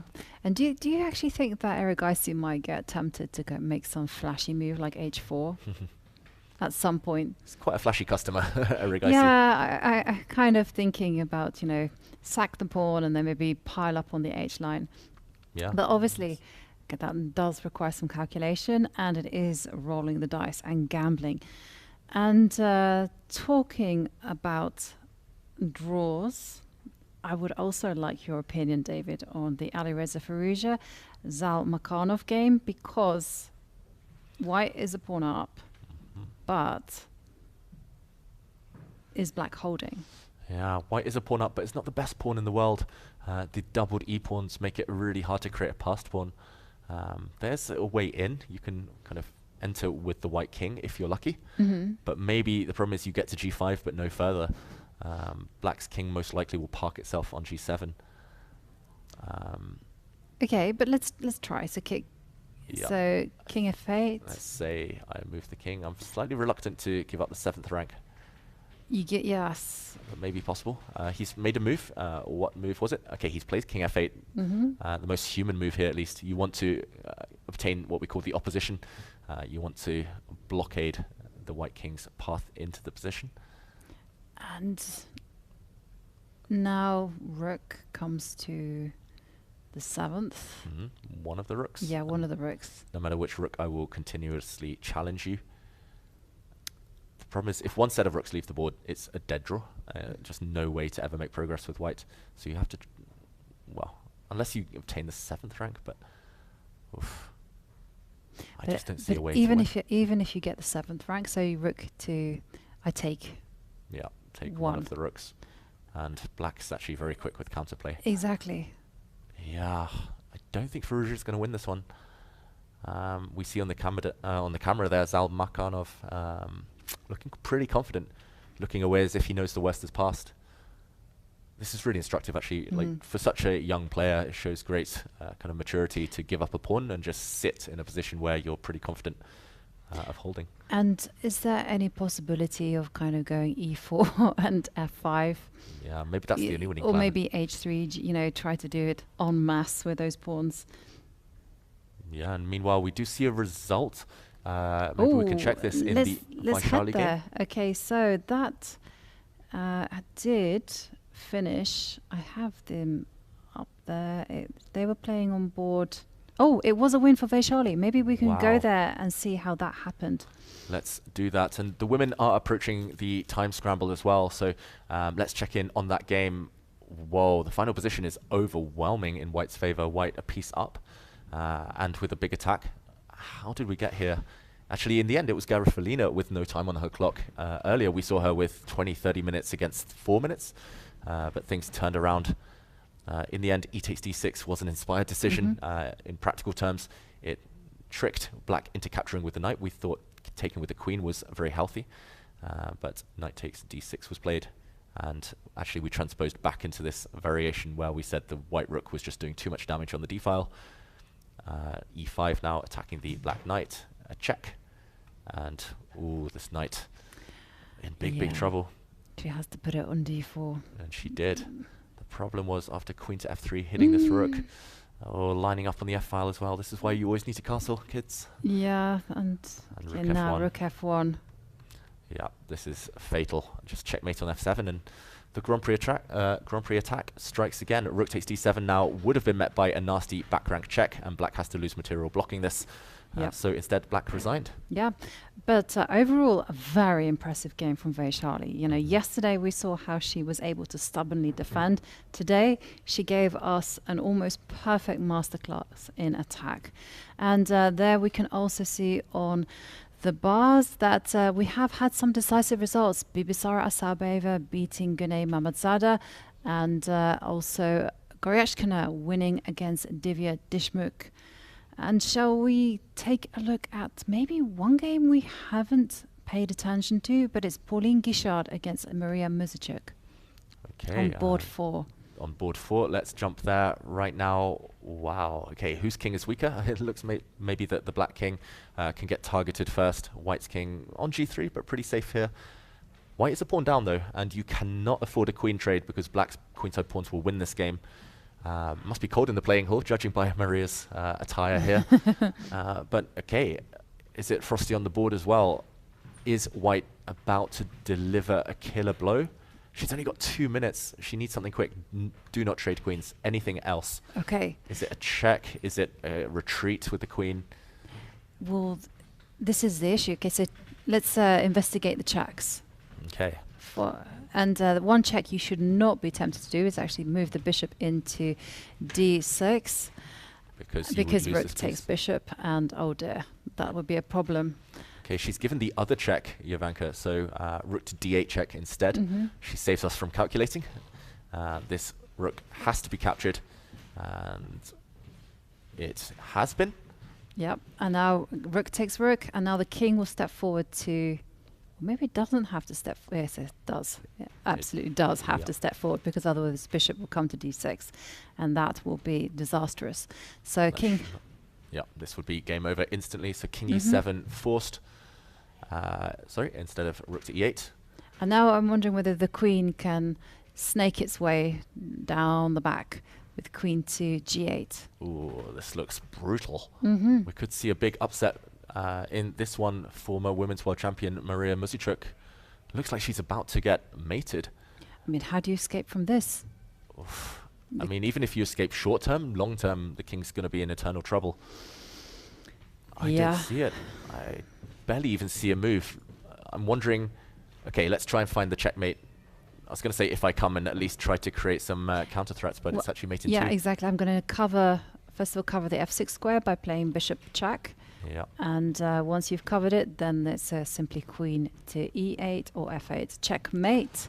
Yeah, queen g8 is going to be the key move. She's thinking right now, oh wait, maybe there is rook to e8. Maybe we wrote it off too soon, because after bishop d6 check, you can give up the queen and then land a check. Actually, this looks like the best bet. And yes, it is winning for white with the queen, but at least here, for example, the game would go on. Black has some counterplay with the c-pawn. Yeah, this is not easy at all. It's certainly not trivial, right? And in the meantime, we are setting up, because we will be having an interview with Vaishali and Fiona. But in the meantime, let's continue with this game. And yeah, Maria Muzichuk on the brink. She has to find rook e8, which is a really gutsy move, just to kind of give up the queen like that. Yeah, and the fact that she's paused makes it likely that she will play the move rook to e8. She has just under 7 minutes on the clock. Simply the alternative, marching the king into the center, will mean that she gets checkmated in the near future. White will close the cage with a move such as g5. No escape squares for the king, and this will be over. So she has to play rook e8 strictly, otherwise it's game over on the spot. She has to give up her queen. She's just plucking up the courage to do so. I mean, it's not an easy decision. Oh, no, she doesn't. She runs with the king to the middle. And now now white is winning after queen to g8. Unless, is there a miracle resource here? I just don't see it. What is she relying upon? And queen g8, Guichard plays immediately. The only logical move to keep the queens on, defend the rook. I don't see it unless it's a bishop move. Bishop e5, could it be? Bishop e5, it's the same. No, but there's no check. There's a pin. What am I talking about? Hallucination here. What is the finishing touch for white? I mean, you could play queen. There's a bunch of checks. There's this check, queen f8, queen e8, rook e8 check. Well, you need to move to a check. Yeah, maybe you could be a bit clever here. Maybe you can give a check. The king moves, and now a check in the corner. Yes. So if the king retreats, you can take the bishop. Free piece. If the black queen blocks, then you have a nasty check from this angle, and I'm assuming a checkmate in the near future. At the very minimum, you give a check, and you will win material. Yeah. Okay, she plays bishop to h6. We might be in the final stages of this game. Bishop h6 played. Where is the killer blow? Oof, I wish we could ask our audience's help here. Yeah. It's so close though. Okay, so there's first of all queen e8, there's rook e8, but okay, you have to immediately look at queen e8 check. And queen e8 check looks most logical. Okay, now the king goes to f6, and maybe is it the same? It's the same idea, right? Just a check, hitting the king, hitting the bishop. If the bishop retreats, then whoops, checkmate. That will be over. Yep. And if the queen retreats, you can simply win a piece. You can take this bishop at the very minimum. And if the king retreats, now we need the final touch. Hang on. Okay, isn't it bishop d6? Bing. Bada bing, bada boom. Jovanka. Yeah, but you kind of like set me up with this whole thing. And now queen to e8, and now we got it. Game over. And we're expecting this to happen. Pauline Guichard has a winning position. But in the meantime, we have an interview prepared for you with one of the stars of today, Vaishali. Thank you so much, David. Jovanka, Vaishali, congratulations. What a game. Before we click through it, tell me a little bit about your feelings. You started the tournament on 2.5 out of 3. Yeah, it's nice to win today. And yesterday I had dead loss position, like hopeless position. I was badly surviving. Like I was lucky to get the draw, and I'm happy to play a good game today. Yeah, let's take us through the highlights. So in the opening, how far was that preparation? How much did you look at? I knew till e5. Actually, I've played a game like in the previous Grand Swiss against Subayeva until this point, but then I did not play it much, and I looked at it today, and I knew till e5 and bishop g7. Somehow I did not recollect it. The main point of this f6 sack is to play e5 and to get knight e4. So I spent some time. E6 was also tempting. Somehow I did not remember anything like how to proceed. So I went knight e4. If she could castle, then bishop g5 and the line goes on. Do you want to? So if castles, you're planning. Okay, it was not showing. Okay, maybe it's not. Maybe I'll go with e6. It was not clear also for her. She was spending a lot of time, and I think also you wanted to check the lines. Of course, you were curious after the game, but I think it's the kind of game where the computer is. It's always easier for the computer afterwards. Yeah, I knew this line, like computer shows advantage for black, but it's not easy over the board to face. That's why she was spending a lot of time. And this knight b7, like it looked really dubious to go knight b7, but I understand she wanted to prevent this knight d6. And here again, I spent a lot of time. Like I had both options, e6 and bishop g5, and like I chose bishop g5 here, just to keep this option. Like I didn't want to open this long diagonal for the bishop in case, and to have this knight f6, bishop f6, everything open. It's not easy for her to decide. Also, this bc4 is never an option because I can take on d6. And the spin is dangerous. Yes. She played bishop c6, which I did not see when I played bishop g5, and here again I spent almost 45 minutes. We had like 40 minutes time difference, and I'm happy that to play this best move at least. And here I had seen a lot of lines. Like one thing I saw was e6, knight d6 and knight f6, king f8 and knight e5, knight e5. This was tempting, but I didn't know how to continue after queen c7. Okay. Like this looks good, but she's threatening to take bc4 first and then to go h6, bishop h4, g5, and somehow I did not find it clearly. So rook f1 was interesting. Yeah, okay, the computer says this, but it's very tough to see that. Yeah, somehow I didn't see any clear idea for me. Maybe this was another interesting way to play. But bishop takes e6 looked very powerful. Yeah. This was also, I think it was also interesting. I spent a lot of time in both the lines and decided to go for this. Okay, she played bishop e4. I think it was bad. I was spending a lot of time on fe6, ed6, knight d6, and knight c5. Here I'm threatening to play knight e6, g7, and this e7 is a pin. Okay, if castles, I think I'll take on e6. Like bishop d5 is the only move. Bishop d5, knight e6, bishop e6, queen e6, and rook a7. Yeah, I thought rook e1 and some pressure for her. It's not clear. Yeah. I can double on e file and somehow king is struck. And I thought that like at least I'll have 2 pawns and I'll manage. Looks very promising, yeah, right? Definitely. So actually, when you took on e6, how much did you rely on calculation and how much did you rely on intuition? Yeah, like okay, my intuition was like bishop e6 should be played, but I spent a lot of time because I had to make sure also, but I think it was not good in another way because I just had 10 minutes left on the clock for the remaining game. But somehow it went smooth. Yeah, after that, actually, let's very quickly So go bishop e4 through the game. Yeah, played ed6. Maybe. There's maybe a last chance maybe here. Some chances I gave her. I thought it was clean, but okay, I saw this line: queen d6, queen e4, queen e6, queen b7. I don't know what it's showing. Castles. Yeah, I missed this move. Like queen e6. Yeah, I thought I'm threatening e7 and this rook e1 pin a8, but this castle is very nice. Actually takes on e7 and queen a2, and I have some problems in the queen side. Yeah, this is very surprising. Actually. Okay, very hard to spot as well from a distance. Yeah. And maybe this was her last chance yeah. after knight takes d6. Yeah. She took on e4. Yeah, after this I think she didn't have much chances. I'm getting e5 and like everything went by force almost, like g4 and yeah. She also had this f7, a8 thing and rook a7, g5, rook d7, queen a8, and it was very nice game by Shali. You're continuing your great run in Qatar recently. You scored your final GM norm. Now you start 2.5 out of 3. How are you feeling overall about your chess these days? It's good today, but not yesterday, as I mentioned. I hope to play some more good games. And I'm going to turn to our commentators to see if they have any questions for Vaishali. I just want to ask, I think you've played in the Isle of Man before, right? What are your impressions of this place? Do you enjoy playing here? Yeah, very much. This is my 3rd time to Isle of Man, and yeah, the previous time I made my 2nd IM norm, so I have very good memories coming back here. It's a lovely place, and we are enjoying. Have you managed to see any island?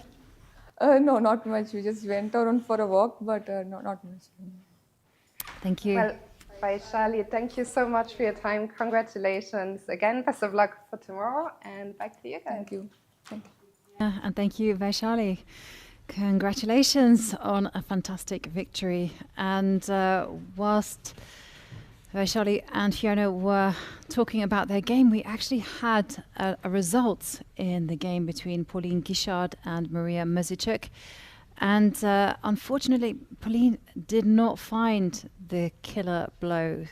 We were expecting the queen to come and give a check with a nice dancing maneuver. Perhaps in hindsight, that was very difficult to spot. Yeah, and she was unlucky here. She was a victim of her own time situation here, Pauline Guichard, because the winning position that she had here arose on move 38, and she wanted to make 2 more moves to repeat the position, gain a bit of time on the clock. She had only around 1 minute, but unfortunately repeating the position, ending on move 40, and this was declared a draw, a dance between the king and rooks. But just to reiterate that once more, in this position, White was winning with a sneaky queen maneuver, a check from the queen, and maybe the harder move to spot was queen to h8, and suddenly this is collapsing for black. I think the key, as Jovanka pointed out a bit earlier, if the king continues to retreat, now that the white queen is landing on a better square, cutting off the black king's escape to f6, you can land bishop d6, a sacrifice, luring the black rook to d6, and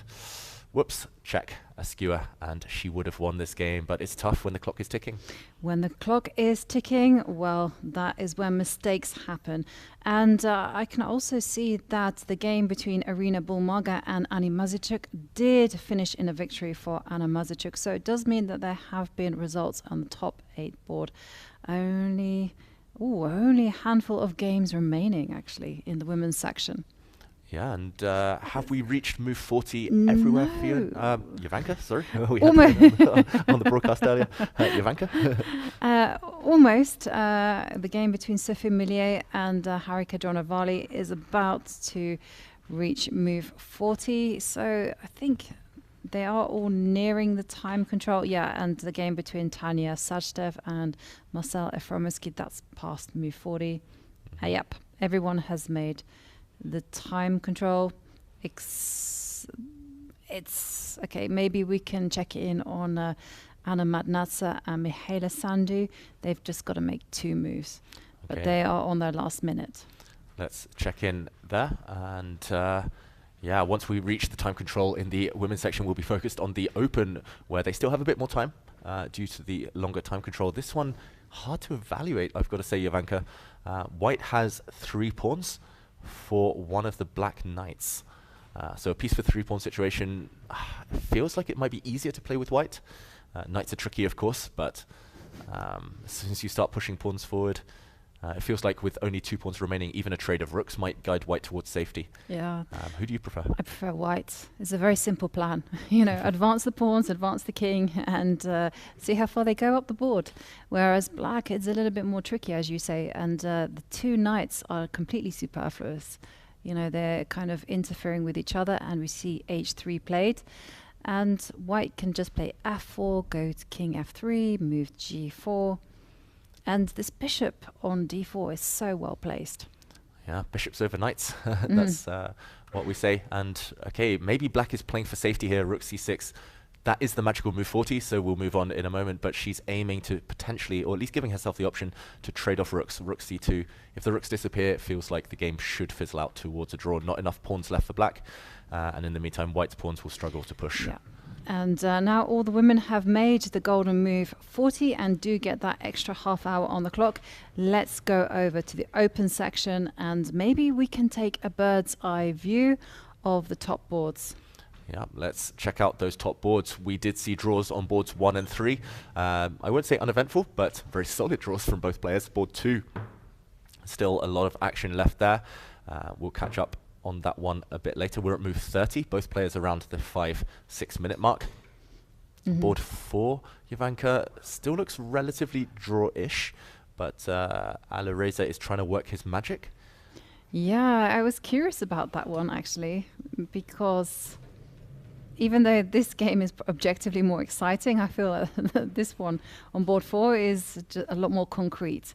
So Alireza presumably wants to double up on the 7th. Yeah, he wants to crash through on the 7th rank. He's given up his extra pawn. The margin for error now is kind of really reduced for both players. Right. And first up, you know, I think rook f8 has to be played. But black has a threat of going rook h3. That's scary business. Yeah, watch out for the white king actually getting trapped in no man's land behind enemy lines here, rook h3. So in order to fight that, I feel like there's only one move, which is, and luckily it's an obvious one, f5. F for forward, every time. Exactly. And now, big question, do you make a trade? Yeah, this one, and also if you trade, which direction? I think first of all you trade with the g-pawn. Yes, that feels safest. Yes, and white's idea now is if black captures, I think this would actually backfire instantly. E6, and the 7th rank pin would be decisive. For example, a trade of rooks, and actually white's king would hide behind enemy lines. The rook would come from afar, check, and actually the e-pawn will promote. Yeah. So black has to avoid this at all costs, if assuming white plays rook a7, f5. Maybe the idea, Jovanka, is rook e2. Luckily this pawn, that's why we capture with the g-pawn, because taking would allow a check and a capture. Still a draw, but black saves himself. It would be black perhaps on the better end of that draw. The irony, right? Yeah, the irony. And unfortunately for white, you're just running out of steam, running out of material. f6 check is just a 1-move idea. The king drops back, and whoops, this pawn is hanging. Maybe this is what Firouzja will go for. He'll just defend this pawn now, and yeah, a move like rook to e3, this one should end up fizzling out. Is there any tricks? Say, for instance, put the... No, I mean, I was thinking put the king on h6, but we're not. There's literally nothing there. Yeah, if you could land a rook on the g file with a check somehow, then it might be winning. But unfortunately, black's rook gets there first and will cover this file. Oof, it feels like Firouzja, he's tried everything. Could you try that actually? Put the rook on. Put the rook on a1. Okay, rook a1. Yeah. Let's say, just for instructive purposes, I'll wait. And do not much. I move back. Bring the other rook back. Yeah. Let's say I allow you to take the g file. Maybe that's stronger here. Oh, I think maybe you can go rook g6 check. Or rook g6 check. And suddenly the black king needs to watch out. Sorry, the white king needs to watch out on the h file. Yeah. Okay, well, I've successfully made a mess of this one, but yeah. Just to show, I mean, you wanted to break through on the g file here. Yes. The problem is for white, I think even without this h pawn, it's still a draw. The black king is actually surprisingly happy camped out on g8 and or h8. There's always stalemating ideas as well. So we're about to see a move from Firouzja. He's reaching out with his arm. Okay, 3 moves to make here. He's got 9 minutes, so plenty of time. But rook a7, I think, almost guaranteed in this position. It's that or f5 first. Okay. Yeah. But I think they will lead to the same. And we see Duda watching, Nakamura watching. They've signaled that they've kind of singled out Firouzja as a rival. And yeah, it looks like a draw most likely in this one. Rook a7 on the board. Rook a7 on the board. And, well, rook f8. Again, very natural move. It's going to keep the black position completely firm. And so you mentioned Hikaru, so now I got curious, like how is Hikaru doing? Yeah. So was this game, rook f8, of course, played. Okay, let's go over to Hikaru's board. And does he have winning chances? It's the infamous queen and knight versus queen and bishop. But for now, white's king is safe from checks. White's last move was to defend this diagonal, meaning that black's queen cannot infiltrate. And actually, the past a pawn, we've talked about it before, Jovanka. Rook's pawns against knights. If the queens disappear, white is simply winning. This pawn will motor down the board. Yeah. And what about if you take the pawn on b4? That's always my first question. And you have to wreck you with a lot of checks. Yes, there is a lot of checks on the board. I'm not sure which check I should deliver, but let's say I give this one. Big question. Again, do you retreat the queen, defend your king? Do you move the king? Maybe king f7? King f7, yeah. I wanted to give you another check, but I now maybe I'm going to go queen e7. Now that my king is closer to that side of the board. And now the problem is I can't continue kind of grabbing pawns, for example, because we would see a turnaround. Black would deliver a nasty check. Yep, the dynamic duo of queen and knight are back in business. Yeah, suddenly it collapses for white. Queen and knight, anytime they deliver any check, it's usually fatal. So queen takes pawn is definitely what he's banking on here, Arjun Chopra, but what has he missed? Maybe you can just go bishop takes pawn. Yeah, maybe just bishop takes pawn. I was a bit worried initially of queen to f4, attacking this pawn, attacking the bishop. Yeah. Oof, this one is still mightily complicated. Have we reached move 40? We have reached move 40. Okay, so I will hunt around for a game that hasn't reached move 40, and everyone is nearing the time control. Yeah, and just maybe actually we'll go to one game that hasn't. Arjun Erigaisi against Alexey Sarana. They're on the 3.5 minute mark. And, well, do you remember when I said it was mission impossible to exchange the bishop and the knight? Wow. Well, commentators curse because it's just appeared on the board. It has appeared on the board. And fascinating that black actually initiated that exchange. If we just backtrack, I think it was only a couple of moves. It was here. Black decided to plant the knight on e4. It really feels unnecessary. I was expecting maybe king to g7, dart squared strategy, b6, maybe reroute the knight round to d6. But knight to e4, trying to plonk itself back on a beautiful outpost. This was swiftly eliminated, of course. And really important that white can't push forward with d6, trying to deflect the black queen from the protection of its rook. Because after this exchange, whoops, there's a checkmate at the end. This is why we wanted the back, the vacating move a3. Okay, instead we saw queen to g3, rook back to blockade, and still hard to break through the rook on d6 and the rook on e4. Yeah, it doesn't look like this position will fall to the ground for black. Just as one of our tablets did. Sorry for everyone listening with headphones. Hopefully that made me noise was not jump. too loud. Okay, well, queen to e1 and queen c3 threatened. I like your idea of going a3. Just a simple chess. Just when in doubt, you just Exactly. want to hide the king. Hide the king. And okay, and the big question is how to break down this blockade that black has established. And well, for starters, I'm really annoyed by that rook on e4. I feel like that has to go. So maybe queen c3 So followed queen by rook c3, d4. rook d4. And then, you know, once I've managed to get control over the e4 square, then you can just relocate the rook to the c line.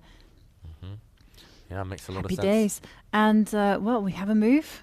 Okay, and happily allowing a queen exchange. Queen to e5 is basically asking for the queens to disappear after queen to c3, and I think he's timed it well. Alexey Sarana here, if white does play the move queen to c3, then most likely we would see an exchange, and the black, well, I was going to say the black king enter, but suddenly there is a check, forcing the black king to stay honest and retreat. And maybe then I can get on with my plan of actually getting rid of that rook on e4. Yeah, in the near future, or maybe rook F4, right? Yeah. Also, the white king will come. Suddenly, we've not just got the d and e pawns to worry about, also the c pawn if it ever steps forward. I said he timed it correctly, but actually judging with that variation in mind, queen c3 removes any risk at all for Erigaisi, anything that remains there. But maybe he has a concrete idea. So if you do go queen c3, queen takes, and now you go b5. Okay, clamping down. Yeah. Let's say I just wait. Okay. Oh, whoops, not king c1, king c2 maybe. Okay, now rook to drop back. And I protect my pawn. And this is where I wanted to actually play f5. Yeah, f5. But will not thrive, right? Yeah, I don't know. It's tempting. He plays queen c3. The queens are coming off this board. I guess a check. And if you move, I wanted to. Oh wait, I can't. Yeah, you can't do that because rook takes. c4. So I would be obliged to take this one. But everything's fizzling out now. Yeah. Jovanka, still some chances for white maybe to go pawn hunting, but feels like it should be a draw this game. Maybe king b3, king b4. Yeah, I think you're right. This must be his plan. Sarana, he's very concrete as a player. He's got great psychology as well. He always seems to know what his opponents want to do. I've noticed that from playing him multiple times at Online Blitz. Yeah. Any plan you have is often snuffed out quickly and efficiently. Well, I'm impressed by how he spotted that he could trade queens so quickly, because I would not be making that decision until we've passed move 40 and they are move 35. Yeah, maybe he intends as well to trade queens, and if he can, zigzag his king in. Oh, I'm not sure very it's nice. viable, but I think he's going to be ambitious because that is actually playing for the win. It's playing for the win. I think, again, just one move too slow. If you could get king g5 just in time, you'd be doing well. But your idea, rook f4, I think just before the black king reaches the beautiful g5 square, forces the blockade to be broken. And here the black king is simply looking silly on the edge. So, okay, will he trade on white's terms? Big question now. Will we see drama in the next 5 moves? That's the other question. That is the other question. So what is Sarana going to be playing? What's the clock time? It's 2 minutes, so he can spend. I wonder actually. No. I was just I thought, oh, there's rook takes pawn, but there's no rook takes pawn. That's just me hallucinating, because of rook takes rook, and whoops. Yeah, unfortunately there's a pin, so no time to take this rook on d5. Yeah, right now I'm expecting a queen trade. It's just whether he waits, plays a move like f6, or whether he takes. The problem is allowing the white pawn closer to its fellows in the center there does feel a bit risky. I'm wondering, Jovanka, do we stay here? Do we browse around? Do we scout out for other time scrambles? Okay, this position does look relatively calm. I'm gonna hunt around for time scrambles, and okay, Queens are off the board. Meanwhile, in this game, queen takes c3 played, and okay, very quickly. Maybe the game Alexey Shirov against Abdusattorov. And because according to the evaluation bar, it looks like Alexey Shirov is in control, and they don't have too much time. Okay. This is the current position. Wow, Alexey Shirov. This is a real clash of generations. Abdusattorov representing the young crowd and Shirov representing the over 50s, the legends of the game. And 5 moves to make here. Shirov's down under 1 minute. He is currently, it's level material. Some nasty checks to deal with. A hit on this pawn. I wonder whether he can just be greedy though. Why not just capture it on c4? Well, one of the things that I always do in these type of positions is I always try and find a hiding place for the king. And once I found one, like h3, I'm like, okay, then you can get greedy. And greed is good. Yeah. It's off the board. It's off the board, and black can give a check, but nicely knights protect their king so well. At the very minimum, you drop back with your knight, and you keep the king safe from any checks for eternity. And white also has the passed d pawn now. This could, at least in rating terms, be a bit of an upset. But Shirov, he really... Oh, whoops, sorry. I've just clicked on something there. Yeah, Shirov, he really does thrive in these big events. High pressure player. Yeah, and we must remember he actually got a spot to the the Grand Prix, right? The Grand Prix. The Grand Prix, and the last time he played in the FIDE Grand Swiss. Yeah, finishing top 10 in any Grand Swiss is a big achievement, and he achieved that last time. So right now, Abdusattorov pawn down, facing the march of the d-pawn, that relentless pawn push. I think he has to give a check and make this white knight passive. Otherwise, it just looks too strong, potentially even jumping into f5 later. I'm so tempted, though, just to get the king to f3.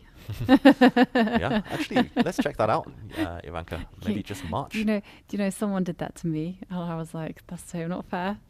Literally, you got to remember this combination of a knight standing sideways to the king. They cover so many squares. Yeah. It was untouchable. Knight being the king's best friend here, just literally controlling everything. That's why it's called a knight, because it has to be knighted by its king. And, very good. And yeah, right now, literally 0 checks. It takes me 2 moves to initiate 1 check, and then the king will hide the other side of its knight. Yep. And yeah, this one actually looks close to being over. I don't really see any glimmer of hope of salvation for Abdusattorov.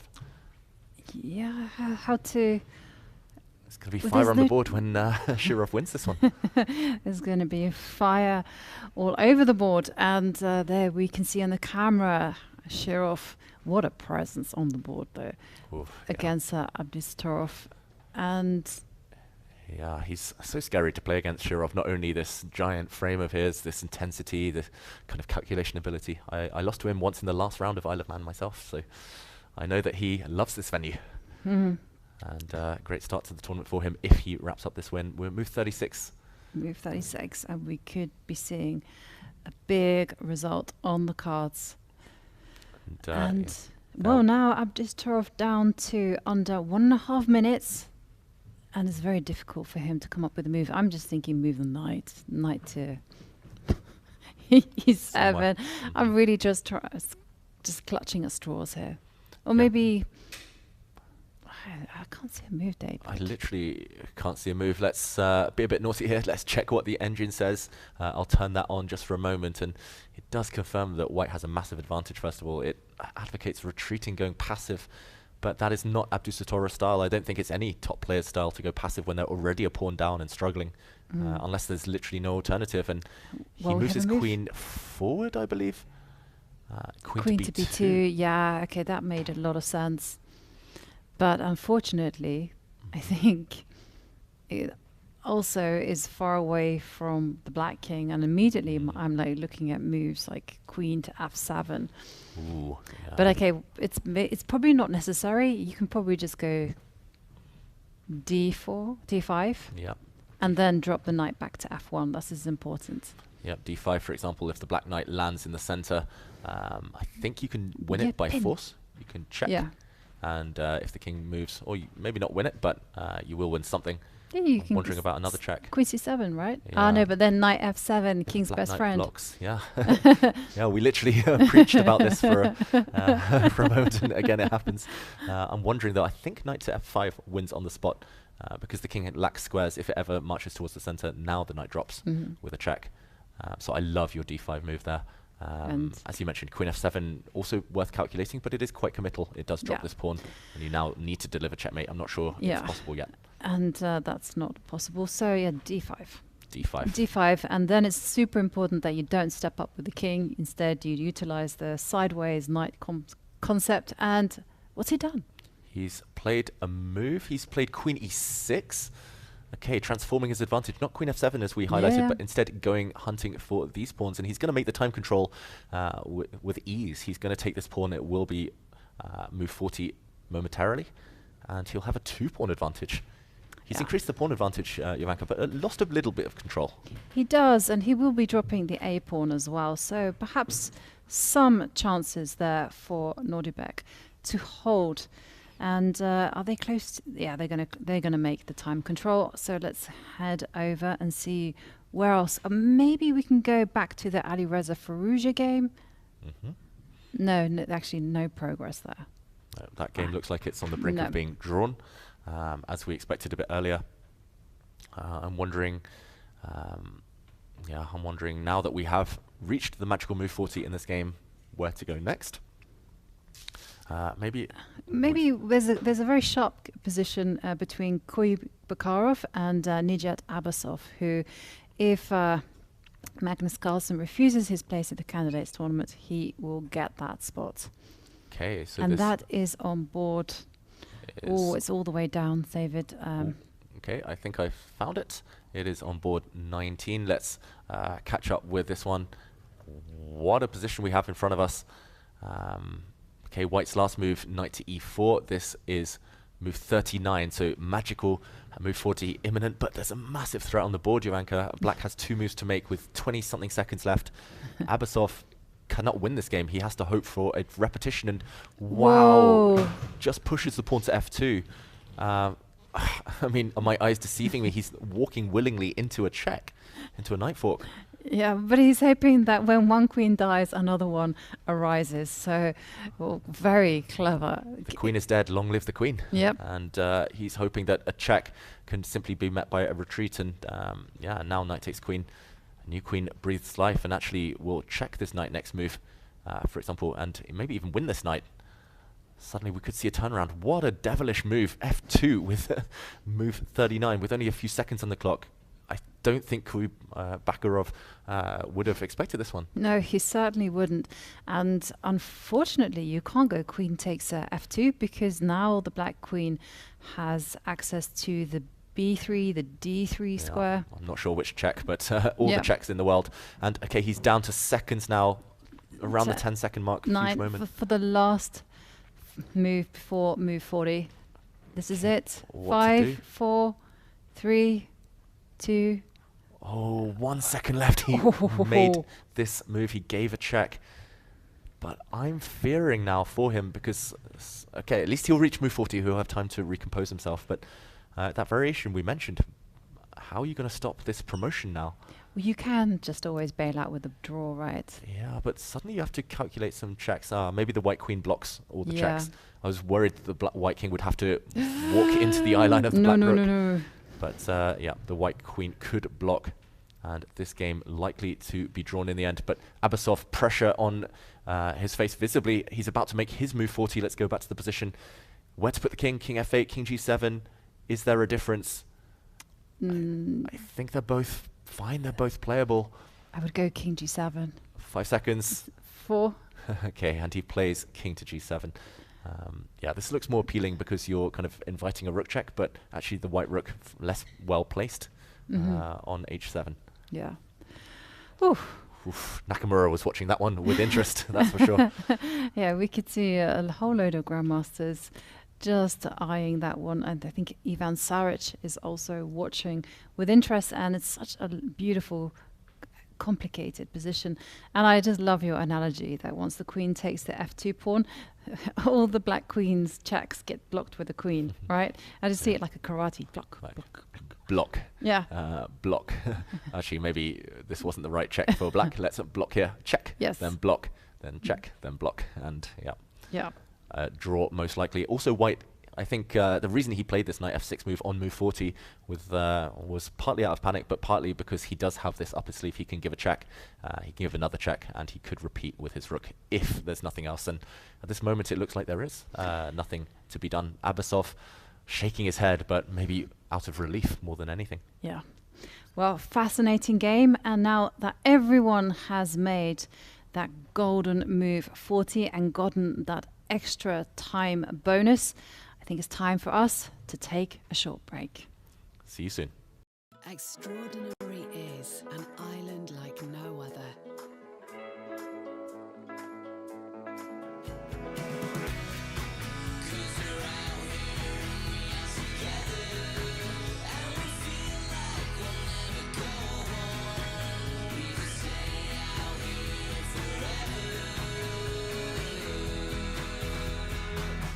Extraordinary is the Isle of Man.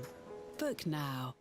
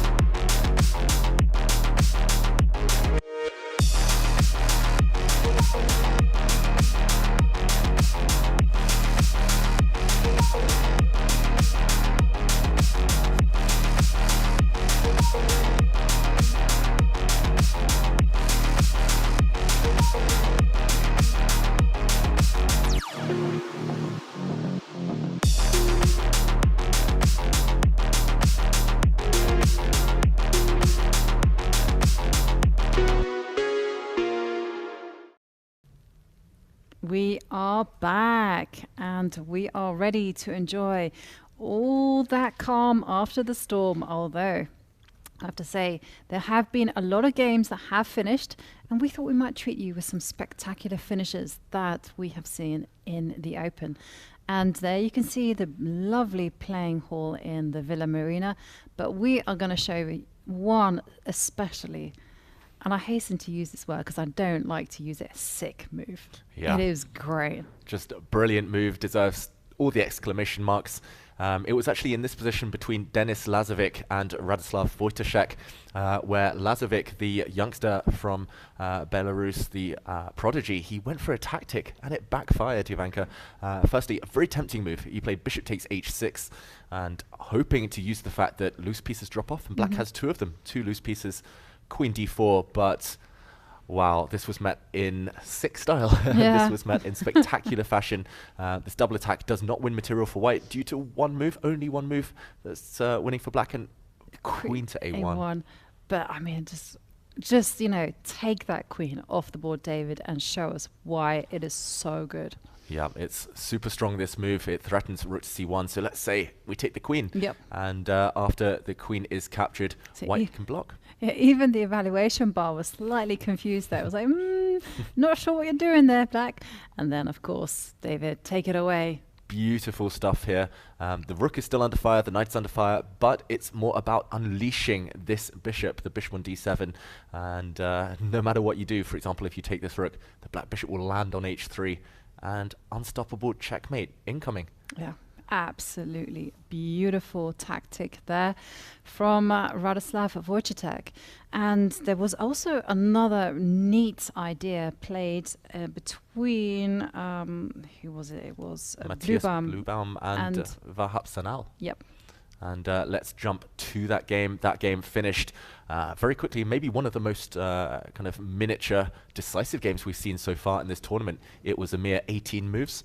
And okay, this is the final position. I've spoiled it for everyone, but let's go back. Just move 15, 3 moves before the end. Black played a very healthy looking move, knight f6. Black is ready to occupy this outpost on d5 with a nice blockade. Actually, similar pawn structure to the game, the top board clash between Lamy and Caruana, just with more pieces on the board. And before that happened, Matthias Blubaum, very ambitious German grandmaster, played d5, blowing open this diagonal for his bishop, and he was swiftly rewarded, Jovanka. The pawn was captured. I think this pawn was actually poisoned. He should have resisted the temptation, but queen c3 lining up now. And after, well, I think nothing, no good choices there, but after the slightly yes, pedestrian h5. Well, it was played to stop the knight coming to g4. Actually, that's really instructive. Let's show that. Rook e8, knight g4 would crash through. You break down the barrier on f6. Knight takes knight would land checkmate next move. But there's another direction, unfortunately. h5. Maybe he'd missed this one. Knight to d7 instead. And again, it's all about undermining this knight. If knight takes knight, checkmate. Instead, queen takes knight would have been met by recapture and checkmate next move anyway. Death on the dark squares. Not advisable. And, well, we have reached the time control, so there have been a lot of results. And we should take a recap of what happened so far on the top boards. And we'll bring that up shortly. But in the meantime, let's actually do kind of like a recap on the status of what's happening in the women's section. Yeah, and let's jump over to the women's section where we saw some games a bit earlier. This game we mentioned most likely fizzling out towards being a draw, but let's go to the bird's eye view. Let's let's do a bit of a dive into an overview. Yes, and you know, I think in the women's section, like top 12 boards have all finished, and there's only a handful of games remaining. Wow. That's surprising. We've only just reached the time control. I guess the women's section, they reached the time control about half an hour ago, but still surprising to see such quick games, so many decisive games as well. Here we see a snapshot of what's still going on, Jovanka. Yeah, and yeah, you can see here everyone is in the end game, and let's just do like quick predictions. So Mkhitaryan against Yavakhishvili, opposite color bishops. Draw. Yes, as drawish as you can get. And then we had the knight versus the 3 pawns. This is far harder to call, and it's not clear who's better, if anything. The second game you see there on your screens, I like Madnadze's pawns, but a knight is a knight. Yeah. And also that knight can do some funny business, right? It can target the b3 pawn. But,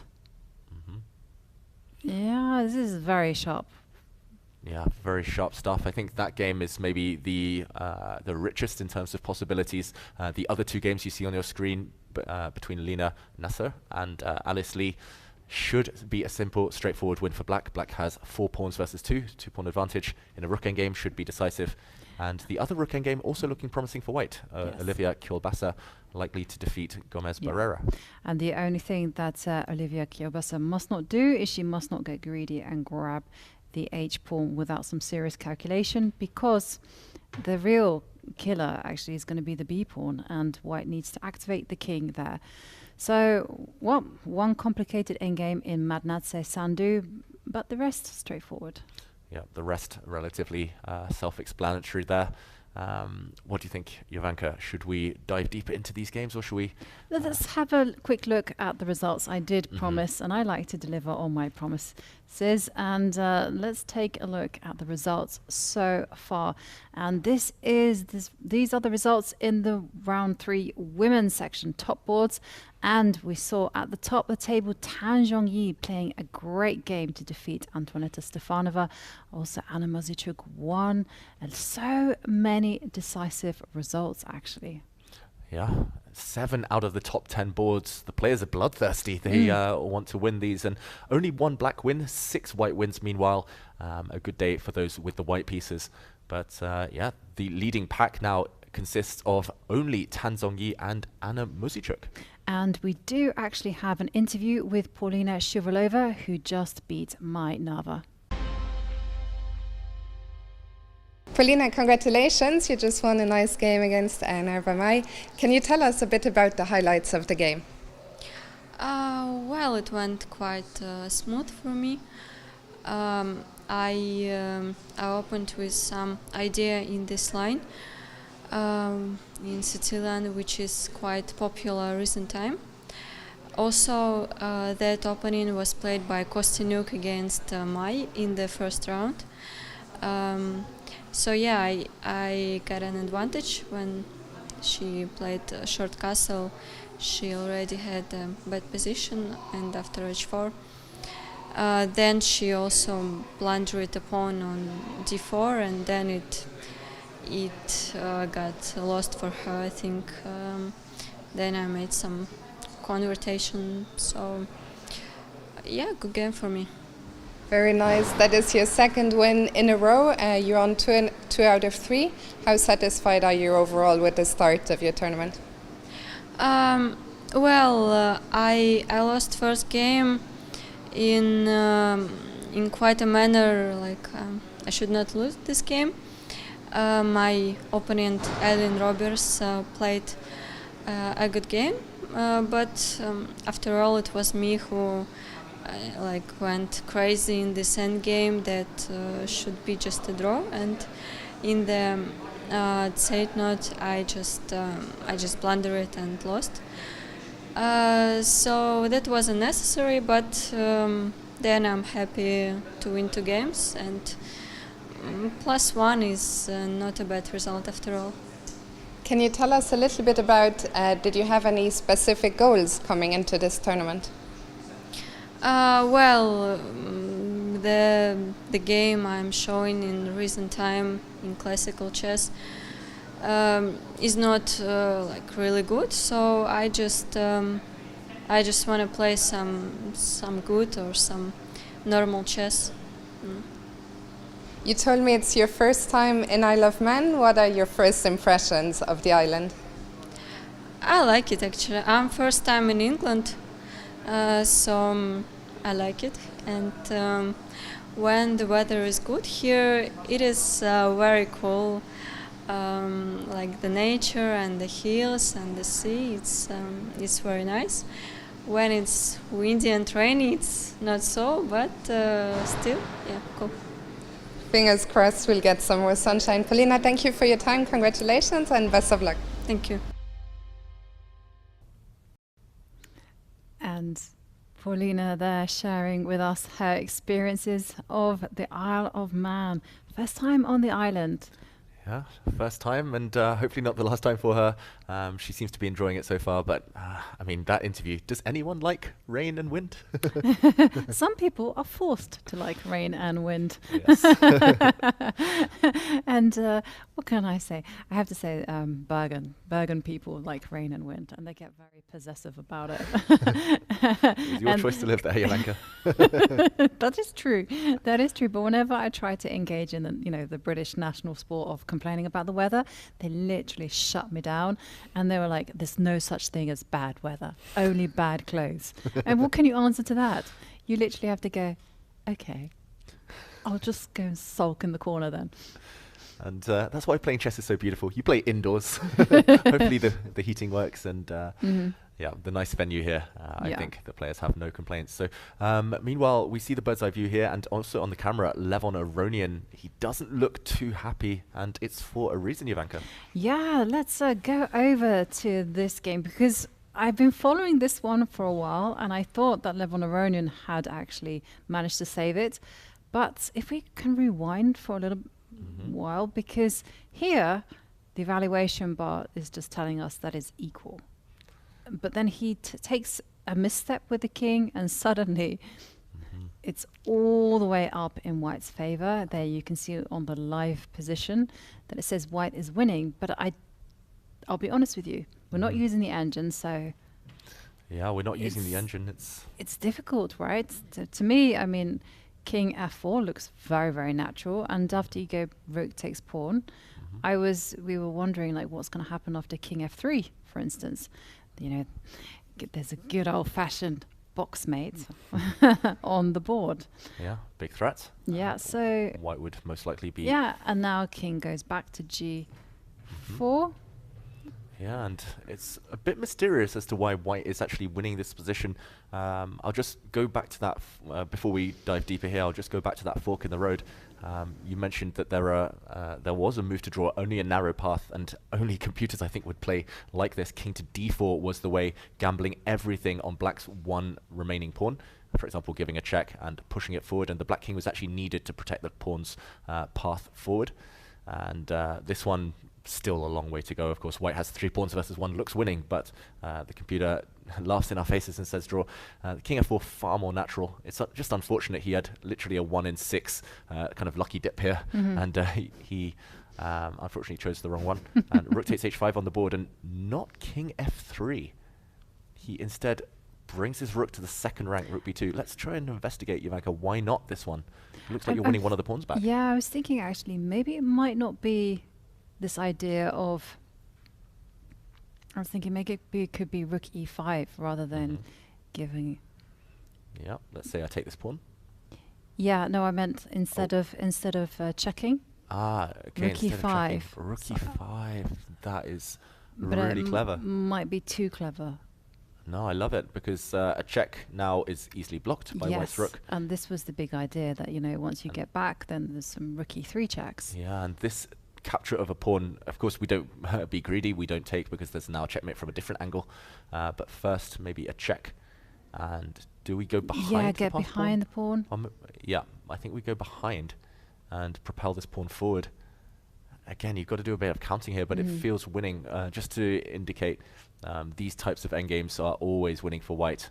The white king now is actually in the square of this black pawn, and black's rook passive, white's rook active. Wow, this is really clever stuff. And maybe in light of this move, not wanting to allow rook e5 and kind of coming back and behind, that influences Levon's decision to play rook b2. But then there, I feel like you can just step with the king, right? Yeah. No. I agree. It looks like the most natural move. I didn't want to allow your king f3. White's rook is flexible. I think white's rook needs to stay on this b5 pawn, because if, for example, I move away, then the black rook slides behind. And whoops. So you need to keep the black rook honest. And if you just move the rook, say you're not worried about any checks, sorry, king f3s or whatever. Okay, let's move the rook. Let's move the rooks. d5, c5. c5. Just for fun. No, maybe not c5, maybe d5. Okay. And go. yeah, the reason I didn't want c5 is because maybe there's some b4 ideas and you take away a checking square from the rook. And you just want to push both pawns, actually. Yeah. The black rook will struggle to deal with both. Is there a word for like... The trousers? I like it. When you have two very far disconnected pass pawns, it's like two legs. I don't know why it's called that. At least in Russian chess circles, it's called the trousers. It's like you have two legs of the trousers on opposite sides. They're like walking down the board. Like yeah. I like it. Okay. I think there's another word for them, but that's the term that I know and use. And now and now actually you can't stop it. So say you go... Let's say b4. b4, and now trouser 1 starts going. Yeah, which leg of the trouser do you step forward with first? Yeah, the problem is the b pawn can easily be blocked, I guess. Yes. Not just that, but also... But yeah, exactly. The pantaloon is now running. So I'm sorry. I'm sorry about that, David. The three-quarter trousers. Yeah. The chinos walk down the board. Yeah, this just unstoppable, this pawn right now. Actually, I love this move. I'm not sure, again, which one, rook d5, c5. But, yeah, simple plan, and simplicity is quite a nice way to do it. Which also begs the question that this rook to b2 is perhaps a further inaccuracy. It does making white's life easier. It does feel like it's trying to be a bit too clever, rook b2. But then again, if the position is lost, it's lost. You just have to go for practical and I just really like this idea of going h5. I feel like that's so obvious, because if the black king then steps forward with f3, you can, just give a check. Give a check. Which check? d3, f5, d3 maybe? d3, yeah. And then naturally, if the king tries to attack you, you can slide behind the other pawn maybe. Yeah. And just black's pawn a bit too slow in all these races. The problem is, even after a move like b3, you can just move the king, and black's rook is tied down to that pawn. Of course, maybe more accurate to go for the go for glory, go for the coronation of the h-pawn itself. Wow.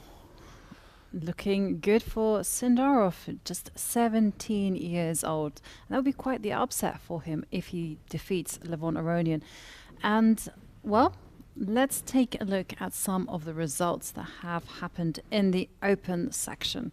Still many games in play, and whereas it was a really decisive day for the women, on the top boards in the open section, seems like there is nothing to separate any of the players. Yeah, far more peaceful mood, at least in the games that have finished. We have 3 games remaining, potentially 3 decisive results still to come on the top 10 boards. But among the leading pack, Jovanka, all draws so far. All draws so far, yeah. And perhaps we're going to see some decisive results somewhere, and let's take a look at the bird's eye view, and we can see Arjun Erigaisi against Alexey Sarana. Draw. I think that game is over, yes, or going to be drawn. It's going to be drawn, and Sindarov and Levon Aronian, that one will see a decisive result, and Alexey Shirov against Nordebek Abdusatorov. We did pay a visit to that just before the time control of move 40 was reached, and that one it looked like Shirov was winning easily, but maybe not the best execution there from Shirov. Yeah, I must admit I am surprised to say the least about what Shirov has been doing. It's very anti-Shirov type of chess, going passive with his queen. Maybe we can jump into that one first of all, Jovanka? Let's go there. And then we will check in on Hikaru Nakamura and his progress. But a quick visit to the Shirov game, where we saw a bunch of checks. I think maybe panic setting in around move 40. Let's try and jump into that one. Yeah. We left it just as Shirov was, his clock was ticking down, but he was going hunting. He was grabbing a bunch of pawns, and we thought they were all dropping with check. But actually, one of the pawns survived. And let's try and get that Shirov game up, potentially. Yeah. Let's definitely get that game up, and it's on the screen. On the screen. By the power of magic. The power of magic. And Shirov, I'm just so shocked he didn't take this pawn with check. It's free food. It would have given you one extra move closer to move 40. Probably you could transpose back into the game. You could probably win this b7 pawn a bit later, but he was so zoned in. He was so focused on eliminating the b7 pawn. We saw Shirov Russia out there, I think, on the way to the bathroom, but he gave a check first from e6 and now from c8, but suddenly he's chased the black king to safety on g6. No more checks other than this passive b1 square, and this is what I was talking about.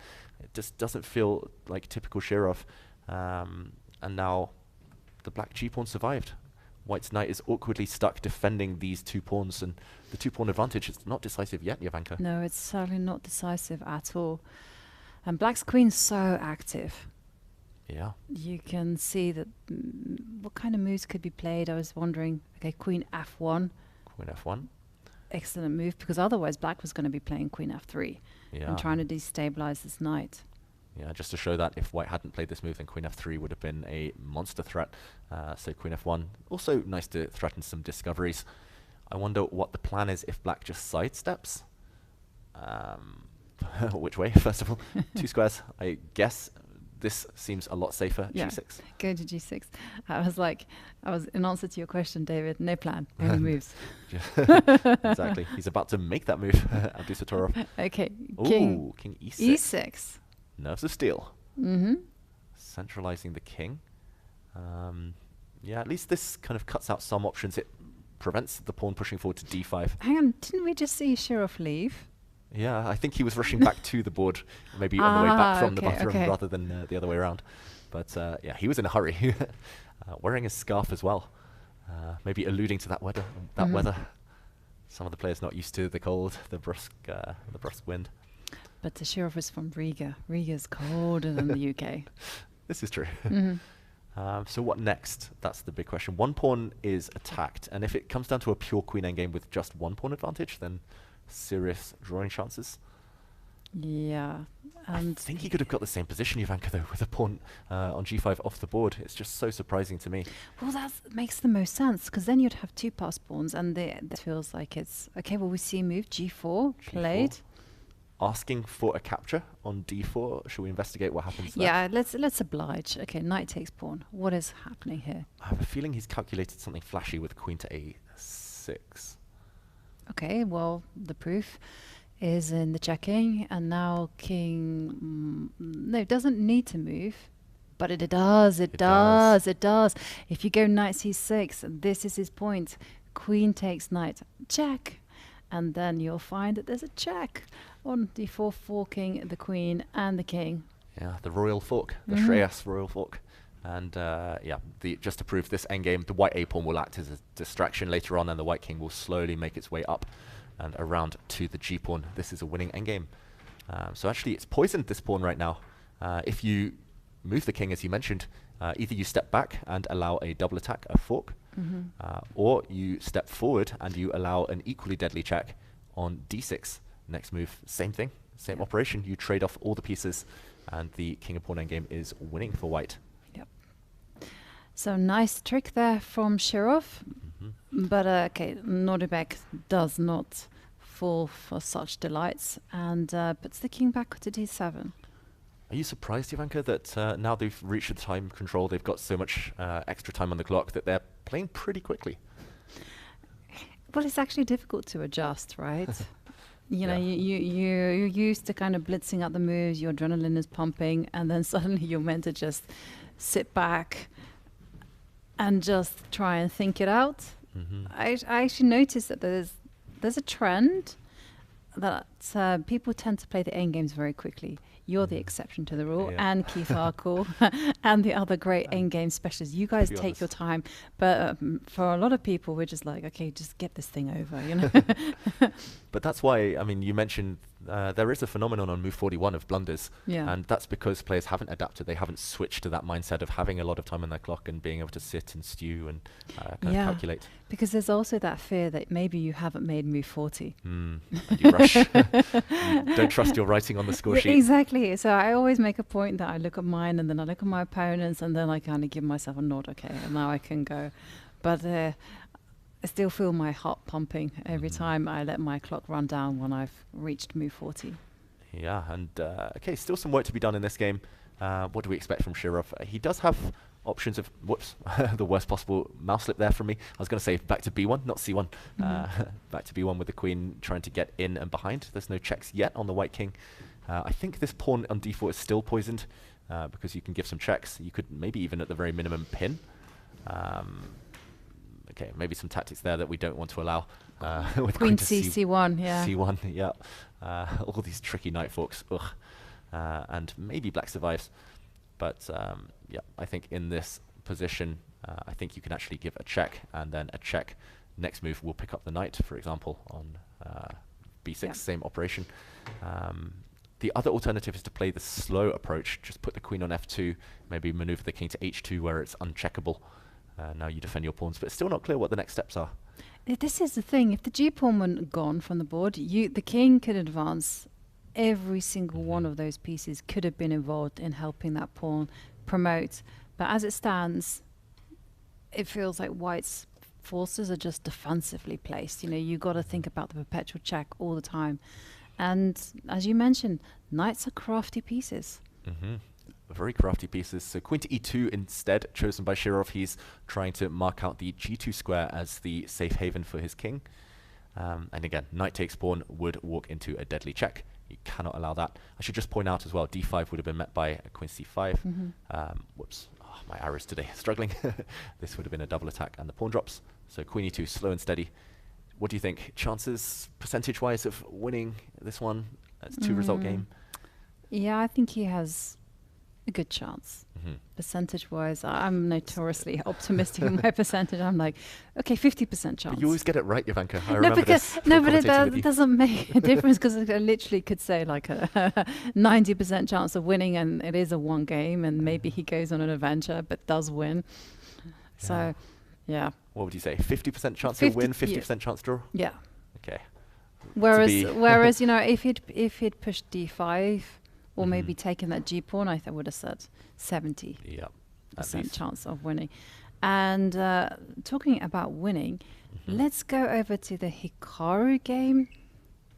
He's facing off against Aryan Chopra, and we left it when it was relatively balanced, but Hikaru did have some tricks up his sleeve. Yeah, this is the current position. Hikaru's totally winning suddenly. And yeah, let's jump back to the moment we left it. Let's keep an eye on the camera, though, because we could well see a handshake. Chopra looks devastated. Wow, we last left it after queen takes a6, so just after the time control. We're now at move 49. This was move 41. Black did indeed take this pawn. White's queen dropped back. Just defending, covering everything. Really nice, instructive. That was the great point to Hikaru's play. Threatening a double attack with bishop c3, also threatening this pawn, which disappeared. And okay, it still feels maybe tenable for black, but queen to b6 allowed the white pawn to push, and it's this two-pronged attack, right, Jovanka? A pawn distraction, whereas the real action will happen on the king side, and black's king actually lacking shelter. Oh, beautiful, queen e2. This is why he's the next level. He's a step above most ordinary grandmasters. There's actually a mating attack incoming. Queen on the light squares, bishop on the dark squares. And a check. Simply dropping back, closing the cage around the black king. h5, simply taken. Three pawns, a queen and a bishop attacking the black king right now. Yeah, that is a magical number, and you feel like bishop h6 is still in the air. Yeah. Also bishop f6. I mean... Unfortunately for black, this knight is dominated by the white bishop. The bishop covers all these squares, meaning the knight can't jump in with a check. Any checks from black's queen, safe haven, g3. Wow. Looks over. That's actually such an impressive move, actually. Like, for me, it's the point where he retreated the queen to d3. I should show that. Because we were so obsessed with capturing pawns. You know, the pawn on c6 was up for grabs, so was the pawn on f6. But instead, he's like, okay, let me drop my queen back. Let me switch my attention from the queen side over to the king side. And he did it. Yeah. With perfection, right? So classy, combining defense with attack. Yeah, and then, you know, dropping the queen back to e2. Oof, yeah, let's show this a few moves later. Queen e2, silent but deadly. Sorry, hiccups. Yeah. And yeah, this one, I think it's in its final stages. Hikaru looks pretty chilled out on the camera right now. And the clock has been stopped. Hikaru gets his first victory and moves to 2 points out of 3. And in the end, I think it was just a great game from Hikaru. Yeah, just fantastic. I mean, that pawn sacrifice earlier, maybe he could have converted the advantage in better ways. He was slightly shaking his head there at the end, but ultimately it was smooth. It was creative. He did everything right, and a win with white against the 2600 plus player, that's a good way to kickstart his tournament. Yeah, definitely. Remember, it is still early days in the competition. We're only 3 rounds in, and suddenly were there more people? And we also see a result there from Cube. Nope. Not a result, just leaving the board. That game's surprisingly ongoing. Really? Maybe we check in there next as Hikaru leaves the playing hall. Just the board next to them, let's jump in. Okay, still in progress this one. Let's go back to where we left it. We left it at the time control. The players made move 40. We were discussing where the black king goes. It came to g7. White gave a check and another check. This one, I must say I missed. It wasn't on my radar. I was more focused at eliminating the dangerous f2 pawn. What's the idea? If queen takes, then there's a nasty checkmate. Beautiful. Yeah. Closing the cage, and this black king, I'm not sure the name of this checkmate, but it's a cool one. It's a good one. I don't think it has a name. No, and okay, instead the knight was poisoned, so the king had to move. And wow, throwing away the rook as well. He's determined to sacrifice all his pieces. Bacrot here. The idea is if the rook is captured, then the queen slides and actually checkmate again. For example, if the king comes to g7, the knight and queen, the potent duo, close the cage. Wow, that's such a fiendish position. Okay, rook h8, but okay, calmly, black just ignores all that. Yep, the king moves, dodging the poisoned knight first of all, then dodging the poisoned rook. A dance between the king and rook. Doesn't actually change the position, all of those flashy tactics. And at the very end, the white knight did eventually take the black queen and a block. Okay, so the evaluation bar in this one still roughly in the middle.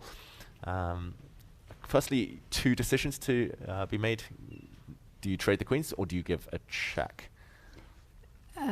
Trade the queens? Yeah, trading the queens. Isn't that just going to be a win? Yeah, unfortunately, just not in time to take this remaining pawn. I was going to say maybe you can play a move like rook b5, eliminate the last white pawn, but white can give a check and keep this construction intact. Actually, black's king is caught in a mating net anyway, and white's king will soon step up. This would be winning. Yep. So can't trade the queens. No. And so let's follow the checks. 1 or 2. Let's the third row. Queen to d3. That is a check. White will most likely block again. Yep, like block it, and then back again. Karate chop block. Yes. You want to block. Oh, no, but that's a mistake. Yeah, now no more checks. Maybe you do have to take this knight. And then calculate. But if you take the knight, you lose a rook. Yeah, I was going to say maybe there's some perpetual, but there really isn't. For example, a position like this, it's only 1 check in the corner. Yeah. This is easily dodged. No more checks. Well, maybe you have to go back to your plan then. Wow, there was this position had so many more levels than we anticipated. So now take the queen. Now take the queen, and I take. And now go b3 check. b3. You. And now rook to b5. Okay, and now I will check you. And now I go up. And it's Zugzwang, Jovanka. Maybe this position, you need this with white to move, although that still looks winning. Because suddenly black's king cannot move. King h7 allows a forced checkmate. Yeah. You cannot move the pawn in this position without it being captured. You cannot move the rook because you need to keep an eye on this knight. If you drop back, then again, this cage is closed. Although there's a nice stalemate trick. Yep. But unfortunately, white is not obliged to take the rook with stalemate. White would first flick in a knight check and then take the rook. And yeah, if the rook kind of, after rook d8, if it stays on the 5th rank, then just the pawn drops. Yes, yeah. You're wow, right. This is treacherous. Okay. So let's go back to... How is this a draw? Maybe you give a check and then you just prevent any checks against the black king. You just drop back. Covering h8, covering c5. That's not obvious. No, that is certainly not obvious because the knight is going to come to f6. f6, yep. And it looks terrifying. It does. But I guess you do have this check now, although the queen blocks again. Yep. Wow, what is happening here? Unless you just ignore everything and push pawn to b3. I mean, it's terrifying. This okay, I have a cool move. Okay. No, but it doesn't work. I was going to go queen c5, C5. but no, it doesn't work. Trading the queens, but unfortunately king g8. Yeah, and I can probably go back and go knight f6 and accept the draw. Oh yeah? That's good. You're not losing. It's not no, I'm not losing. Look at that. I even blundered my queen. Happy days. Happy days. And maybe the position's drawn anyway, so this would be a flashy way to end the game. Queen c5. Oh, I like it. But okay, and if you go rook h, then king to g7, and you're going to have to... You've seen it before. Yeah, exactly. You're going to step back. Yeah, and the position repeats itself. So, okay, this is the only route we've seen so far to the draw. Is this the only one? Queen f5 we also mentioned, but now there's no queen to d4. And you need the queen on d4. You cannot control h8 from e5 because there's a different check to worry about. Okay, it's all about this d4 square centralization, Jovanka. Yeah, that's really, really instructive. Wow. So queen d3 check and then queen to d4. Do not carry on the checks and then draw. It is a draw, but Abasov is the one forced to find it, forced to make it. And can we check with the engine to see if that's the only path to the draw? Yeah, I think it is. Queen takes c1. This endgame, I think, we concluded has very good winning chances, if not concretely winning for white. So taking the queens off, and other than that, queen d3. And queen d4 only win. Only move. Wow, it took us a while. We got their process of elimination in the end. But Abasov, he has to find that over the board. He does have 41 minutes, luckily. Yeah.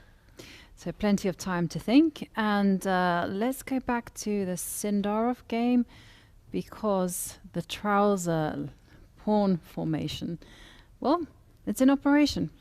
It's in operation. Some counterplay with the black b pawn, so how careful do we need to be? Right now, does white, for example, just push and ignore everything? Does white move the king closer? Does white give a check first of all? Lots of options. Yeah. So I would be tempted to push the h pawn. I think that's the first thing that players would calculate, right? Just what if we ignore everything? Does black really have a threat? If black has a threat, then we retrace our steps. There might be a threat though of rook to b1 check and then get behind the pawn. Get behind the pawn. Although even this, how do I do this? Even if I was going to say check and take the pawn maybe. Let's say I check.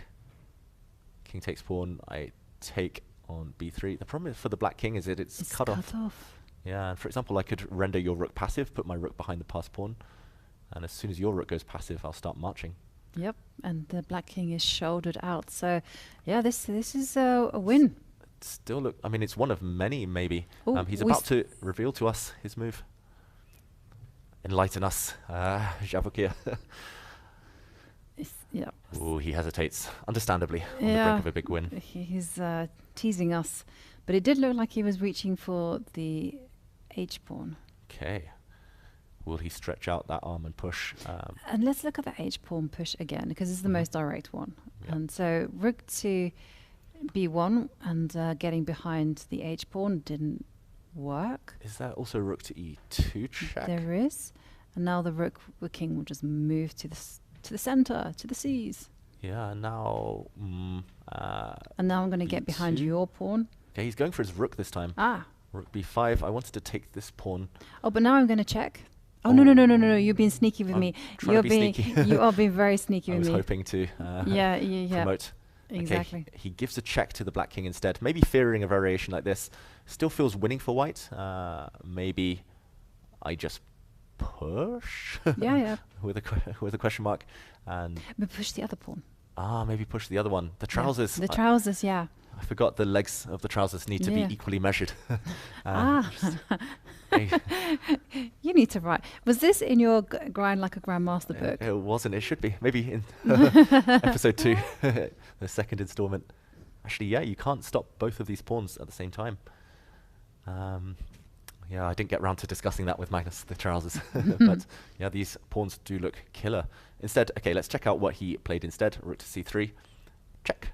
Yeah. Maybe this is even more efficient. This is good, right? Okay, the king will move. Where? E4? Yeah, let's just put that there. And then now Now you start rolling with 1. Okay, which trouser leg? The one that can't be easily parried. Okay. So that one, yeah. H6. Yeah, the black rook has to go behind. That's the issue. Okay, I go for your check. And now king. D2 most likely. D2, yes. I have to go up there because otherwise. Yeah, B2 can now be met by king C2. C2. And the pawn would fall. Yep. I mean, this just looks over. Yep. Yeah, actually, he might have just found a really professional way with minimal calculation, minimal risk to seal this result. Just marching with the king. The B pawn will drop. Yes, it might mean the H pawn falls too, for example, something like this, but 2 pawns are better than 1. And this should be quite elementary stuff. Yep. Yeah, I think he's going to win. Sindarov, he looks visibly excited. Yes. And well, he always looks excited. Yeah, this is true. He's always bouncing up and down. When you're young, you're always excited. And yeah, rook to c3. I mean, what happens if you go... You could just... The king cannot catch the pawn. It's just too slow. Yeah, g4, you just push the pawn too slow. You can go into g2. I'm not sure why the black king would ever land there, but white could at the very minimum deliver a check, push the king to the side, and now the h pawn is certainly unstoppable. Yeah. Levon Aronian, heartbreaking. He's been in such good shape in the first 2 rounds and in general, but looks like this one is going to be a tough day for him. Yeah. And talking about good days and bad days, we also had a result in the game between Alireza Firouzja and Zhalmakhanov. And there, the international master, Zhalmakhanov, did hold Alireza to the draw, which is a fantastic achievement. You just have to bear in mind, he's got a rating of 24.47 and holding Alireza, is he 2800 plus or is he for just under 2800? I think 2770-ish, but over 300 points outrated. Exactly, and with the black pieces, just fabulous achievement there. Yeah, let's listen to some words of wisdom from Alireza Firouzja. Yep. Alireza, you just drew your 3rd round game against Zhalmakhanov. It looked like he is a very surprising and underrated opponent, probably. Yeah, for sure. He's not playing international level master, so for sure he should be the grandmaster at least. And today he played really great. I didn't have, I think, so much chances in the game. Maybe at some point I was just a bit better, but probably it was not so much. So draw was a fair result today. You start the tournament with 2 out of 3. How satisfied are you overall with your play and the results so far? I was satisfied until yesterday.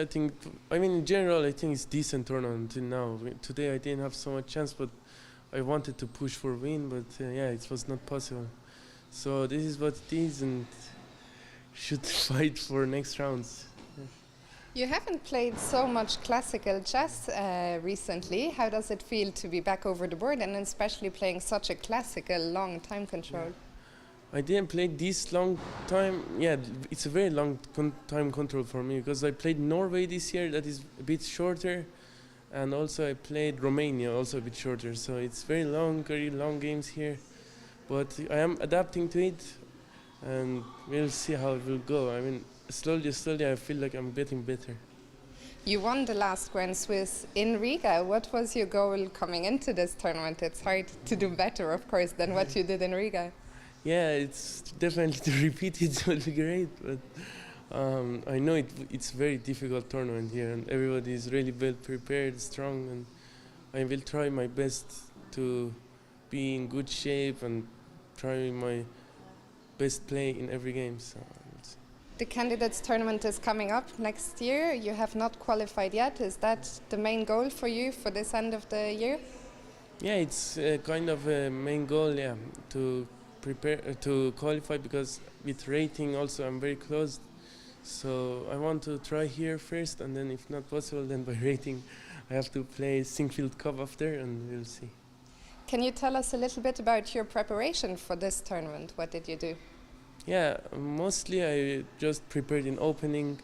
Everybody is preparing in opening, so it's the most important part. And yeah, mostly this sport, and that's it. And final question, you told me it's your first time in Isle of Man. How are you enjoying the island? Yeah, I really like the island. I didn't expect to be this good, but it's a really good place. It's people are very charming, and Everywhere I go, people are treating us very good, so I'm really happy to be here. That's really nice to hear, Alireza. We're very happy to have you here. Best of luck for the rest of the tournament. Thank you. Yeah, welcome back. And what a nice interview from Alireza. Still with a smile on his face after that. What must be a disappointing result for him? Yeah, white against a player he outrates by 300 points. He would have hoped for the win, especially he mentioned qualification for the World Championship cycle. Rating is a big part in that, and it would have been a bit of a setback today, but it's a long tournament. It is still 8 rounds to go. He's been there, he's done it before in 2021, and if he hits a hot streak, he's a hard man to stop. So yeah, great to see him so relaxed though, in great spirits. And I found it interesting that he said he needed to get used to the time control. And I used the words without any irony, slowly by slowly. He has to learn to just slow that pace down. And okay, there in the camera, we can see the game between Sindarov and Aronian, but we also have the bird's eye view up. And there are a few other games in play. And how did Sindarov? He just pushed his pawn h6. Excellent stuff. And can we quite take a look at the game between Arjun Erigaisi against Alexey Sarana? Because to me, that one also looked like it was well on its way to finishing. Yeah, maybe we can keep an eye on the camera with Levon Aronian if possible, because Levon might actually be resigning. Oh, okay, there we go. It is on the board, actually. Let's go back to the Sindarov against Aronian game and have a look at the players. And let's just take a quick look at the previous moves. And Levon's pointed out something to his young opponent there. Nice to see them in such great spirits. And Sindarov reacts with shock or with laughter. Maybe both players missing something in the middle game, missing something in the time control. But yeah, fascinating battle here. And in the end, Sindarov taking the scalp of Aronian. Just really impressive game, just from start to finish. He got an advantage, never really let it slip. Yeah, and I also was impressed by the speed of which he played and the nice moments that where he just took his time. Like we see there right at the end, you know, he gave a check to the Black King, forced it back, and then very instructively revealed to us this just killer way how to win by pushing those far advanced A and H pawns. Yeah, and here we see the players setting up in the background. The clash between Shirov and fellow Uzbekistani player Abdusatorov. Abdusatorov maybe seeing the success of his countryman Sindarov there, inspired to hold a draw potentially. But yeah, nonetheless, these clashes of generations, they are always a lot of fun to watch. I think we've said it countless times, right, Jovanka? It's the young Uzbekistani, young Indian talents always taking on these legends. Yes, I mean, Uzbekistan is quite rapidly becoming the country to watch. And it's not just in like the open section, also in the women as well. You know, I saw one in the Asian Games. She did very, very well. And there we can actually, talking about Uzbekistan, let's have a look at Alexey Shirov against Norbek. And Norbek does have an uphill task here to defend this queen and knight endgame, 2 pawns down. Yeah, he's doing everything right though. He's found some stability for the first time in a long time for his knight. Maybe even jumping into f4 later, given the time, the opportunity. It's still hard to see how Shirov converts the advantage, converts the extra 2 pawns. He needs the queens off the board. He needs maybe the queens or knights even off the board, but not easy to achieve while safeguarding your own king. Yeah, maybe it's time to utilize the A pawn. Take inspiration from the Sindarov game. But how? It's covered at the moment, A4, so we need to do it slow and steady. Yeah, well, 1 square. 1 square. That's nice. Cover the b4 square. Exactly. 1 square closer to promotion almost. There are, of course, options. The white queen can mobilize, maybe via b2. I just want to tie down the black queen. And yeah, it feels like, again, Shirov, he's been doing everything right since the time control in terms of kind of not allowing any counterplay. But the final step, maybe a bit of a setback. But how? It's covered at the moment, A4, so we need to do it slow and steady. Yeah, well, 1 square. 1 square closer to promotion almost. There are, of course, options. The white queen can mobilize, maybe via b2. I just want to tie down the black queen. And yeah, it feels like, again, Shirov, he's been doing everything right since the time control in terms of kind of not allowing any counterplay. But the final step, putting the boot in, finishing things off, that will be the hardest. I Yeah. think this one's going to be lasting a long time. This one will last a long time. And in the meantime, we are setting up for an interview with a very special guest. Not going to reveal who it is just yet. But Nordubek struggling here. And, well, Shirov can try a variety of plans as well. That's the beauty of his position, you know. He can move the queen to d2, perhaps target the g-pawn. And he can also just slowly improve the position, as you mentioned there, David. Yeah. Also ideas of maybe just moving the king. You can often block checks with your queen. And yeah, I think in the meantime, while Shirov tries to come up with a winning plan, we are ready with our guest, man of the moment, Sindarov. Welcome. Hello. Thank you so much, David, Jovanka. Javokhir, congratulations. You just won a really nice game against Levon Aronian. Before we look at the game, would you say that it's one of the biggest wins of your career so far? Yeah, sure. I was prepared this line today, bishop e4. I'll just... Okay, I will show here Sure. if possible. Yeah, 5 move bishop e4. But here he just have 2 games with castle, but he play e6. But no, okay, he plays this Archangel's line, and it's not for me just something new. And I'm also prepared this e6 line. Okay, but he knows everything. Yeah, this is a rookie man. This is also he prepared. I don't know when, but he know everything. E5, h3. Here it's okay, in my opinion. Bishop c2, d5. I'm not. Maybe d5 is the best move, but I don't prepare d5 move here. I prepare something like c5 and maybe queen d7 or something like this moves. But d5 it will be really. I'm thinking 10 minutes here, in my opinion. A long time. Yeah, yes. a long time. So I didn't wait this d5 move, but I'm not sure it's working or not, because after the game he tells me. Bishop e3, rook e3, black have a rook e5, yeah? Rook e5, f3, queen g5, queen e1, no, for sure, wait, just a minute. Queen e1, he tells f5 was working here, but okay, I'm also seeing this move, but I'm not sure it's working or not, because if I play knight f1, blacks play e4, rook e2, rook e8, and take, it was danger, yeah, for me. But I'm not sure, maybe I will take f4, rook f3, and take, will play for draw. Some crazy line. Yeah, some crazy line. But he played queen g5. I think, firstly, I didn't see this rook g3. Okay, I see rook g3, but I think it was draw, yeah? Some play just 2 or 3 moves and go back home, prepare with black. But when I saw this queen d7 and black gets some problem, I think it's really hard to play with black, because if you doesn't give a pawn, it was really hard to play here. Yeah, you have some tricks suddenly. Yeah. Problem with his rook, yeah? Yeah. You have some how to play with this rook. If you play queen e6, I will give a check, and if you play queen e8, I have something like queen f6, yeah? It's not easy to play. So this is the moment where you started to feel maybe it's not time to go home yet? Yeah, sure. Here I'm starting to play to win, and he thinks so many, yeah? He was also, in my opinion, thinking it's absolutely draw, but it's really hard to play. I think rook b8, it's a more practical, very good move. He played rook b8, b4, rook d2, king f1. Yeah, it's everything normal moves. What did you think about the endgame? What was your evaluation when the endgame started? Sorry, what? Did you think that this endgame, of course, you are pressing? Yeah, no, for sure. I think I'm pressing, but I'm not sure it was winning or not, because I don't know how to go to with my king to b6, yeah. But I know just one thing: I need to change 1 rook, yeah. But how? It's not possible. So when did you think that things started to turn? Okay, wait. Okay, I think here I maybe it looks maybe win. I don't know what computer say, but here I think.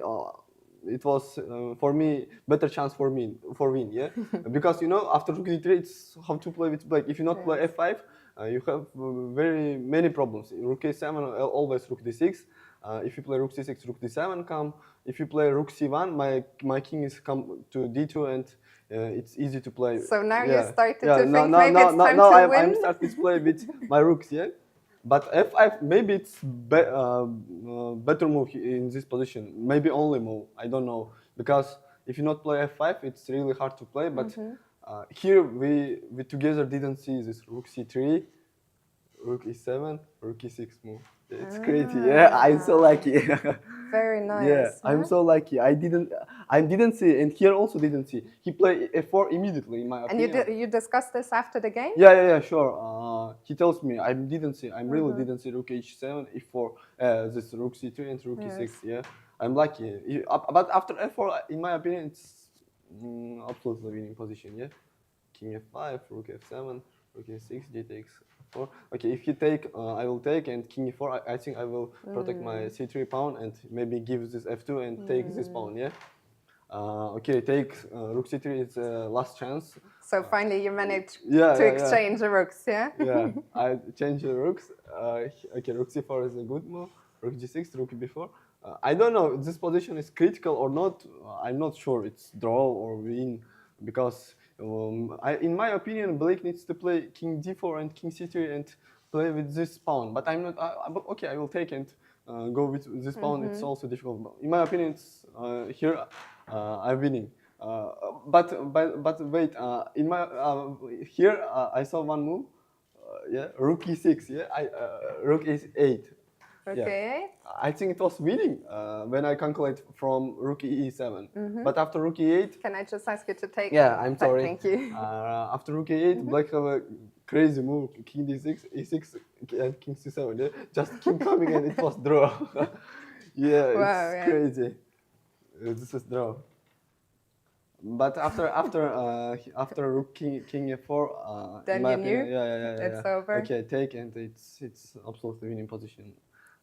Maybe last chance to take this pawn, but here I will play king e2, king g4 and f3, and king is not coming. King play g3, rook g5. Yeah, king go again into h4, and it's absolutely winning.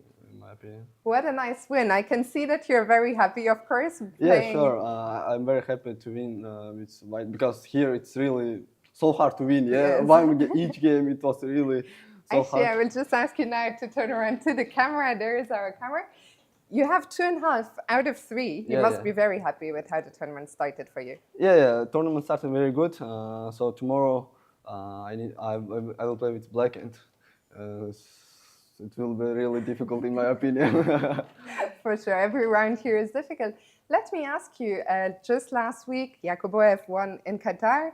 You're doing so well here. What is your secret of the Uzbekistan players? I don't know. I'm just trying to play chess, yeah.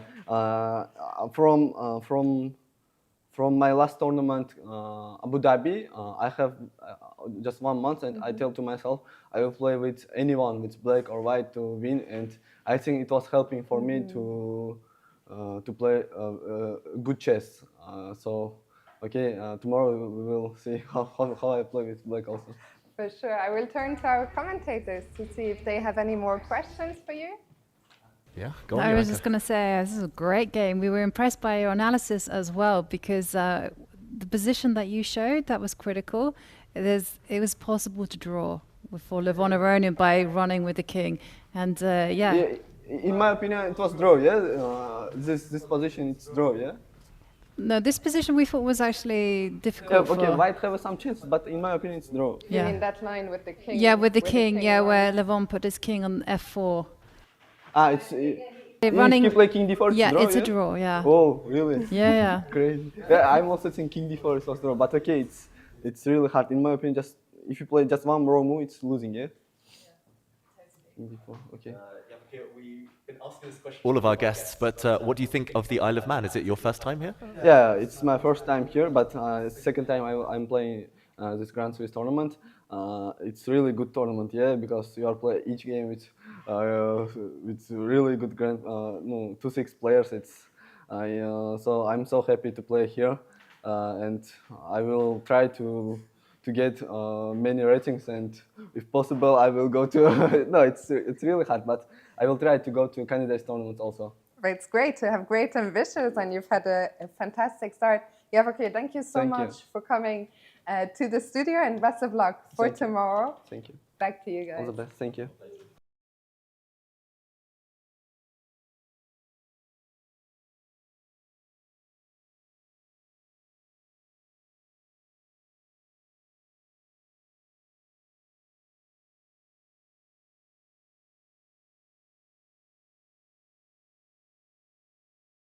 We do see that there was another Rook and Pawn ending in the tournament hall, and it was between Arjun Erigaisi and Alexey Sarana. What do we think about this one? Yeah, this is hard to evaluate, I've got to say. We do see just on the side of the screen the evaluation bar, which is planted in the middle, but of course that doesn't even tell half the story here, where white has an extra pawn. Unfortunately for Arjun Erigaisi, the pawns are not connected. If they were kind of connected to each other, it would be an easy win. You march the pawns down the board. The problem here is that black's a-pawn will act as a deflection. It will distract the white army, maybe even marching the whole way down the board. White's rook will be forced to go behind, but the black king is within the vicinity of harassing that rook. To me, it feels like quite good winning chances, but unfortunately, the computer here is spoiling my optimism, Jovanka. Yeah. Well, let's have a look at some of these concrete lines, right? So first of all, what's going to happen if Alexey just moves his rook to a1? Yep. Get that rook behind the passed e-pawn if needed. Looks really logical. I think that's just good endgame strategy. Go behind, harass the king, give some checks, keep an eye on the pawns. The problem is for white as well, your king will be torn in two minds, protecting the c-pawn and or e-pawn. Okay, let's say, what would be logical for white here? King d4, e5. Yeah, king d4. One of these moves. Yeah. King d4. So we'll go forward. And now... Now, how does black continue? Maybe run? Can you run with the a-pawn? There's two strategies. You run or you give checks.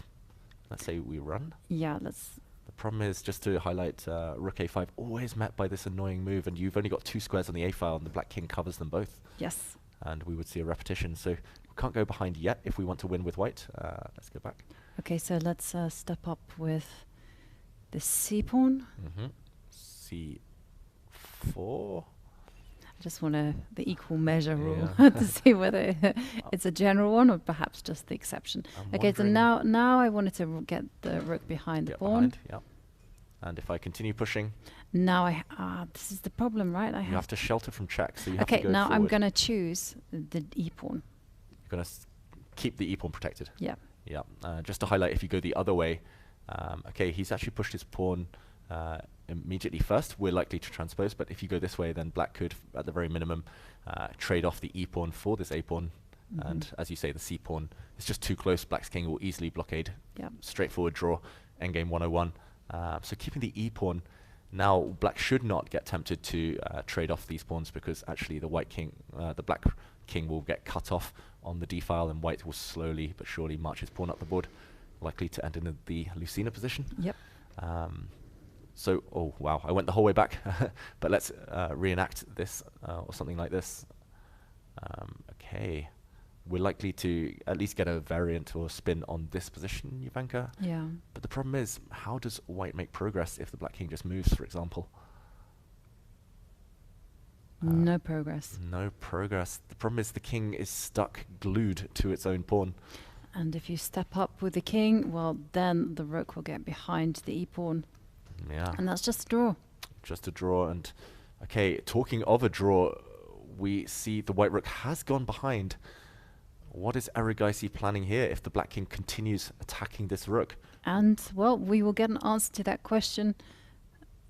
Well, we might see a handshake.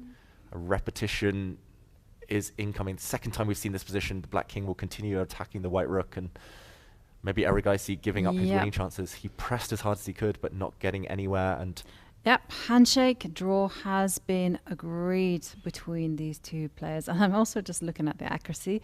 Both of these guys played like almost perfect chess, like 95% accuracy. Wow. High quality game. Erigaisi with white, he did everything he could. He put pressure on, got a slight advantage out of the opening, even won a pawn, but ultimately, yeah, Sarana just hung tight. Yeah, exactly. Played a great defensive chess. It was a very difficult task, you know, for Erigaisi, because we kind of came to it in the middle game where, you know, Erigaisi had that extra pawn, but it was the blockade. Yeah. Great defense from Alexey Sarana, and both these players move on to 2.5 points out of 3. So nobody is on 100%. Yeah. Everyone has dropped some point. It's just been a day of high quality chess, just minimal blunders on the top few boards, and yeah, the draws, actually all of the 7 leaders did make draws in the end, so they will be joined by a decent pack who were half a point behind. Yeah. And yeah, it's definitely been a peaceful round on the top 10 boards so far, Jovanka, with only one decisive game. We saw that win from Sindarov. Yes, and he will be now in the leading pack. And shall we take a look at Alexey Shirov against Norbek Abdusattorov? Okay, has Shirov made progress? Oh, I love this last move, actually. We left this just one move ago, this position, before the interview with Sindarov, and we were discussing plans, but when in doubt, centralize, right? Yep. In Queen Endgames, that's just great classical chess wisdom, and there's an instant threat. I think White is hoping to play knight to e3, trading off Black's knight. We mentioned if queens disappear, easy win for White. If knights disappear, not easy, but should still be a win for White. So Black needs to keep as much material on the board as possible. You need to keep the queen and knight intact, but how to do so? Not easy at all. A move like queen to b7, I was thinking initially to come in and behind. And if you still but White offer the trade. Knight e3, yeah. Yep. And Black can give a check, sure, but queen... Oh, wait. Oh, no, David. Knight takes knight. I've walked into a blunder. crafty thing. I was hoping to be clever myself. I was trying to trick Black by tempting you with a pawn, but suddenly I would check and transition into a winning king and pawn endgame. But you got me, Jovanka. Knight takes knight with the idea of a nasty royal fork again. I mean, this endgame has been full of those type of tactics. That would be so easy to blunder. Actually, I think this is White's best bet. Black's best bet to save the draw. Play a move like queen b7, lure White into retreating. But okay, after queen b2, you could just go king up to f3. Keep it clinical. That's boring. I think Shirov would smell a rat if Black played queen b2 check here. He would not retreat like I did and fall into that drawing trick. Yeah, knight takes e3. Oof. Ouch. No, I did say it wouldn't be my last blunder of the day. And yeah, unfortunately, in that variation you mentioned, king f3 looks sufficient for Shirov here. Unfortunately for Abdusattorov, because a knight trade would not save him, I guess. Although... yeah, should just be winning with 2 extra pawns. Yeah. I was going to say there are some checks, but the white king will most likely just make its way up the board. Yeah, it certainly looks that way. And I just checked over in the women's section, and there is still one game outstanding, actually. And it's between Mkhitaryan against Javokhir. And it's very intriguing because when I take a look at the bar is saying that Black is winning, but it's opposite color bishops. Wow, and this one we wrote off as an easy draw. White was only 1 pawn down last time, though. That's the difference, or about to be 1 pawn down. I think she's banking on the fact her bishop covers this square, the bishop covers this square, but what happens if Black creates a new pass pawn now? And just as I was about to make the move on the board, she plays it. Javokhir, h5. Unfortunately, the bishop is overworked. It wants to cover the advance of the d pawn, and if it takes now, then Black simply promotes. Black gets a new queen, and it will cost White her bishop. Nice tactical point there. And if you do capture the pawn, then you just run with the g pawn, and it is game over. Wow, what a kind of, that was big turnaround, because it was just a draw actually. Yeah, I think it was just a dead drawn position not that long ago. No, and it was just a very nice trick that Javokhir set up there. Yeah, for example, if we just backtrack into a position like this, it should be a straightforward draw, even about to be 2 pawns down. Yeah, a position like this should still be holdable. You just, I guess, keep the bishop on this diagonal rather than the diagonal it left. It kind of found itself on. If we catch up with the current position, down to 17 seconds as well. I think we will see resignation any moment. Mkhitaryan, she's very young, I believe. Did she win the world under 18? I think she did. Girls Championship. But she does, in the end, play g takes h5, and after g4, 2 passed pawns. And it's the trousers there you again. see the shake of the head, and yeah, she just moves the bishop, but there's nothing to be done. The g pawn and the d pawn, they are going forward. Okay, well. Yeah, not much to be done here. Unfortunately, this pawn could just be picked. It can be captured. I don't see a downside. You don't need to take it, of course. You can just move your bishop out of the way. Yeah, unfortunately. And Leila just taking her time before she recaptures that pawn. She's just thinking, is it worth going g2, or should she go bishop takes pawn? Oh wow, I didn't even see that you could play g2. I was just being boring and lazy with calculation. You can take the h6 pawn, but yeah, g2 also sufficient, of course, because you cover the promotion square of the white pawn. This one, yeah, I think we'll see one last move maybe, and a handshake. I think g2 would end the game. Yeah, g2, bishop takes pawn. Black has their pick, and yeah, white at g2 played, and the clock is stopped, and Leila Yavakishvili gets the victory. Yeah, and that does conclude round 3, I believe, of the women's Grand Swiss. Yep, it does, and we will pull up the results shortly. And we can see that whereas in the open section it was mainly draws, in the women's section it was a completely different story. We had a lot of decisive results. So victories for Tan Zhongyi, Anna Mazichuk, and then it just seemed like white was completely overwhelming in the top 10. Yeah, that's right, and we'll talk about the standings a bit later at the end of the show, but it does mean those top 2 boards, Tan Zhongyi and Anna Mazichuk, they're likely to meet tomorrow. They're the only remaining players on 100% in either of the sections. Yeah. Yeah, in fact, yeah. I mean, there are no players on 100% in the open section at all. No. So, well, it was a very impressive day in the women's section, and well, there are a few games outstanding in the open section. Maybe we'll take a look at what happened between that very crazy game between Bacrot and Abasov. Yeah, we'll jump to that Abasov game in a moment. Actually, maybe now, as we see one game ending, but another continuing, and it is this crazy game which we kind of wrote off as a draw, but I mean, fair play to Bacrot, because he found so many resources to keep it going. I'm just scrolling to try and find it. This one on board 19. Here we go. Yeah. Fortress or no fortress? That is the question, Jovanka. White has ideas of breaking through. The black king is caught in a mating net, but how do you hide? How do you shelter from the checks? I mean, chess is unfair if this is not winning.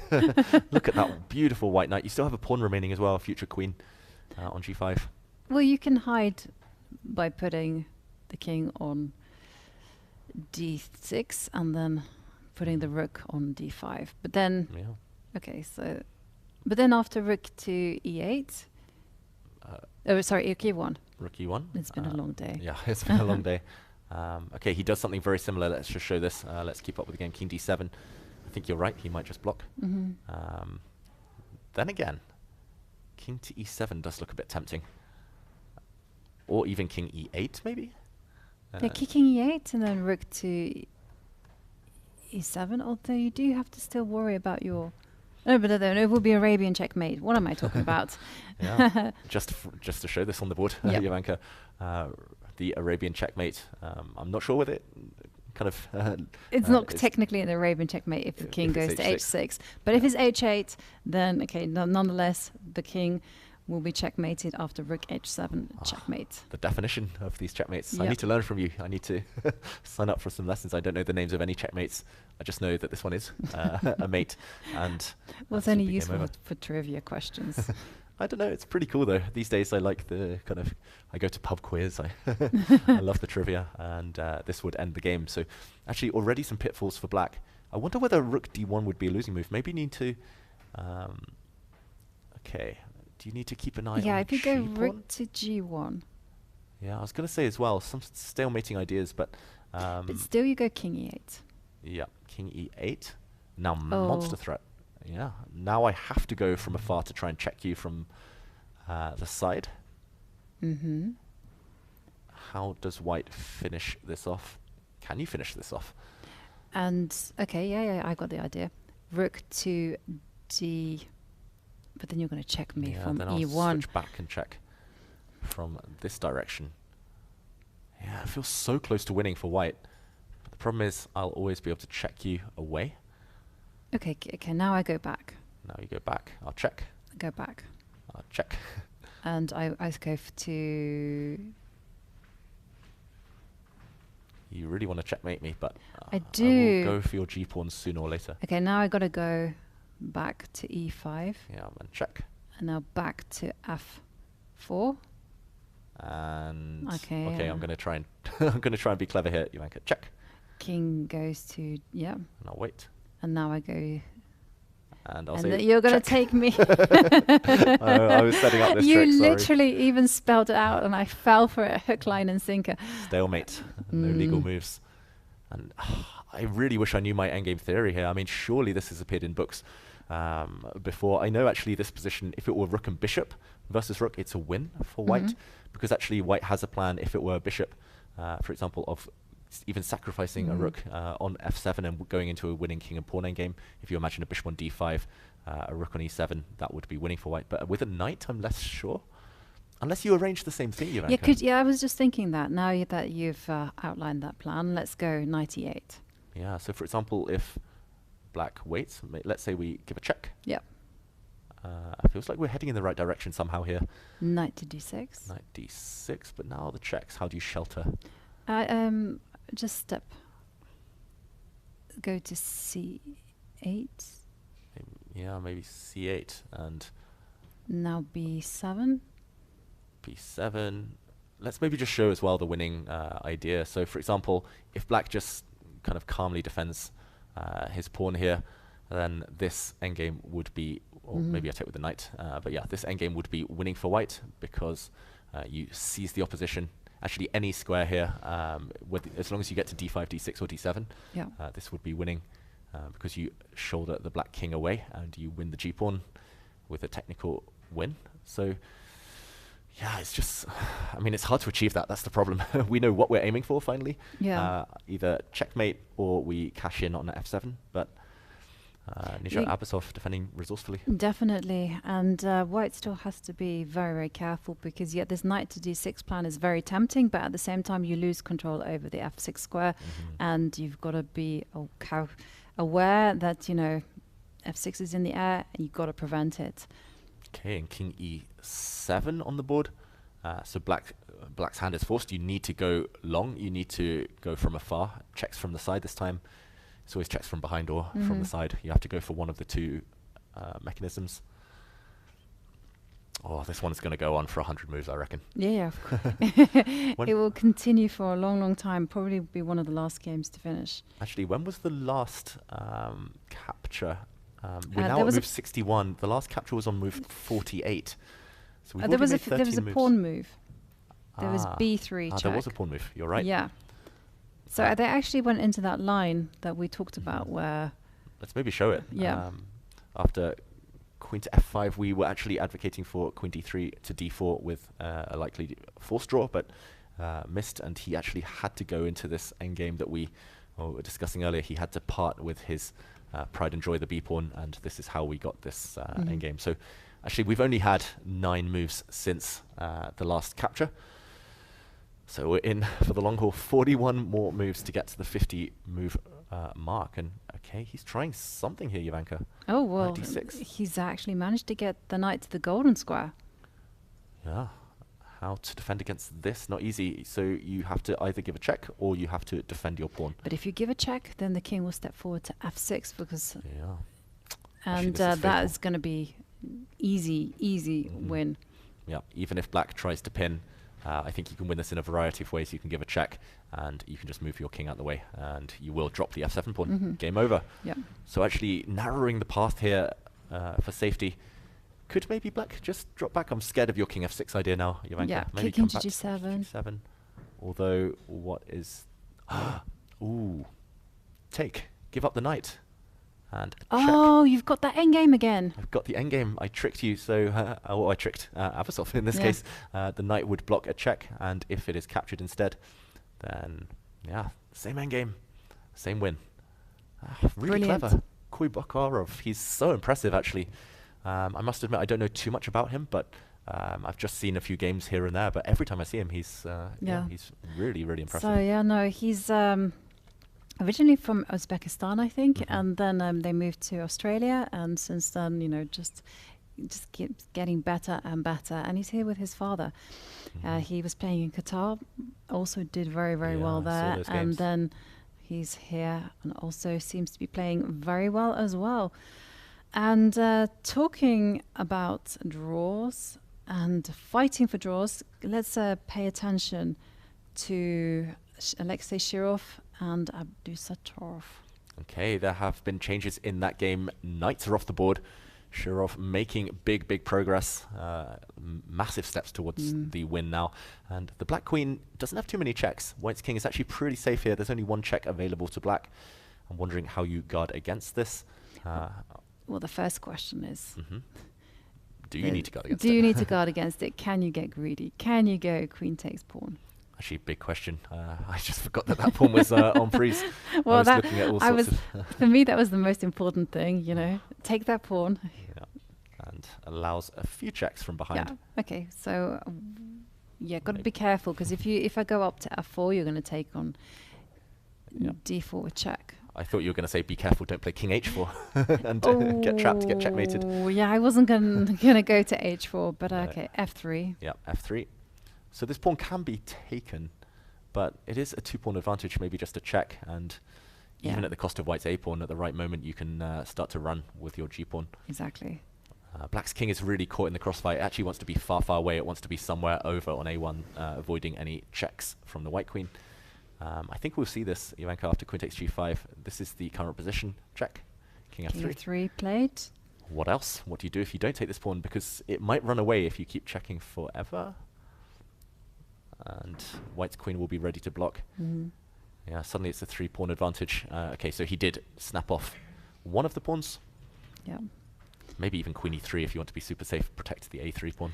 I would be tempted to play that move. Yeah. Just centralize the queen. And the king has a nice place to hide on h4. Yeah, just to highlight this, for example, you can check a few times, but I think you can hide, and you either march up the board or your pawn will advance to block some checks. Yeah, this one, Abdusattorov, he's so good in queen endgames himself, but I don't think even he will be able to save this game. I remember that it was Abdusattorov who beat Magnus Carlsen in the queen and pawn ending in Tata Steel earlier this year. He's beaten Magnus in 2, also in the World Rapid Championship that he won in 2021. Queen endgame. Yeah, it was. And g-pawns are not supposed to be the best. I should mention, if the white a-pawn didn't exist, then the g-pawn is supposed to be maybe the worst pawn to have. But then again, the black king should again be... what I've learnt is you look at the promotion square, then you pretty much trace a direct line away, and the black king wants to be hiding on a2. But yeah, with the a-pawn added to the mix, it feels far-fetched that this could ever end in a draw. Yes. And, well, how many games are remaining in the playing hall? Because you can see all those empty boards, and here we can take a look at the bird's eye view of some of the remaining games.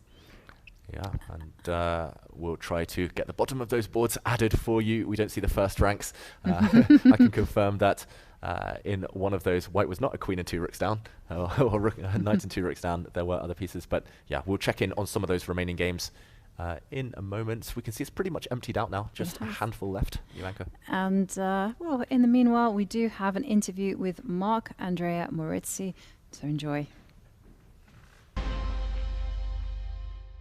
Mark Andrey, congratulations. You just won a very nice game with the black pieces against Sargisian. Can you tell us a bit about what happened in the game?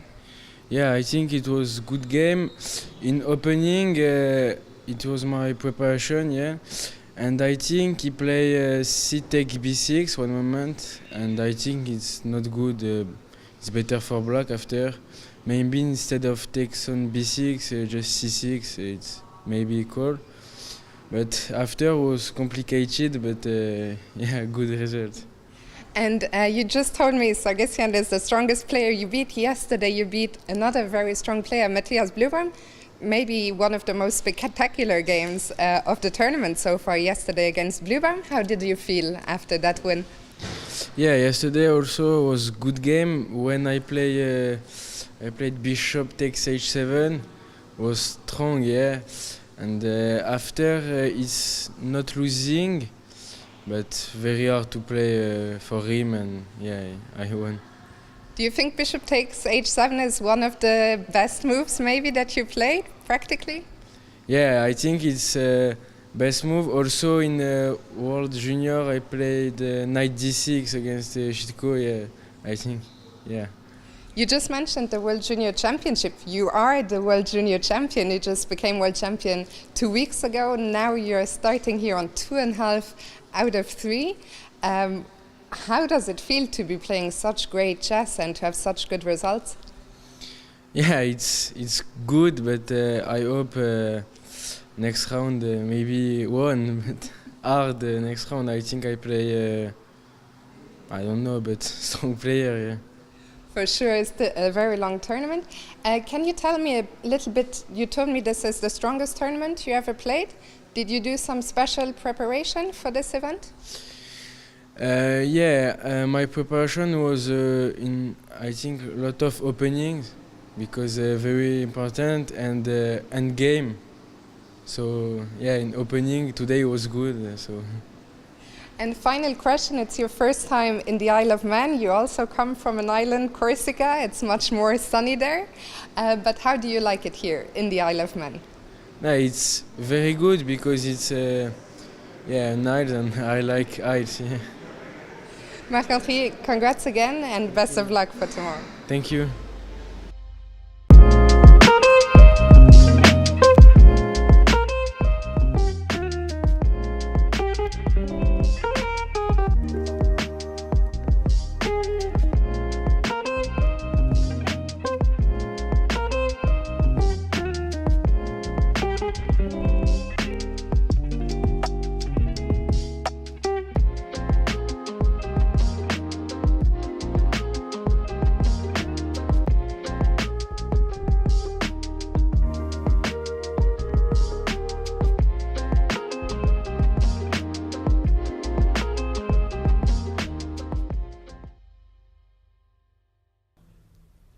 We are back, and we've had a lot of the top players in the interviews telling us how much work they've done on their openings. Vital part of the game when you reach a certain level. And there we can see the playing hall virtually empty. And well, there is one section that is completely finished, and that is the women's Grand Swiss. And let's take a look at the standings so far.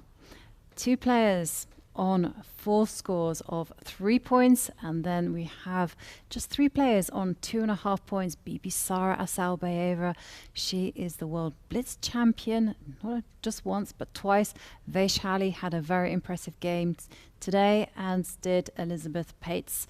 And then so many players on 2 points. I mean, it's just unbelievable. It's very, very close. Yeah, it's very, very close, and things will get closer as the rounds tick on. Tomorrow we're guaranteed a game between Anna Muzychuk and Tan Zhongyi. That'll be a lot of fun to watch, and yeah, congratulations to those players on 2.5. Impressive stuff from all of them. Early day, early finish for the women. It is an early day and decisive day for a lot of the women.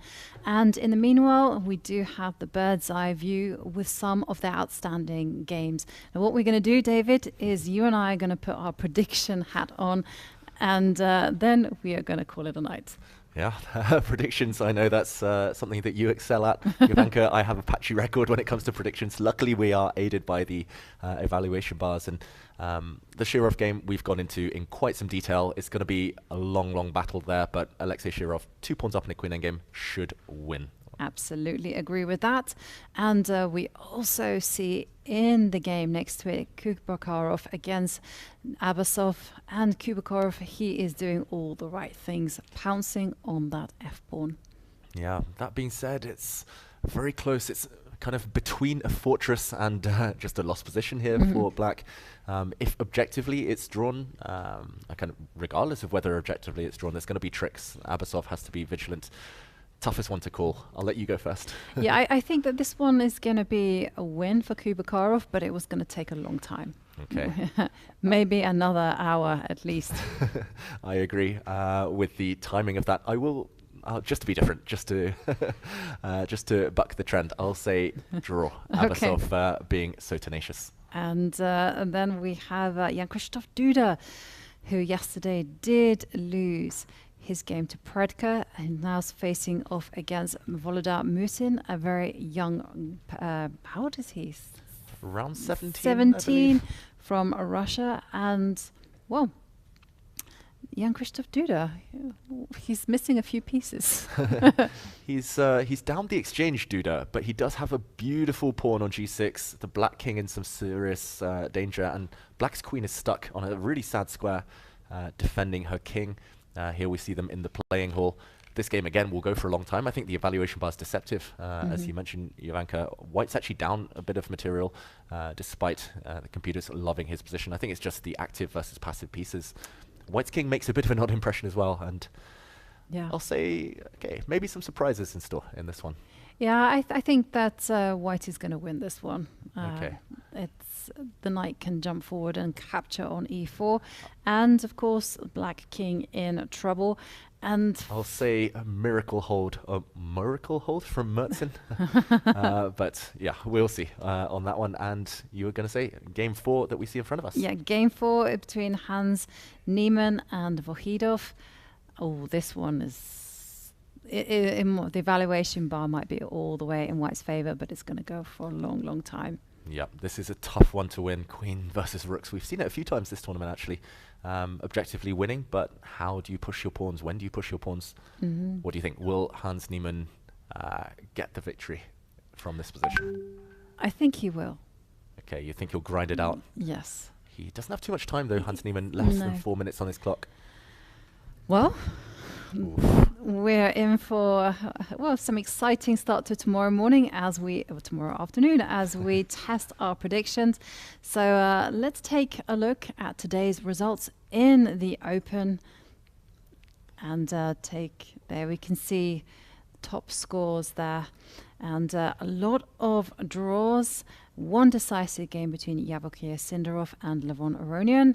And one game still outstanding. Alexey Shirov looking like he will grind out a win against Nodibek Abdusatorov. Yep, a great victory if Shirov gets it. And those two will join the leading pack. And that leaves us with talking about tomorrow. Jovanka, you said it. Tomorrow afternoon, we're back. 2:30 p.m. UK time, 3:30 Central European time. Yes, we will be here, same time, same place. But in the end, we are going to end everything with an interview with Alexey Sarana. Thank you all for watching. See you tomorrow. Alexey, you just drew your round 3 game against Arjun Erigaisi. In the end, it looked like a great defensive job in the end game. Thank you. Yeah, I quite satisfied with my result. It was strange game. After the opening, I miscalculated something in my preparation. I didn't know anything already after move h3, so I was, and also I didn't play a lot better, so I didn't feel my position very good, and I was scared of everything, of c4 at some point, of some lines, but after the game I discussed with my opponent that probably I played quite normally. I'm not sure. Yeah, and in time travel, I think I had a decent position, but somehow he outplayed me and I wanted to make a forced draw, but didn't manage and get a very dangerous rook endgame. And I just played, we made few moves. In some such rook endgames, could be something between draw lose 50-50 and he went to the line which seems to be dangerous, and for me as well. I was really afraid, but suddenly it was an easy draw. Yeah, I was out one, but just an easy draw somehow. Yeah. With that draw, you're on 2.5 out of 3, still in the leader group because there were a lot of draws today at the top. I guess you're very satisfied with the start of your tournament? Yeah, of course. I was already satisfied for now to make a draw with black and win the first round with black. Yeah, it's good. In the first 2 rounds, you played 2 very young opponents, Mishra and Shreyas. How does it feel? Do you like to play against these youngsters, or? Oh, I don't know. I feel myself a bit old even, because you know I played against all players which much younger than me. Yeah, here, and maybe next round as well I will play against much younger, who knows. But I'm just 23, so it's surprising. But against some I like, against whom I feel better, yeah. It doesn't matter if it's child or not. And just a final question, how does it, you played here in 2019, how does it feel to be back? Oh. Do you like it on the Isle of Man? Well, it's unusual weather, and yeah, I quite like it. Because usually I have a good tournament in some set weather place. Yeah, I would say. So it's a good sign. Yeah. Alexey, thank you so much, and best of luck for tomorrow. Thank you.